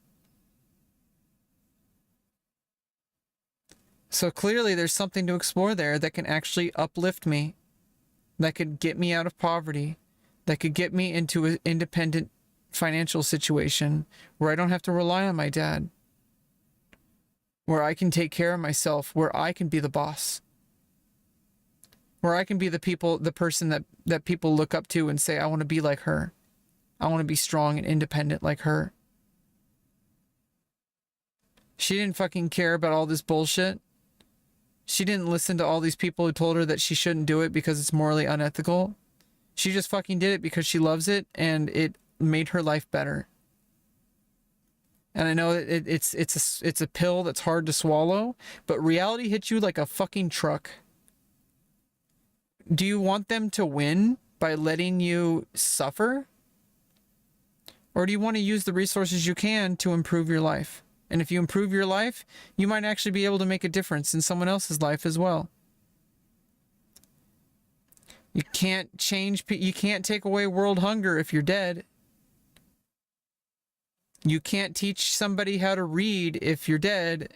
If you're homeless and you're struggling to survive, you can't achieve these philanthropic endeavors. So if you care about the world, you owe it to the world to succeed using the system that is broken, because otherwise someone else is going to, and they're probably not going to have the same kind of values that you have. They might be a part of the problem. And if you know that what your values are, and you know that you're not going to become the problem, don't let anybody tell you that you are the problem. Oh, you're part of the problem because you do OnlyFans and you're promoting the porn industry, and someone has this idea that they think that they have this nebulous idea that they've thought because they don't go outside. All they do is scroll Twitter and Reddit, and they seem to think that the porn industry is this evil thing that is destroying society. And yet, this, what does this person want me to do? Become homeless? It's absolutely ridiculous. Like, reality is not nice. And it's a really fucking dark gray area. And you have to choose, like, what are you willing to do and what aren't you willing to do? And you know what your values are. And just because other people in your industry or other people in just general may not have those values and may not be as morally sound as you, in your opinion, you have the power to decide what your life is and where you're going to place your flag. And if you find something, like I said, if I found something that is potentially going to get me out of poverty, I highly believe it's going to work, because I don't know what else can. When there's something that makes, with the little amount of effort I put into it, I mean, I put in some good effort, but with the little amount of time that I put into it and with the little amount of skill that I put into it as a new content creator, making several $1,000s, averaging 100 to 200 plus concurrent viewers. At one time, my OnlyFans having 50 subscribers for like, I think 2 or 3 months. Having 11,000 followers on Chatterbait. As a new content creator, as somebody who is barely fucking knowing what she's doing, without any support, without any resources, without any coaching, I made something actually make a couple $1,000s appear out of fucking thin air. Okay, so there is something fucking there. And I owe it to myself to pursue that, so I don't have to live in poverty anymore. That I can probably even be very, very comfortable, very successful, and maybe even uplift other people in my life, people I care about, people I love. And so when people actually look at reality and stop being a little bitch about things and start looking at the real world effect of what things can do for people to improve and enrich their lives, rather than these nebulous esoteric bullshit that they talk about on Twitter because they have no fucking real life perspective. They've never been fucking out of their college dorm for longer than a few minutes to get top ramen. Like, they've never fucking struggled a single day in their life. They have like gigabit internet. They've lived with their parents their whole life. They've never been homeless. They've never had to face the job market. They think they know everything about everything because they thought about it. But reality is very different than that. And I know it's like kind of weird. I used to be very ideal, but I don't think you have to abandon your ideals just to face reality. I think that's the only way to then pursue your values and your ideals, because otherwise you're just lying to yourself and you're delusional. That's it. And how much do you want to bet that this person probably has Amazon Prime? I'm sick of this. This is outrageous. No, this is crazy. Like, I'm not talking about, you know, somebody, you know, not being able to, oh, well, you know, you think the US is bad, go move somewhere else. I'm not talking about moving countries. I'm talking about the way that you consume entertainment. That's it. The way you consume entertainment, these people cannot even regulate the way that they consume entertainment, but they expect you to, and they're going to tell you that you're a bad person whenever you don't. They can't, you're building a straw man out of that guy? You're right. You're right. I could be totally wrong. He could love Elon Musk, and he could think Amazon is the greatest country of all time. You're greatest absolutely country? right. I could be wrong. But I don't think I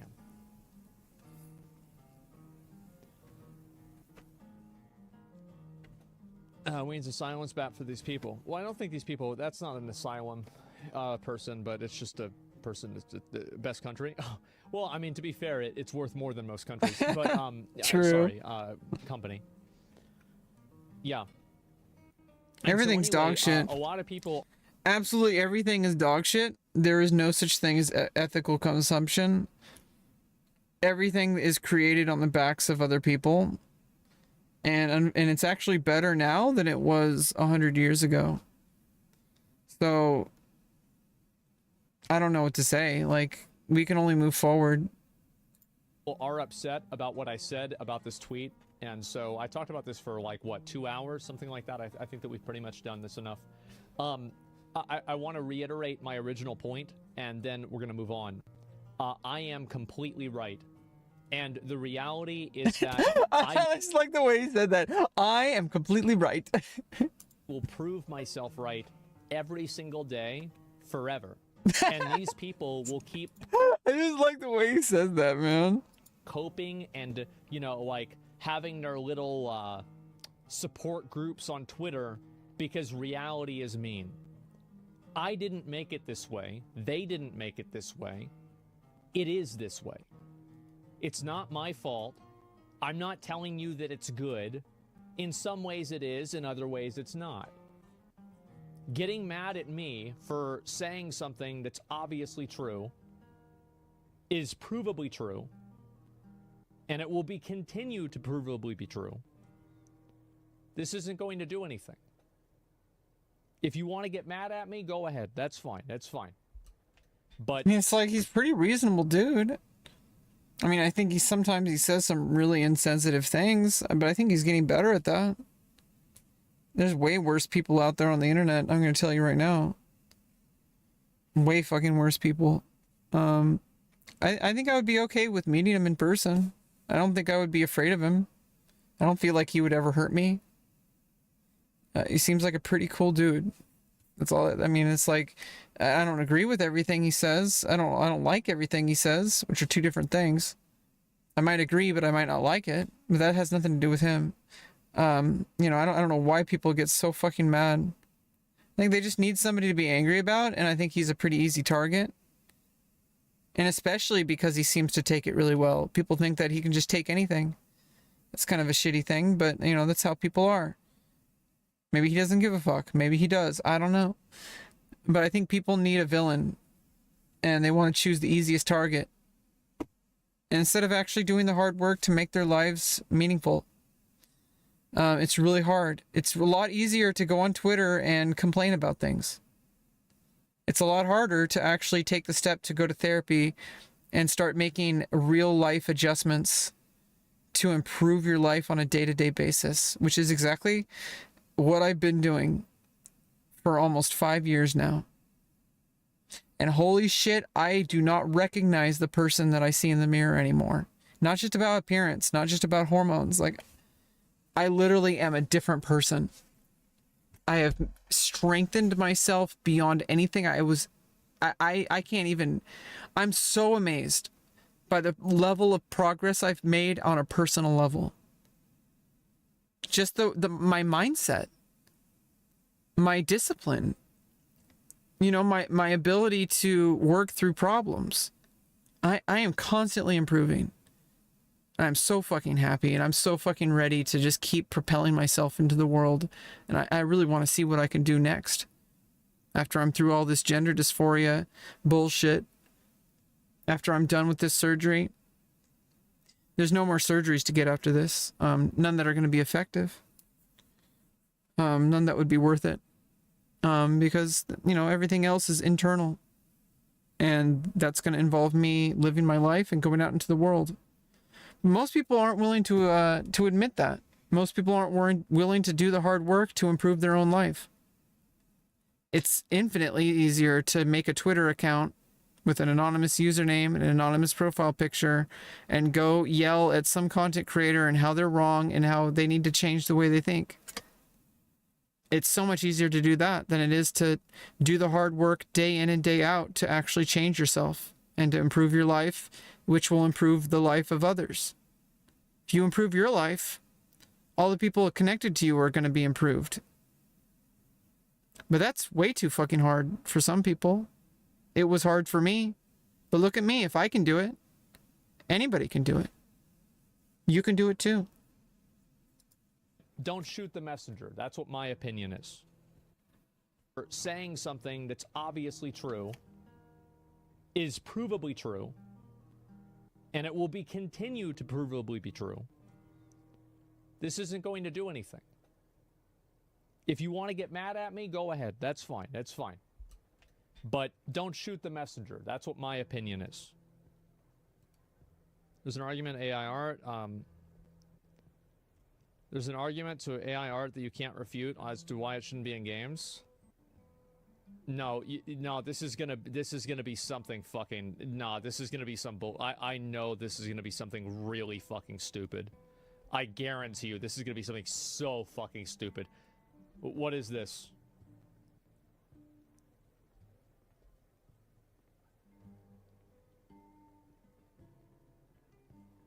Why the fuck would this person like not say what it is? They just spam.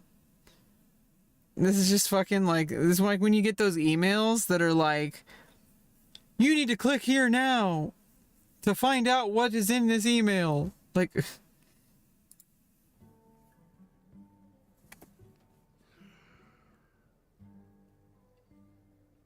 Spammer? Yeah, he was even doing it yesterday. Oh, no, he wasn't. It was just from the next day. Come on.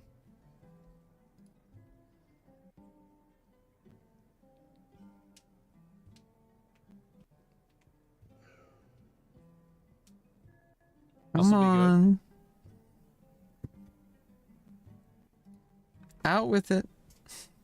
If the idea is the idea that AI is the only thing making games in the future as it happens more, nobody said that. Nobody assumed that. There's less training data for it to iterate off of. And yeah, I mean, that's a different thing to worry about. Basically, the idea that if AI kind of feeds onto itself long enough, eventually people won't rely on making original data anymore, which means that AI will continue to go down its same pathways, which means that it's going to have diminished returns because there's never going to be any kind of innovation. But the human beings are never going to stop creating. We're like, we'll go out of our way. We will ruin our lives to create. Like, that's what humans do. That's not going to stop. So, I mean, this is like kind of a non-argument. Ever said that? You're basing it off of something nobody ever said. You really waited 2 hours for that. Jeez. Can't refute. So, can't refute. Yeah, I can't refute. Well, I mean, I don't know what's going to happen. AI can train on its own data. I'm not sure how that works. But anyway, yeah, I want to say that obviously there have been 22 million people that have seen this in the last 24 hours. Yeah, something like that. Maybe a little bit longer than that. And they're all very mad. And I want to say that I'm not sorry. I'm completely right. And after everybody has their emotional outburst about it, the following conversations will not be debating about how bad of a person I am. It will be in debating the truth of what I said. Because it is inevitable, it is provable, and it's observable. And no amount of angry tweets or crying or coping is ever going to change that. I'm not in the business of talking about how the world should be. And if I am, there are a lot of other things that should change. Which, number one, is kids shouldn't be on social media, which should have reduced about half of these posts in the first place. Yeah, true. That being yeah, exactly. It's like, it's just fucking like this place is just a breeding ground for mentally ill people, and you're just gonna let your kids just scroll around and talk to random strangers. You don't let your kids talk to random strangers in person. Why do you let them have an iPhone or iPad where they can just talk to random strangers who can then also do really, really nasty things and post really nasty things and you know, like, try to get them to, like, do really nasty things? Like, I don't understand what the mentality of is people. That it's like we go through all this effort to tell kids not to talk to strangers, and then you give them access to the internet on social media. Like the doy. Being said, I just want to know what's going to happen. I like being able to predict the future as best I can. And that's why I try to live in reality. And I would suggest many of the other Twitter users to begin to do the same thing. The values, the things that are important, the things that people hold, you know, that think hold weight on Twitter mean nothing. These values don't mean anything to anybody outside of a perpetually and terminally online group of mostly freaks. I mean, let's be honest. There's a lot of furries here, okay? So many people. Yep, there it is. I'll read some more comments and then we're gonna move on. Personal attacks for people don't have an anti-argument. Oh yeah, and also, by the way, there's a lot of people that were making fun of my room, the fact that I had a dead rat for an alarm clock. The fact That's awesome. I love that one. Wiped blood on the walls. So if you don't know, Asmongold used to wake up by the smell of a dead rat lying somewhere in his walls, because in the morning, when it started to heat up, when the sun would rise, it would start to smell. And that would wake him up. It's fucking great. I love that. It's fucking great, man. I love you, Asmon. You're fucking awesome. The fact that most of my teeth have fallen out, and I would just like to remind you that that person has a better grip on reality than you do. I don't know what that says.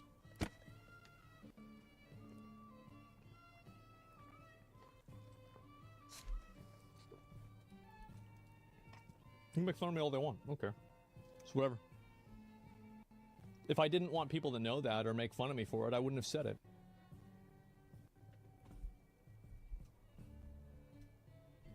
Michaela hates you. Why?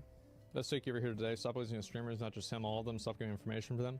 She just thinks streamers are stupid. Like, I don't know what she thinks. I mean, she's a streamer. I mean, she's been like this since like 2019. Basically, there's, you know, ever since the whole discussion, I know that, like, you know, there's a whole thing with, like, obviously Cutie Cinderella does not like how there's booba streamers. She doesn't like, you know, she supports OnlyFans streamers except where it matters. You know, that's kind of a disagreement I have with her. I love Cutie Cinderella. She's a great content creator. She does a lot for the space. Amazing. Seems like a huge, you know, benefit to the community. But as far as that goes, like dude, like Amaranth and all these other content creators, especially smaller content creators, just trying to make their money in a fucking world that basically makes that impossible. and all these women are willing, able and willing, or even more than willing, to do sexual content and to grow their brand through Twitch. And for some reason, I bet at least back in 2019, I think Cutie Cinderella still feels this way. Doesn't think that these streamers should be on Twitch. And it's like, well, it's not up to you. And the argument was that because streamers like that are on Twitch, that it means that they're going to come to your channel and expect you to make sexual content. Well, that's up to you. And unfortunately, that's just how it is. But there's also going to be people on the platform who expect you to make fart jokes, or expect you to fart in the microphone yourself, or people who expect you to make poop jokes, and especially people who expect you to like have a messy room, or who want you to have a messy room, or like, people who want you to play a certain video game, or people who are like absolutely politically opposed to you, who just like want to argue with you, or who want to just make fun of you for whatever reason. There's all sorts of fucking people on Twitch that are not part of your community, that are not really like it. That's just one additional set. So obviously that 2019 back there was kind of a podcast. It wasn't the Wine About It that was later. There was like a girls podcast back in like 20. I forgot about it. It was like all the women, a bunch of the women content creators. Michaela was on it, and I think Michaela like got really mad and like left the conversation and all that. Like there's like a big event between Michaela and like Cutie Cinderella. And was Milena in that conversation? For some reason, I'd like to think that Milena was there. I don't know why. Maybe she was, maybe she wasn't. I don't know. I think Maya was there for sure. Cutie Cinderella, Michaela. I don't know who else. Maybe a small content creator I didn't know about. I don't know. But it was like 2019, 2020. There was like this big discussion basically on whether or not hot tub streamers should be on. And like, it's just kind of ridiculous. Like everyone, it's like Michaela had the same exact fucking song. Basically, like, why do people care? Like, don't listen to streamers. Why stop listening to streamers? Not just him, but anyway, it's like obviously it's the same shit she's been singing for a while. I obviously don't have anything personally against Michaela. But it's just kind of weird. There's a whole bunch of people with an opinion on the internet, and it really doesn't fucking matter. This doesn't matter. Me talking about this doesn't matter. Asmongold talking about this doesn't matter. None of this shit matters, but it matters to the individual, and sometimes people can actually like monetize it and shit. So, it is what it is.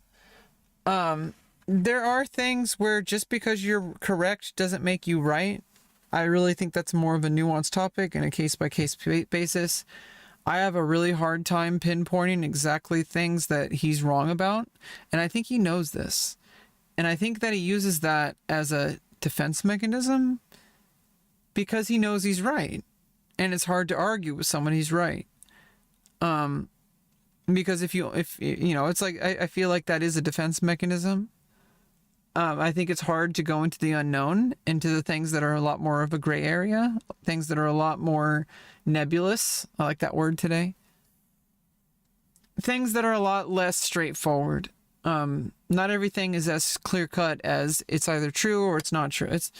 Some things are a lot more complicated. And also, even these people who are on Twitter yelling about things, he's only talking about a specific subset of Twitter users. It doesn't mean that every single person on Twitter is this way. And it doesn't mean everybody who fights for some kind of social justice is doing so in a fruitless manner. You don't really know that. Nobody really knows that. I think there's better things to do than to go on social media. But sometimes all you can really do is talk about something. Sometimes that's all you have. There's so many freedoms in this country and in this world. You know, a lot of parts of the world don't have freedoms, but in this country, United States, we have a lot of freedoms. But the people who have more money and power have a lot more freedom. And people who have less money and less power have a lot less freedom. And so all we really have is our body and our voice. And our voice, typing into Twitter, sometimes it's all we have. Making a TikTok about something, sometimes that's all we have. And unfortunately, you could say you don't like it. You could say it's stupid. You could say that it's not effective, but it's all we got. Someone like me with like 500 followers on YouTube 1,000 followers on Twitter or whatever, I type something and barely anyone sees it. And I feel powerless to change anything. But that's really all I have. I have the ability to talk. I don't really have the ability to go in and make a difference. I try my best to live a life that I can be proud of. I try to stand by my convictions, and I try to do everything in a way that serves me rather than do things just because I am angry. It took me many years to come to realize that like not everything is worth fighting for because it just won't really go anywhere.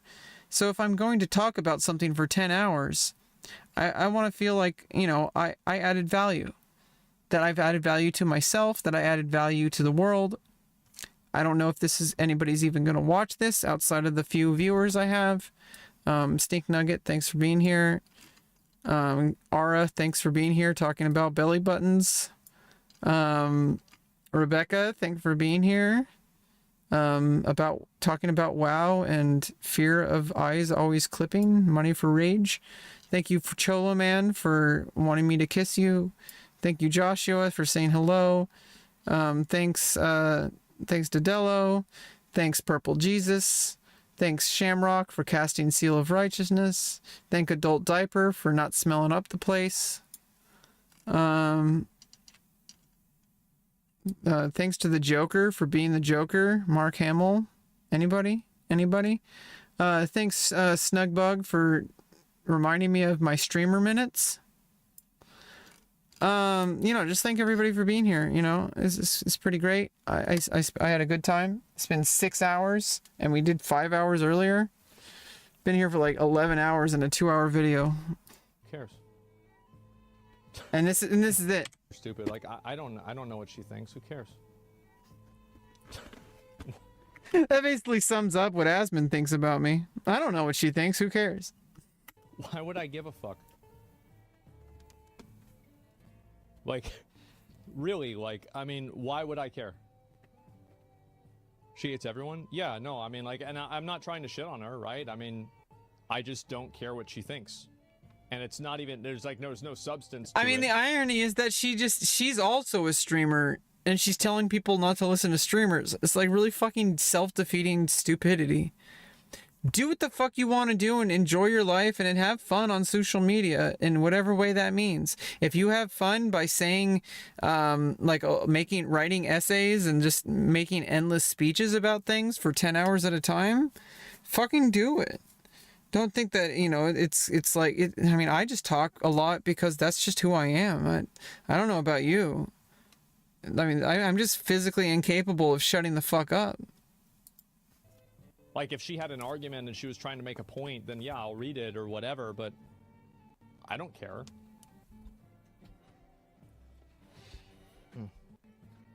She hates white people? Oh.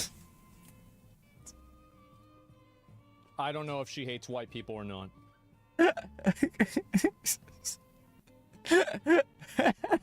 Bro, she's dating a white person? She's half white? Guys, I don't have any emotional energy to invest into giving a fuck about this. I'm sorry. I don't care. It doesn't really fucking matter. It's irrelevant to me. Oh, she's so stupid? I don't know if she's stupid or not. I don't need to... It doesn't... I don't think you understand. Whenever I say I don't care, that doesn't mean, like, I want to, like, sneak diss her to make her sound stupid. No, I literally just don't care. I should stand to go touch grass. Like, yeah, oh, did you hear what this streamer said about you? What do you say about this? Microphone in face, microphone in face, microphone in face. What do you think about this? Microphone in face, microphone in face, microphone in face. This person tweeted this. What do you think about this? Microphone in face, microphone in face, microphone in face. That. I'm just caring about every random dumbass's opinion on the internet. True. I'm just joking, bro. It's the same, just weird. Yeah, I don't know.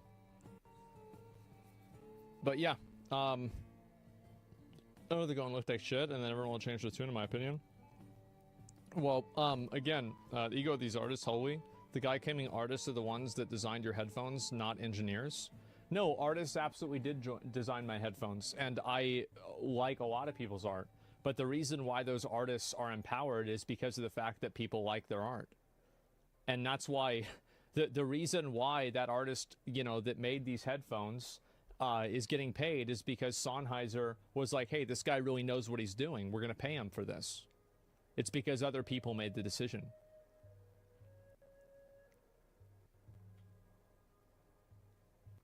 Comment says tweets are funny. Yeah.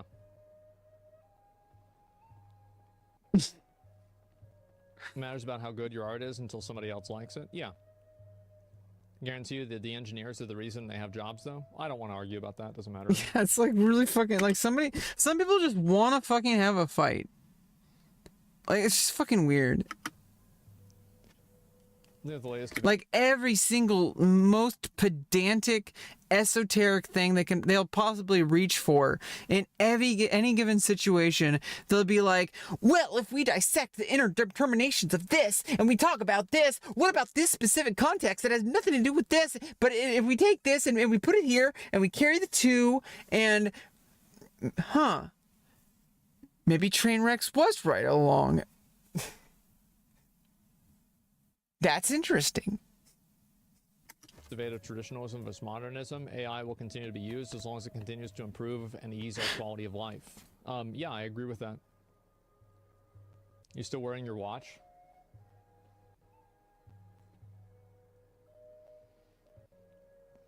People be mad? Yeah, that's just how it is. And, yeah. And so, anyway. What you're saying is AI art can't replace good artists, it just replaces mediocre ones? No, I think AI art will be able to replace good artists as well. But I mean, I think good artists can also replace good artists. I also think mediocre artists can replace good artists. I think it's just a market, and the market decides, and if the market likes AI, the market likes AI. Doesn't mean 100% of the market is going to like AI. But I think that what decides what a good artist is the public. And there if you people go. don't want to buy it, then there it's you not go. good. It is what in it the is. eyes of the public and in the market. I can't make a subjective judgment for you on a personal level. I'm talking about the market. Oh, streamer, can you tell me what to think? I want to know what to think, streamer. Can you tell me what to believe? I need to know what to believe. Can you please tell me what I should believe? And so anyway, that's that. There's been, and of course there's people on Twitter, 400 comments on Twitter. People purposely not engaging with what he actually said and instead making up a straw man. They said, I think you meant Reddit. Artists don't matter. Well, to be fair, like they saw a clip without any context. So like the person that made the clip intentionally created it and cut it in a way that removed the context. So it's called clip chimping. I'm not mad at them for that because it's just and I'm not mad at even the person that cut the clip that way. Because like I've used bad clips of people before too. That's just Yeah, I mean it's just content. Like it's all it is. You're trying to create a narrative. And it's like social media outrage content. It's like this weird scientific thing. It's like it's actually an art form in and of itself, honestly. Like what the fuck is all this social media shit? What the fuck am I doing? I'm a part of it too. What the fuck is wrong with me? What the fuck is all this shit? It's really fucking awesome. I really fucking love this shit, man. Just what happens. Like I try not to do it intentionally. I mean, fuck, right? But like I'm not really that mad. That's just how it is. I don't know, people on Twitter only argue in good faith. Yeah. 100% right. If you're in the business of selling something, no one cares what you have to say. The consumer opinion is all that matters. True. True. Been a musician my whole life and know all kinds of artists. Maybe no surprise, but as a whole, a lot of them perceive their art as having a lot more value than it actually does. This is just like WoW players. Yeah, I mean, it's like you think they. Oh yeah, I mean, WoW is a good example. People think they're better because they have like this good gear, or because they use my spec is better than what the actual like meta is they think their version, their own private spec is better than everyone else's. And it really doesn't fucking matter. It's just a fucking video game. If you win the fights, then you're good. If you lose the fights, you're not good.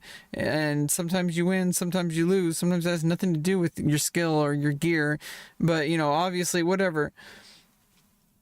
But people need to stop placing so much emotion to their creative work, because you are not your work. Your work is separate from you.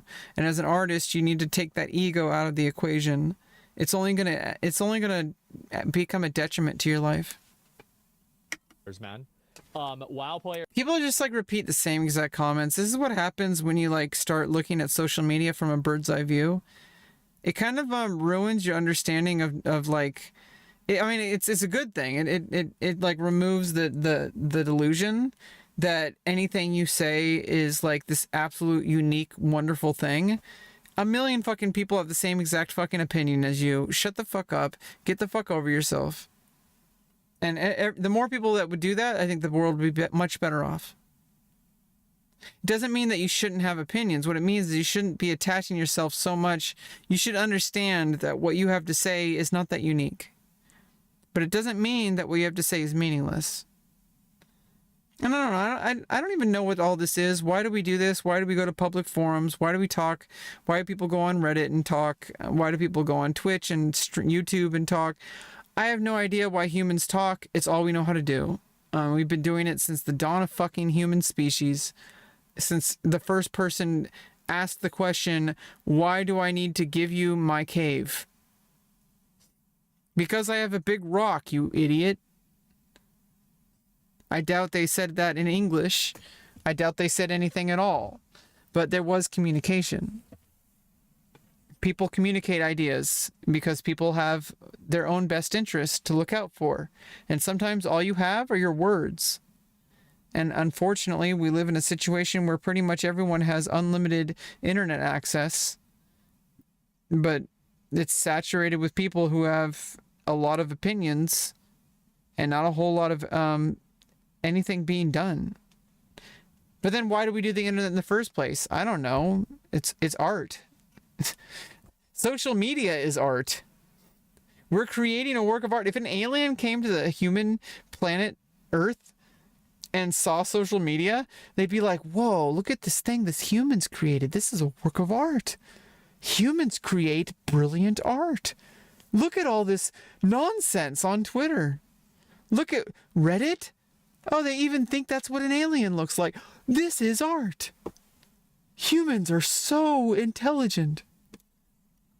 That's what an alien would say.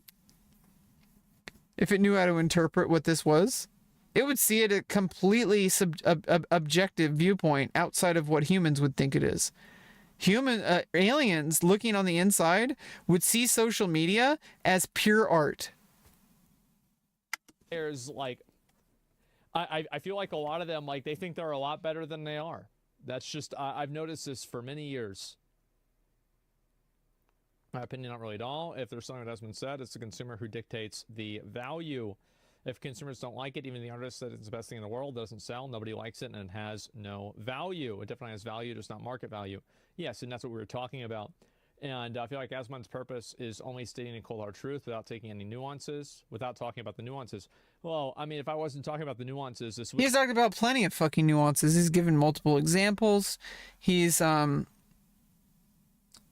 more do you want?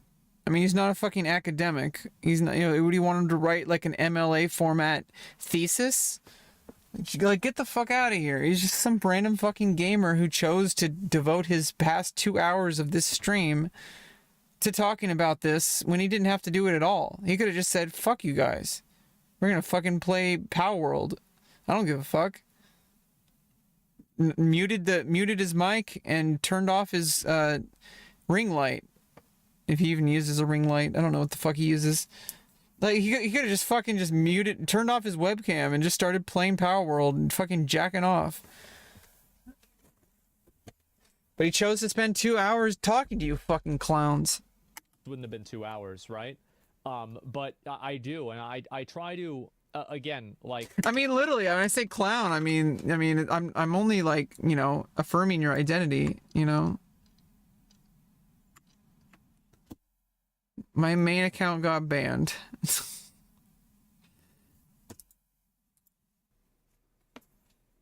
I do want to say that a lot of times I'm not really a big fan of, you know, I don't want to deal with people that constantly want to argue with me all the time. But I do actually try. Yeah, it gets really annoying. Like, every single step of the way, like, what do you mean by that?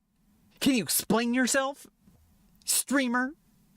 Try to genuinely put on a an attempt to listen to other people's perspectives and points. Yeah, most people will never do that. And people say that he's closed-minded. He's like the most opposite of closed-minded out of probably any streamer I've seen. I might not always like the way he says things. Sometimes he's a little bit mean.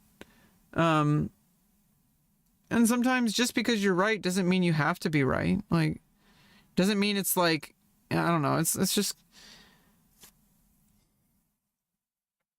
I really don't like how people will treat certain demographics of people, like people who are overweight or people who are trans, for example. And I think that's one thing he steers away from.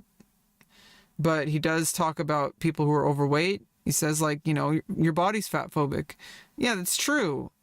But, like, why would you bring that up? It's kind of a really fucked up thing to say to somebody who is struggling with overweight and being fat. Somebody who's probably ridiculed on a regular basis, especially online.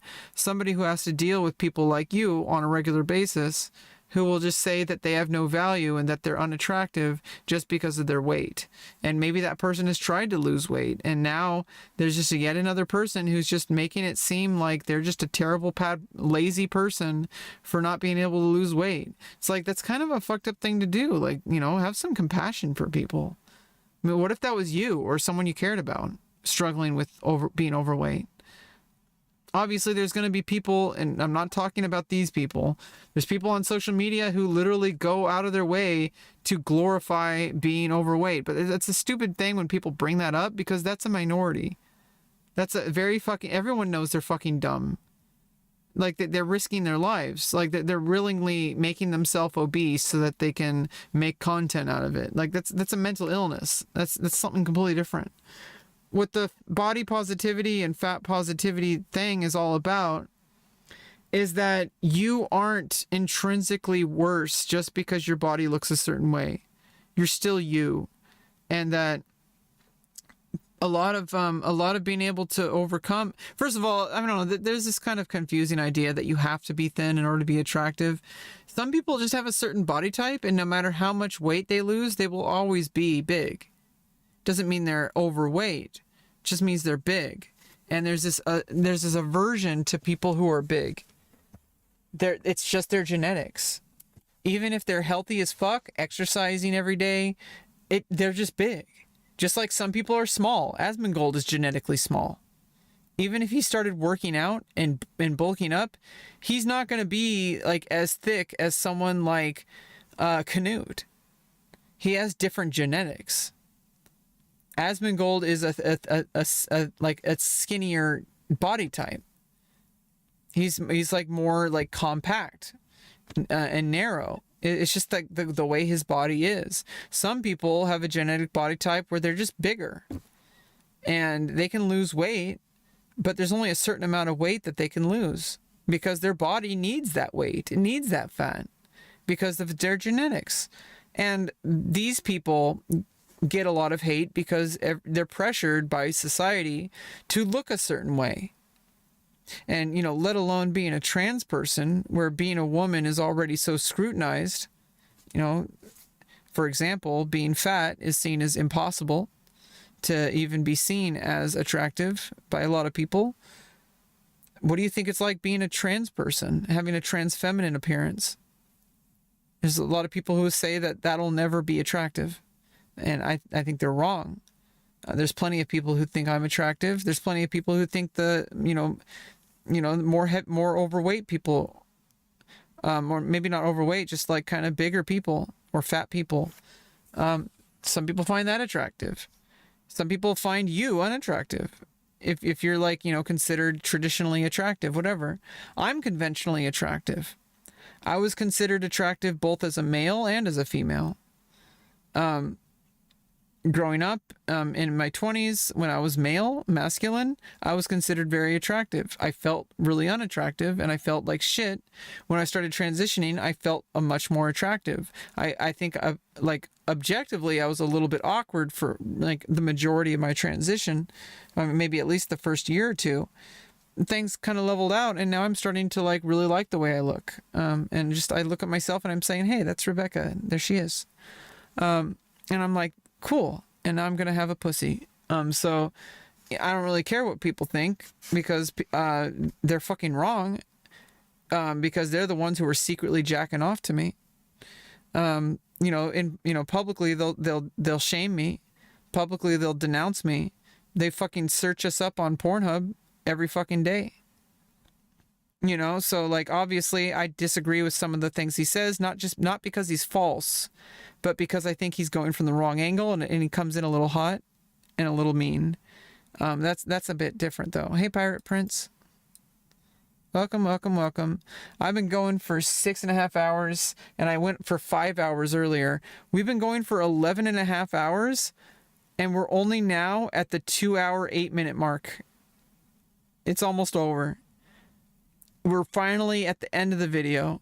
It's taken 11 fucking hours. Welcome to my world. Points of view. And like, that is something I generally try to do. Now, is it something that I always do? No, I do not always do this, but it is something that I generally try to do. Yeah, I think he's pretty good video. I'll link it in the chat for you.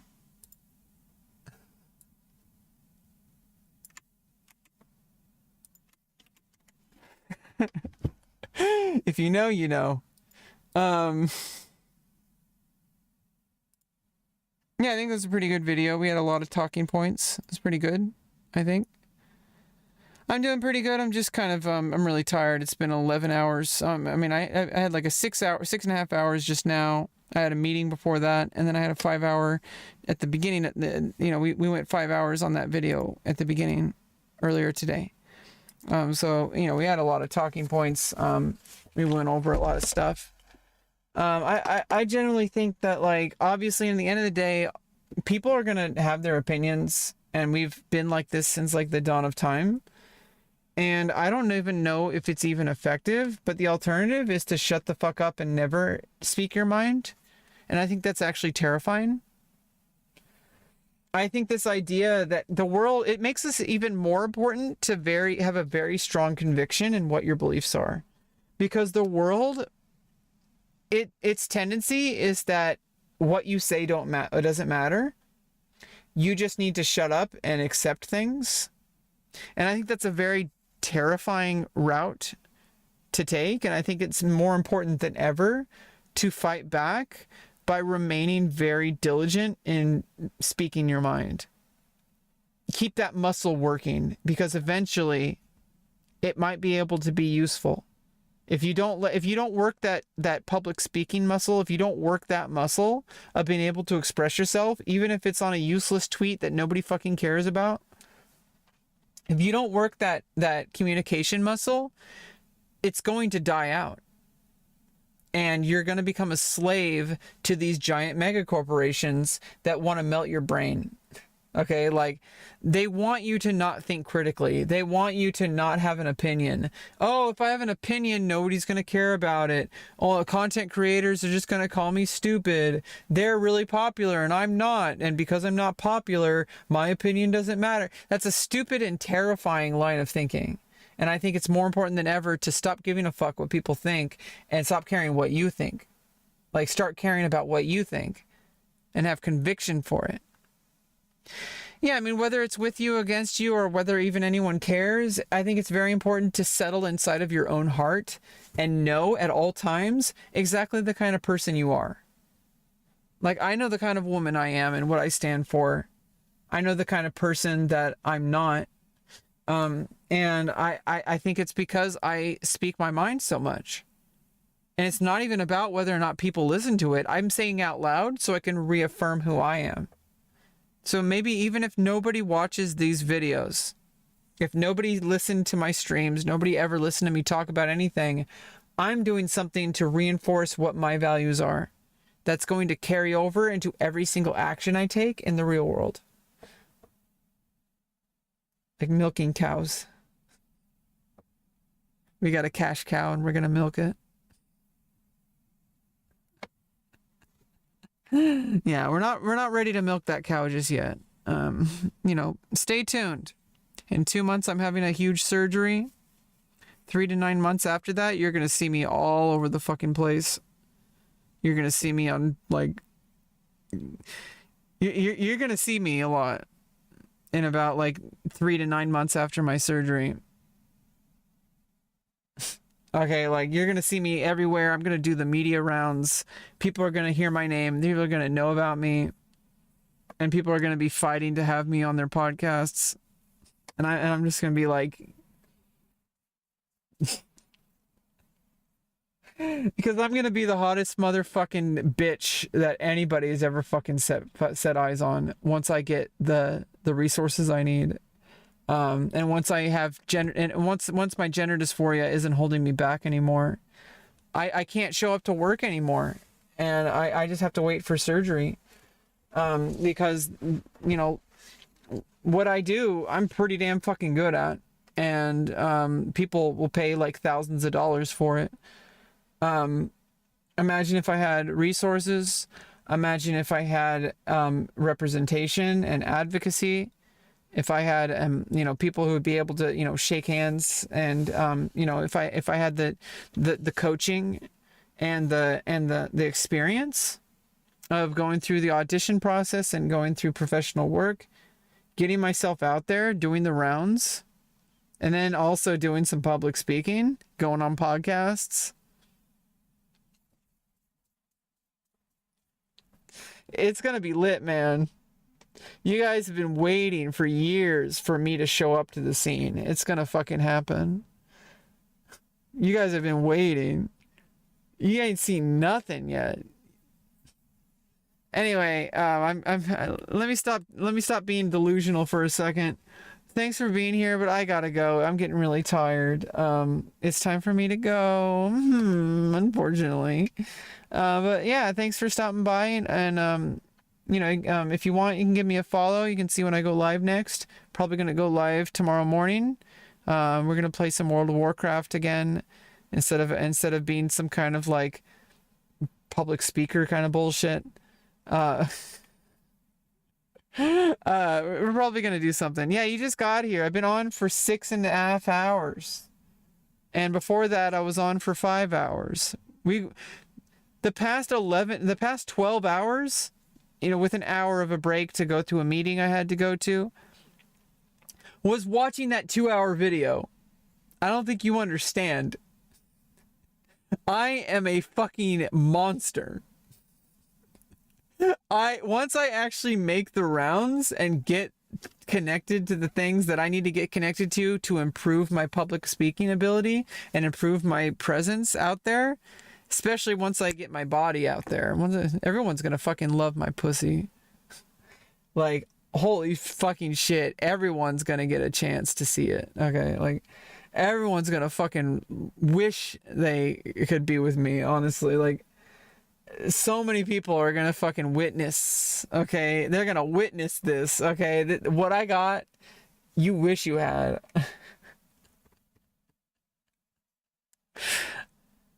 But once I get people's attention, they're gonna want me.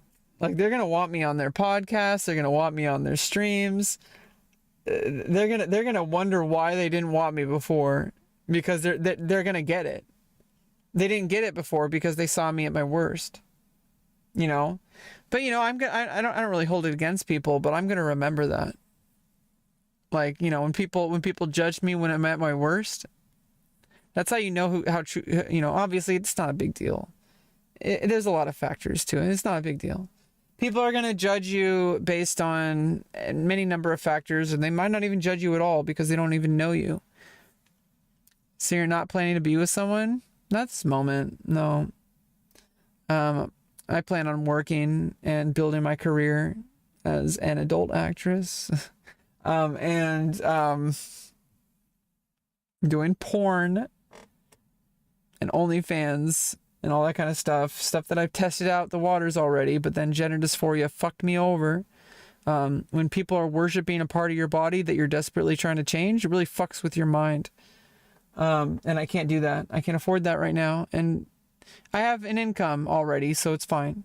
I have permanent disability, which is depressing, but it's an income. It's pretty stable. I get like 500 something a month, and I'm living with my dad, and I'm in a situation where I'm just waiting for this surgery is on schedule again. I had to actually reschedule it. It was really scary for a while. Back in November was when the surgery was going to be, but my diabetic stuff was not 100% taken care of. My A1C was up to 7.2, which is actually still pretty low, but the doctor wanted it to be down to 6.9. I got it to 6.7 in a single month. And if you don't know what A1C is, it's a 3-month average, and going down 0.5 points in a month is absolutely fucking insane. And I was so fucking proud of myself. I'm like, what the actual fuck? How the fuck did I do this? How did I do this? And I know exactly what I did. Like I made immediate lifestyle changes. I just fucking did it. It was that easy because I have to. Otherwise the surgery won't happen. And I need the surgery to happen to live. Like, it's just not going to, nothing is going to move forward if I don't do this. I have nothing going on. Thanks for the follow. You're going to make a request?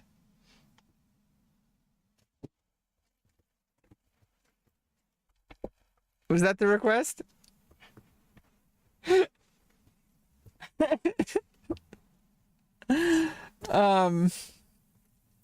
But, you know, it was scary for a while. I didn't know when it was going to be able to be rescheduled, but I got it down to 6.7 in a month. And then at some point in the beginning of January, I got a phone call saying, hey, we can schedule it for March. And I'm like, thank God. I was so afraid.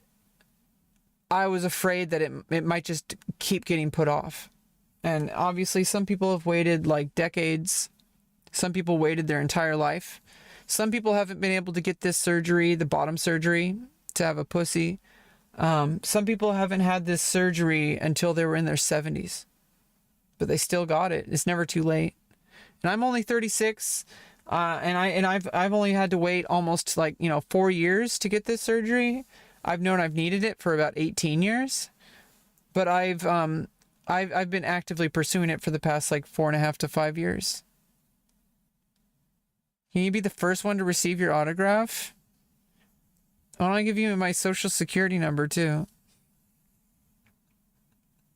Yeah, you'll have to go to I don't know, like TwitchCon or ChatterbaitCon or something. I don't know. Go to PornhubCon or something. I'll sign your. I don't fucking know. I'm gonna be a fucking porn star. I don't care. You might think I'm delusional.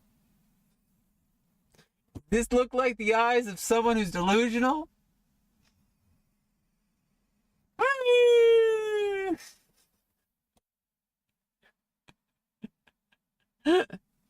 Yeah, I don't know. Yeah, I'm gonna do great. As soon as I start getting work, you know. As soon as I actually start working on that. I also want to go back to school to take accounting. I also want to go back to learning ballet, doing all that stuff. Eventually, I'm going to go back to music. But I need to pursue my career because I need to make a living. If I can't make a living, I can't do music. I'm not going to make a living doing music. That's not going to fucking happen. Everybody wants to be a fucking musician making money off their music. Nobody fucking does it. I mean, people do, but it's much more realistic for me to do porn. I fucking love doing it, and I'm really fucking good at it. In order to be good at it, you have to really like it. Like, you have to be in love with it. I'm a performer, through and through. I'm a musician. I'm an actress. I'm a model.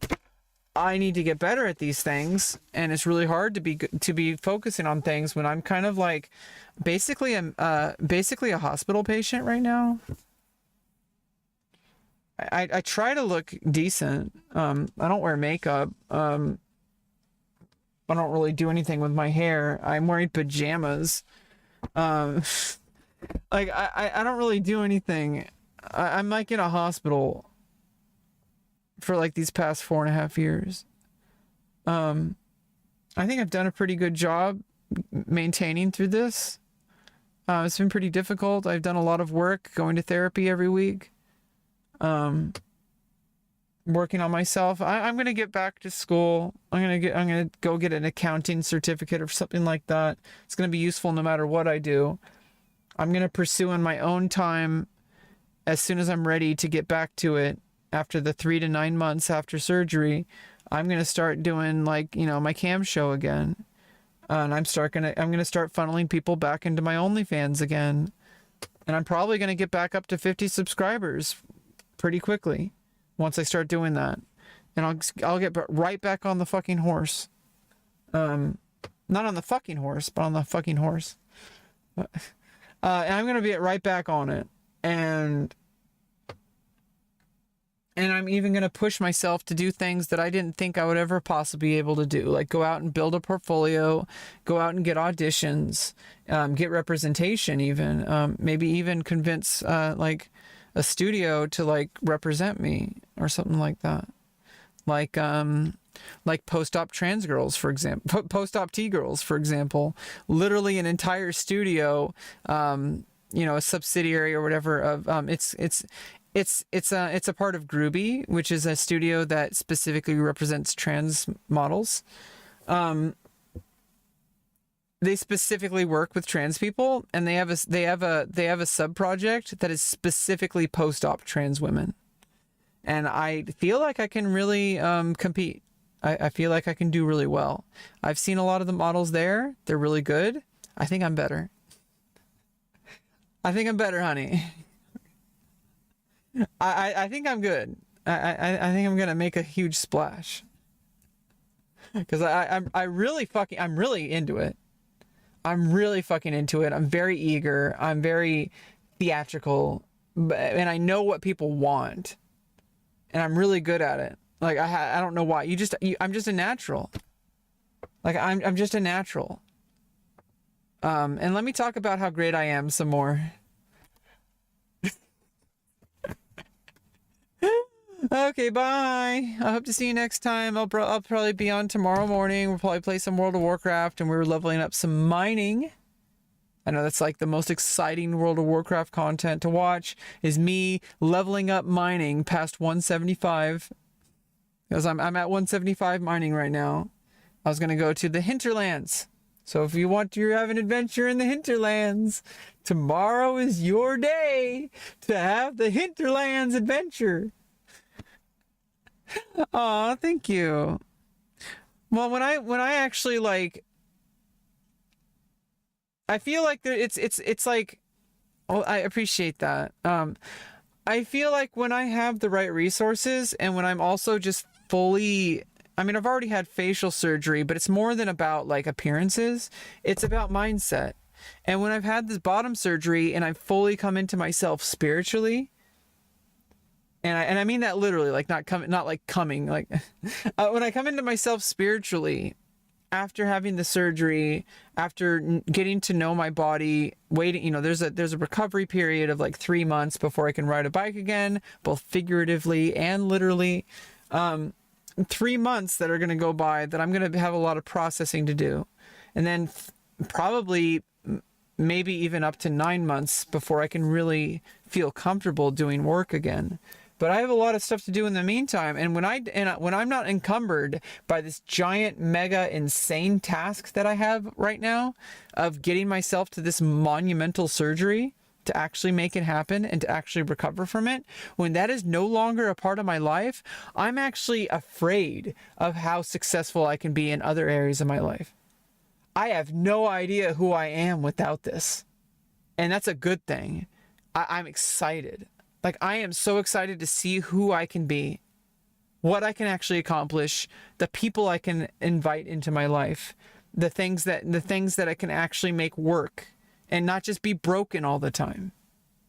I think that's something that I'm very excited to find out, regardless of whatever happens with career whatever happens with career building. I'm not in total control of that. I'm obviously kind of gassing myself up a bit.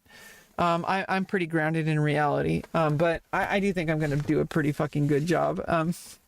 I'm pretty good at what I do, but I need opportunities, and I have to make those opportunities. And this autistic brain of mine that is permanently disabled and can't work a regular job needs to somehow figure out how to do an insanely difficult job that is extremely competitive, that is probably more difficult than a regular job to actually get the work. But maybe it's a lot easier than I think. Maybe I need to stop working it up so much. Maybe I just need to go one little step at a time. Positive vibes. Positive vibes. Well, I'm glad to entertain you. I kind of get stuck in my own little. I kind of get stuck. Kind of cray cray.